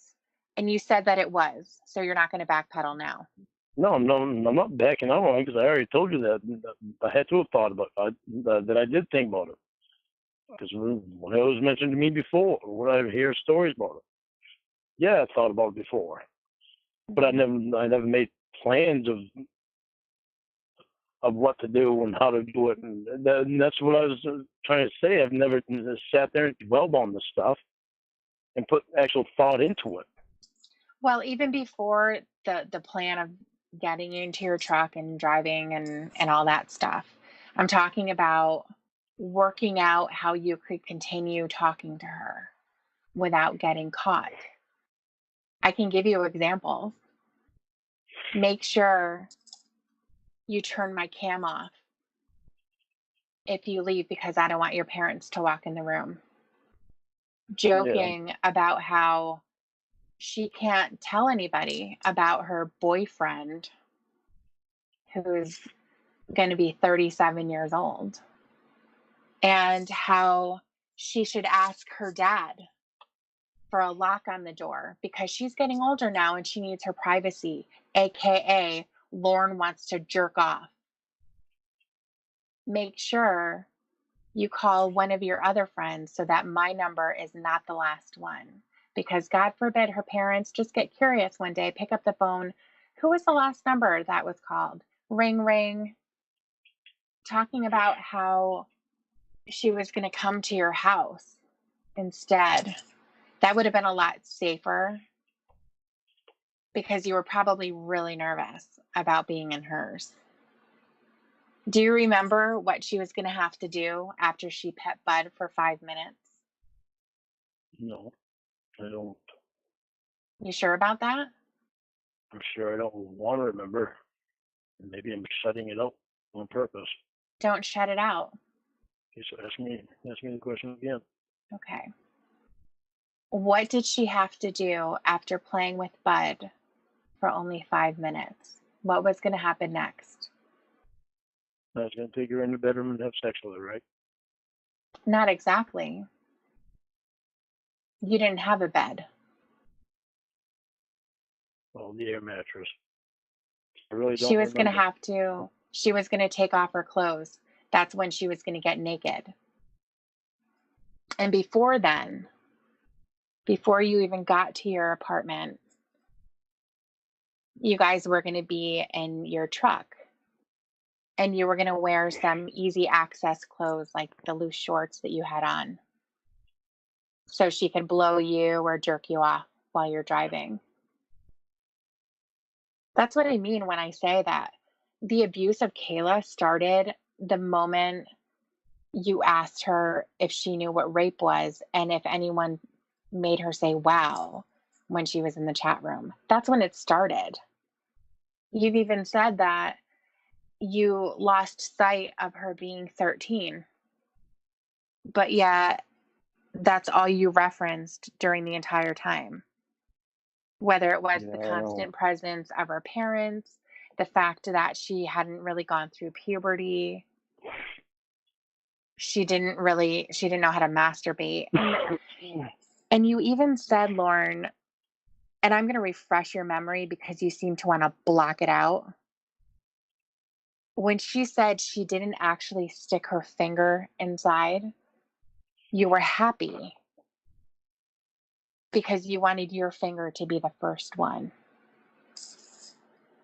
But I'm going to ask you, why are you recapping the whole thing for me? Because you need to hear it. You need to acknowledge it because you've been denying it this whole time.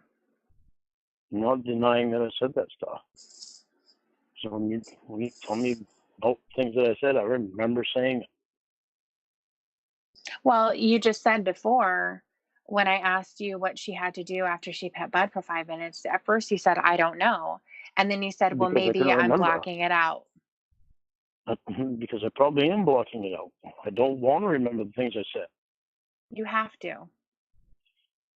That's why I'm pointing them out to you. You have to know what you said because then you can finally move forward. You can get past all this stupid fucking shit that you've been saying all of these goddamn years. All this stuff that makes people just roll their fucking eyes. And it's out there because he made a video about it. You can't take back the things that I said. You can't. I wish to Christ I could. Mm-hmm. I don't want to remember the things that I said. I don't want to be that guy. But you were that guy. I know, and I hate it. And you were happy to be that guy. You know, look how happy I am now about it. I'm not happy now because it's not the kind of guy that I want to be. That I ever wanted to be. Evidently, I wanted to be that guy at some point because I did it. Don't say evidently. I know. Say, I wanted to be that guy. I did all of the things that guy wanted. It grosses me out to say it. You say it. I wanted to be that guy. It makes me mad to say it. You know how I feel about it. You know how every normal person I know in how society I is feel going to about feel it now. about it. I know how I feel about it now. I'm mad as my head and as hell at myself for ever wanting to be that guy. Is your family mad at you? Some are, some aren't. Some pretend like they're mad at me because they don't want other people to think bad of them. What do you mean pretend? What does that mean? They pretend to be mad at me. One of them pretends to be mad at me about it because of his in-laws. Doesn't want his in-laws taking badly of them. Okay. And down the road, I'll tell you more about that. That's that fine. Guy, Paul, he doesn't pretend to be mad at me. Roy definitely isn't mad at me. Lori's not mad at me. Richard's not mad at me. They're upset that I did it. Uh-huh. They're not mad at me. They didn't take their love away. They didn't stop talking to me. They didn't stop treating me like they've always treated me. There's a lot of things you'll learn about me and my family. There's a lot to tell. I used to be really proud of my family. I used to be. Well, if there are people who don't accept you anymore because of what happened, that's okay. See, I've got a different opinion on that when it comes to family. Why? Because when you love someone, you accept what they've done and you try to help them through it. You don't walk away from them. Well, some people aren't able to accept it. Well, then they never really loved me, did they? That's not true. Or maybe some people can't accept it because they know they've done similar things and they don't want to be associated with it.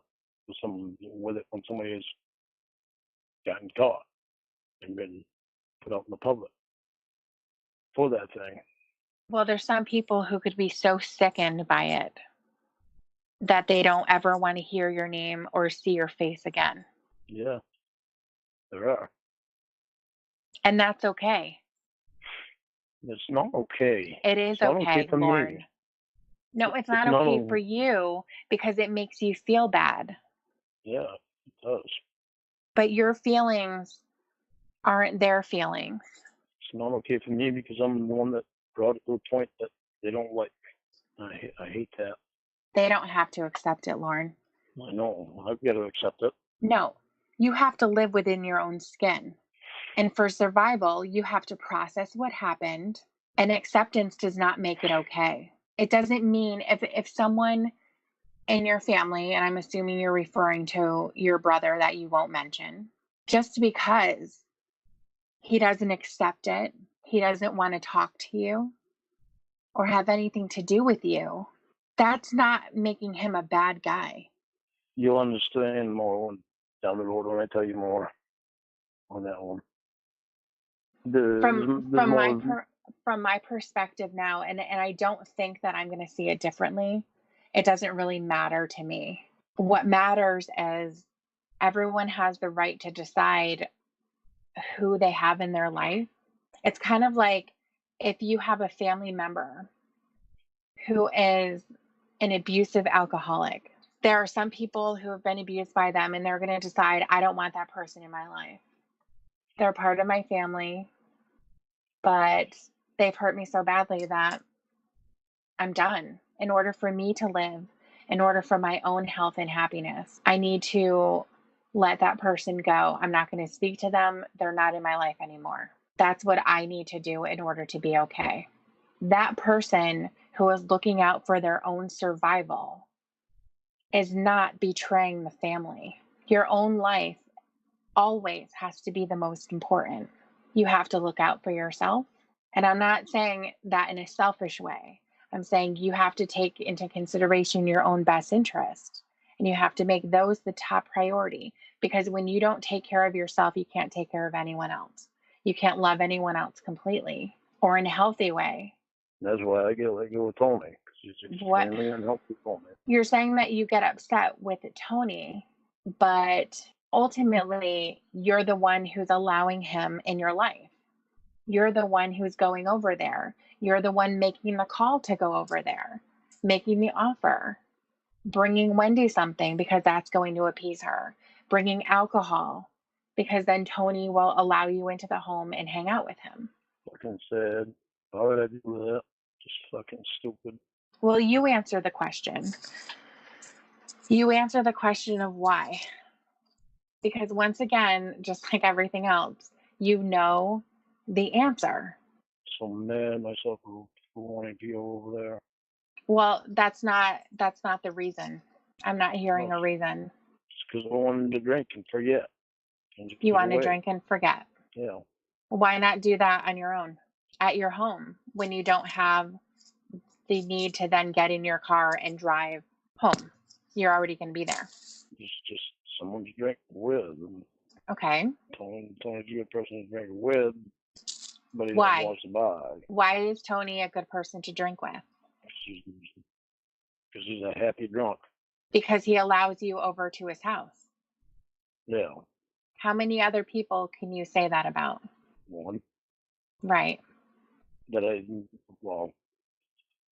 is I don't, because I've gone over there, because I don't try to get to know anybody else.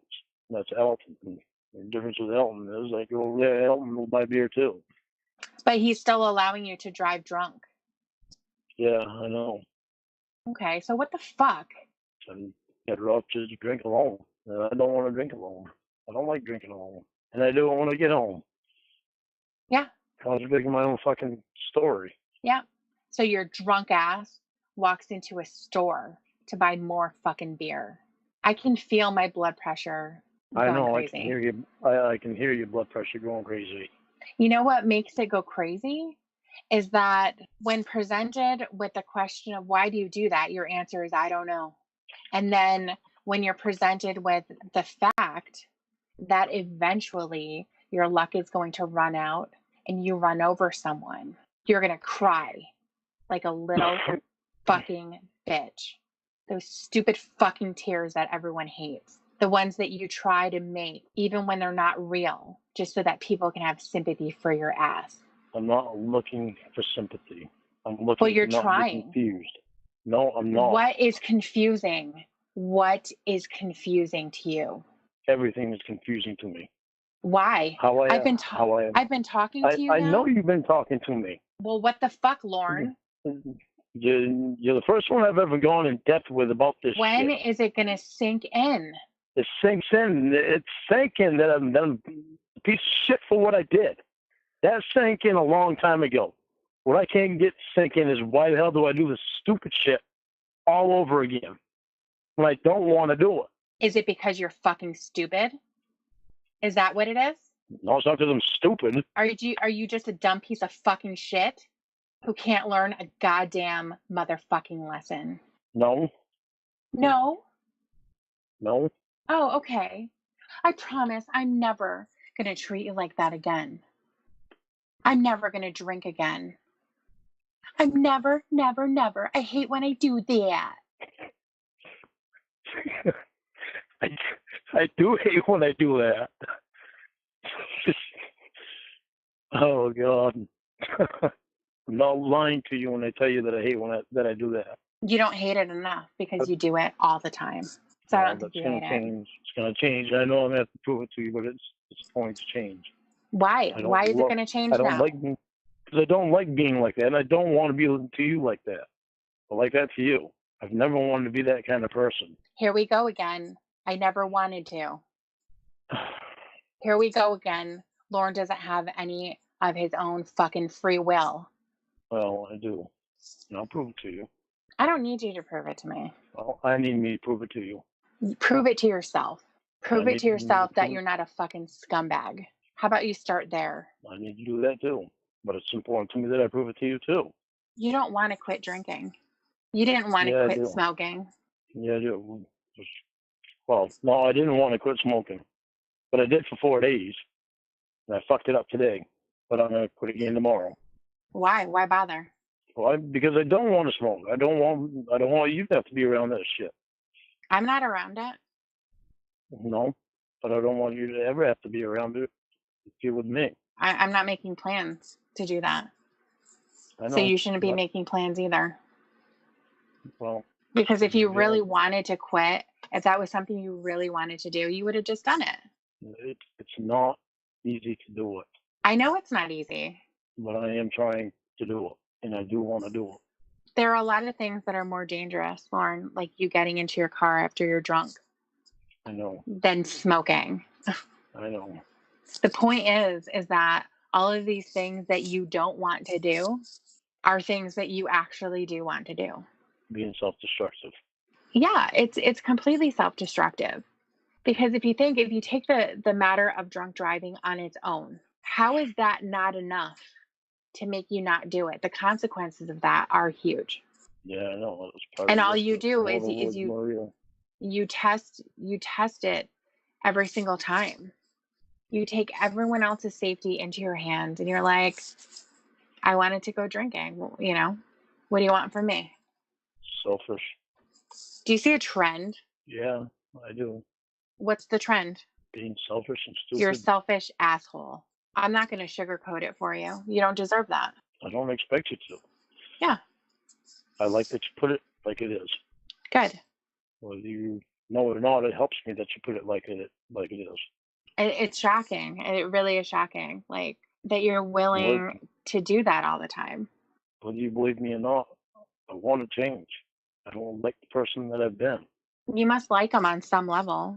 No. You have to. I don't like being self-destructive like that. You're getting something out of it, though. You're getting something out of it. What, more confusion? More problems? It's not confusion. We have already discussed that you're not confused. You're in denial. There's no confusion. Yeah, you're right. There's no confusion. I hate myself Right. for what I did. I hate Well, myself for what I did. it's not just what you did, because I think when you're talking about that, you're talking about the sting. It's what Yeah. you continue to do. When I say that, I know I'm talking about this thing. Because I hate myself for what I did. Great. But I'm talking about you driving drunk right now. I hate myself for doing that too because it's stupid, How can you hate yourself then? Because you do it all the time. selfish, and ignorant. Well, it's not ignorance, because ignorance means that you don't know. Well, yeah, that's true. Selfish stupidity. It's not even stupidity, because stupidity on a level is not knowing. You can't Well, give that's true yourself too. any kind of an out. It's just selfish. It's just selfish. Stop being so fucking selfish with everything. Everything with you is about being selfish. How you acted last night to me direct was selfish, ridiculous, childish. It's all about making baby Lorne feel better. Make me feel like you want me, and that's not gonna fucking happen. You're so beautiful. I love it that you put it straight. Don't just That's what say you that really- because you think somehow I'm gonna see you differently or in a better way. No, it's not. It's not why I say that. Okay. I say that because it's what I need. So it makes me think more. It makes me look deeper at myself and the things that I do, and the things I've done, and the way I want to be. And the fact that you're selfish in everything you do, Yeah. to And the how I want to detriment of change it, others. and how I want to change it. You make these declarations of change Because that I need are, to change. but the thing is that you don't change. You just make the declarations. That's what I mean when I say that I don't buy it. I don't buy those words. I'm going to stop smoking. I'm not going to drink anymore. Okay, whatever. I just kind of roll my eyes. Don't roll your eyes. Smoking is hard to do. It's hard to quit. But you're the one who's saying that you're quitting. I am. I'm going to do it again tomorrow. I'm mad at myself for fucking up today, but I fucked up. The only thing I can do is try again tomorrow and try not to fuck up. The drinking. We have to, in order to change anything, you have to look at it very deeply and honestly, and don't just throw up your hands like, oh, I fucked up. Oh, well, I'll try again tomorrow. When I was talking earlier about people not expecting anyone to be perfect, and when I say that, we're talking about things that are a lot lighter, like I'm not going to be in a good mood every day. That's impossible for anyone to do. I know. When you said but that, there are you made me think more about it. There are things that people should be 100% effective at. Like, I'm not going to go out and commit murder today. 100%er right here. I'm not going to go out and drive my car after I'm intoxicated. 100%.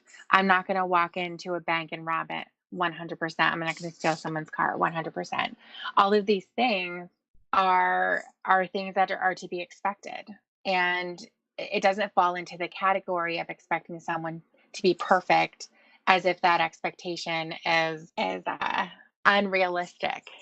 We have to look at situations for what they are, and not just like toss it up and say, oh, just another day. I fucked up again, and I went over Tony's when I don't want to, and I drove drunk when I don't want to, and I drank when I don't want to, and I smoked when I don't want to, all the way down the line. When things are purposeful actions, you can't toss it up in there and say, oh, I wasn't perfect. Oh, well, I'll try again tomorrow. Failure in those regards don't fall into the category of you're just a human. Like I was saying about not being a ray of sunshine every single day or 100% productive every single day. Those fall into the category of you're just a human. Stuff happens.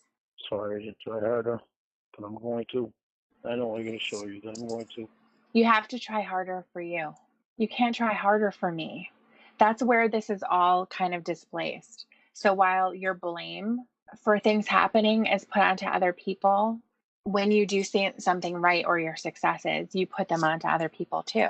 And then what ends up happening is you will say, I had a bad night because of you. So I fucked up today and I went drinking and I drove after I did that. And that wouldn't have happened if you didn't do what you did. I know. The whole thing was my fault, and I know it's a stupid decision I made. They're repeatedly stupid. That's the problem. Why are you stupid every fucking day, man? Sorry, it's just funny the way you said that. Yeah, I know. It's so frustrating. I want to make it less frustrating For yourself. for myself and for you and for everybody. How would you feel if you were driving down the street after a night at Tony's and you ran into your mom? I wouldn't be able to live with myself. Mm-hmm. That's a powerful one. Think of things in terms of your mom, because you love her and you don't want anything to happen. So when you think about, like, even the Betty thing, think about if there was someone who came to your mom's house, took thousands and thousands of dollars from her. She happily gave it over because she was expecting this job to be done. And then he doesn't do it and he takes off with the money. How would you feel? I'd be so fucking pissed. Yeah. Would you have the expectation that that person's going to pay every penny back? Yeah, I would. Would you give a shit if they want to fix up their house or go to the auction and buy things for some yard sale? Or that they want to go drinking with their friends? No, I wouldn't. You wouldn't care. No, I wouldn't. So why is it okay for you to do that? Why is it okay that after all of these years you haven't paid her shit? It's not okay. So you probably would be out there fighting for her. I acknowledge the stuff and stuff that I've done wrong. And I don't like that I've been like that. But your answer to things is you'll say that it happened and then you'll follow it up with, I don't like doing that. End of discussion. I hate that I did that. End of discussion. I do hate that I've done that. I hate everything that I've done wrong. I hate it. And it's hard for me to talk about things when I know what's going on in my head constantly. It's hard for me to talk about it. And there's not many people that I'll talk about a lot of things with. I've talked to Emma about some stuff. Anything that I talk to you about, I've never gone in depth with anybody. I know you've mentioned that before. I'm not talking about just a sting. I know. Anything that I talk about with you from here on out is going to be deep shit that's in my head. Okay, good. And I've never let anybody in that deep. Okay. I'd shut them off and just not answer the questions, or just say I don't know. Okay. Sometimes when I tell you I don't know, I don't mean I don't know right that minute. Let me have a minute to think about it, or say something that's gonna trigger something in my head so that I can actually get the answer out. Don't bother saying I don't know. Change that dialogue for yourself. Don't say I don't know, because you do. What do you want me to say though? You want me to say help me figure it out? Help me think about it? Yeah, that's what you have to do. When you say I don't know, that's another stupid thing that you have for your defense. I don't know. I was confused. Or you do things too. Let's talk about that. No one else ever has to admit what they do. That's such a baby thing to say. And that's kind of like where your thought processes are. They're very immature. Well, when I say something like that, it's because I feel like I'm being attacked. But then why is your response to being attacked to not try to understand it better, but to then go and say stupid shit all the time back? Probably because with Winnie always made it feel like she was attacking. Well, you're the one who kept talking to her for over a year. And the things that I've heard from you weren't very flattering either. I know. I wasn't the best person. I wish it could have been better, but... Well, you can't go backwards. You can't go backwards. I fucking hate when you say the whole thing bothered me. Well, it did bother me. It bothered me that the way we met was just, she was doing this whole thing for Xavier. It's just so hard to get that out of my head because what Xavier does. I should really just stop thinking about Xavier. There's an idea. And it would be great if you would stop calling other people Xavier too. I know it bothers other people. You say you don't want people playing games, but you're the one who plays the game. You try to manipulate. Just like with your texts yesterday. I didn't count them all, but there's probably over 20 since I stopped responding. I knew you were looking for an answer, and I wasn't giving it to you. You're not going to play me like that. You're not smart enough. I don't want to play you. Don't try. You've been trying to. I've been trying to be an asshole. It's because you are one. I don't have any reason to be. Well, the reason you are one is because you are one. That's your reason. No, I'm going to be honest with you. It's part of me being honest with you. Mm-hmm. Part of me not holding back what's in my head because I'm afraid that something's going to happen that, like what happened with Winnie, or like happened with Ramona. Who's Ramona? You didn't mention her before. I figured you already knew about Ramona. Everybody else does. No, you said Amanda James, Vanessa, Ann-Lee Parker, and Winnie.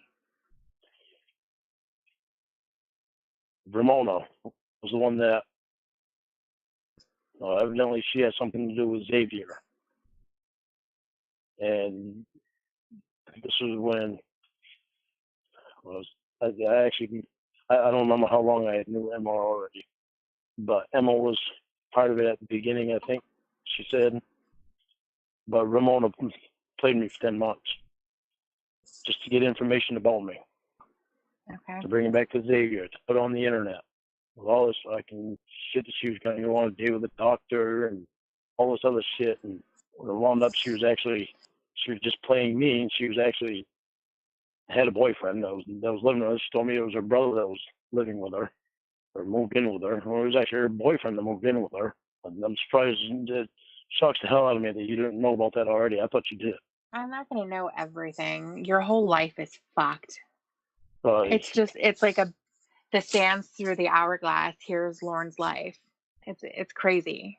yeah, it shocks the hell out of me that you don't know about that because that was a big thing on the internet. Okay, well, I just scratched the surface. There's so much stuff. And like I said, most of the stuff has to do with you being in your denial state and being angry at everyone else except for yourself. There were recordings of me and Ramona's conversations. I talked to her every day on the phone. She'd be recording. How did she stand that?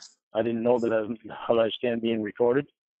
Now, how did she stand talking to you every day on the phone? I have my headset on when I drive. Yeah, your cool headset. That's really cool. Awesome. I don't have to hold the phone up to my ear. Yeah. And I have to have it because I drive a truck anyway, because it's a law. You have to have hands-free. And if I hold the phone up to my ear, my hand goes numb. Because of broke it when I was in the Air Force. Okay. I'd love to be able to talk to you like that every day, but I know you're busy. Fuck that. Yeah, well, that's because you live with your voice. You hear your voice all the time. I love your voice. Right. It's comforting.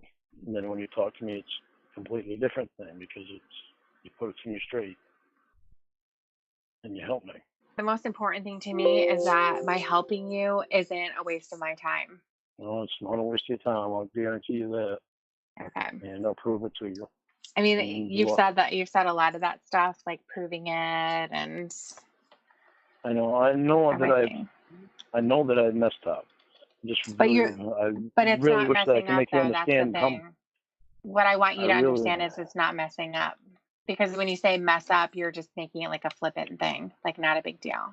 You know what I mean? It. Right. I really wish I could. I can't say help you understand. I really wish. I guess that's the only way that I can say it.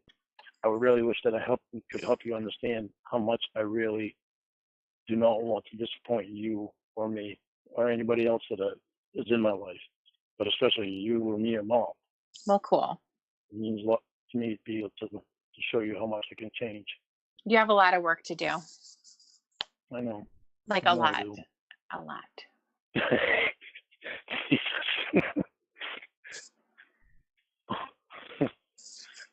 I know I have a lot of work to do, but I'm going to do it. All right. Can I go now? Yes, ma'am. You certainly can if you want to. Okay, bye. All right. That is the end of that. Give me a moment here. I'm just messing around with my sorry. I just got a couple things I want you guys to hear.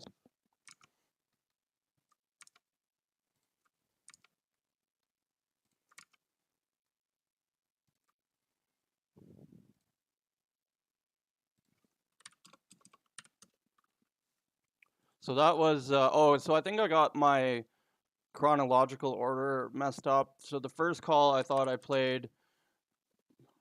that was before the second call, but I think the second call is before the first one. Because you know how in the second call, or the first call, he starts standing up to Debbie and she told him that she wasn't interested in him, and then he started freaking out. So I think that predates.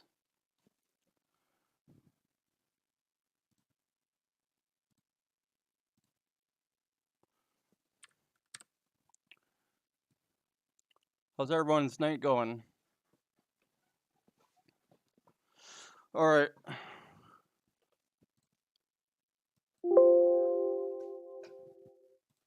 I just want to say one last thing to you guys, and then I'm going to play my outro song, but we're going to watch it. We're going to watch it together. Just one last thing I want to say to you guys. Upstairs. Get out! I fucked that up.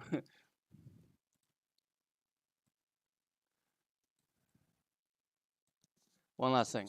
Yeah. Fuck up upstairs. Get out! That's how I was supposed to do it. Fuck's sakes.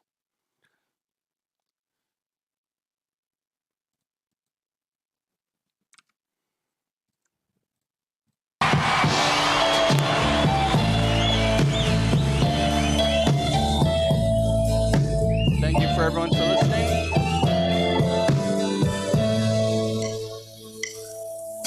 Guess mine is not the first heartbreak. My eyes are not the first to cry. I'm not the first to know. There's just no getting over you.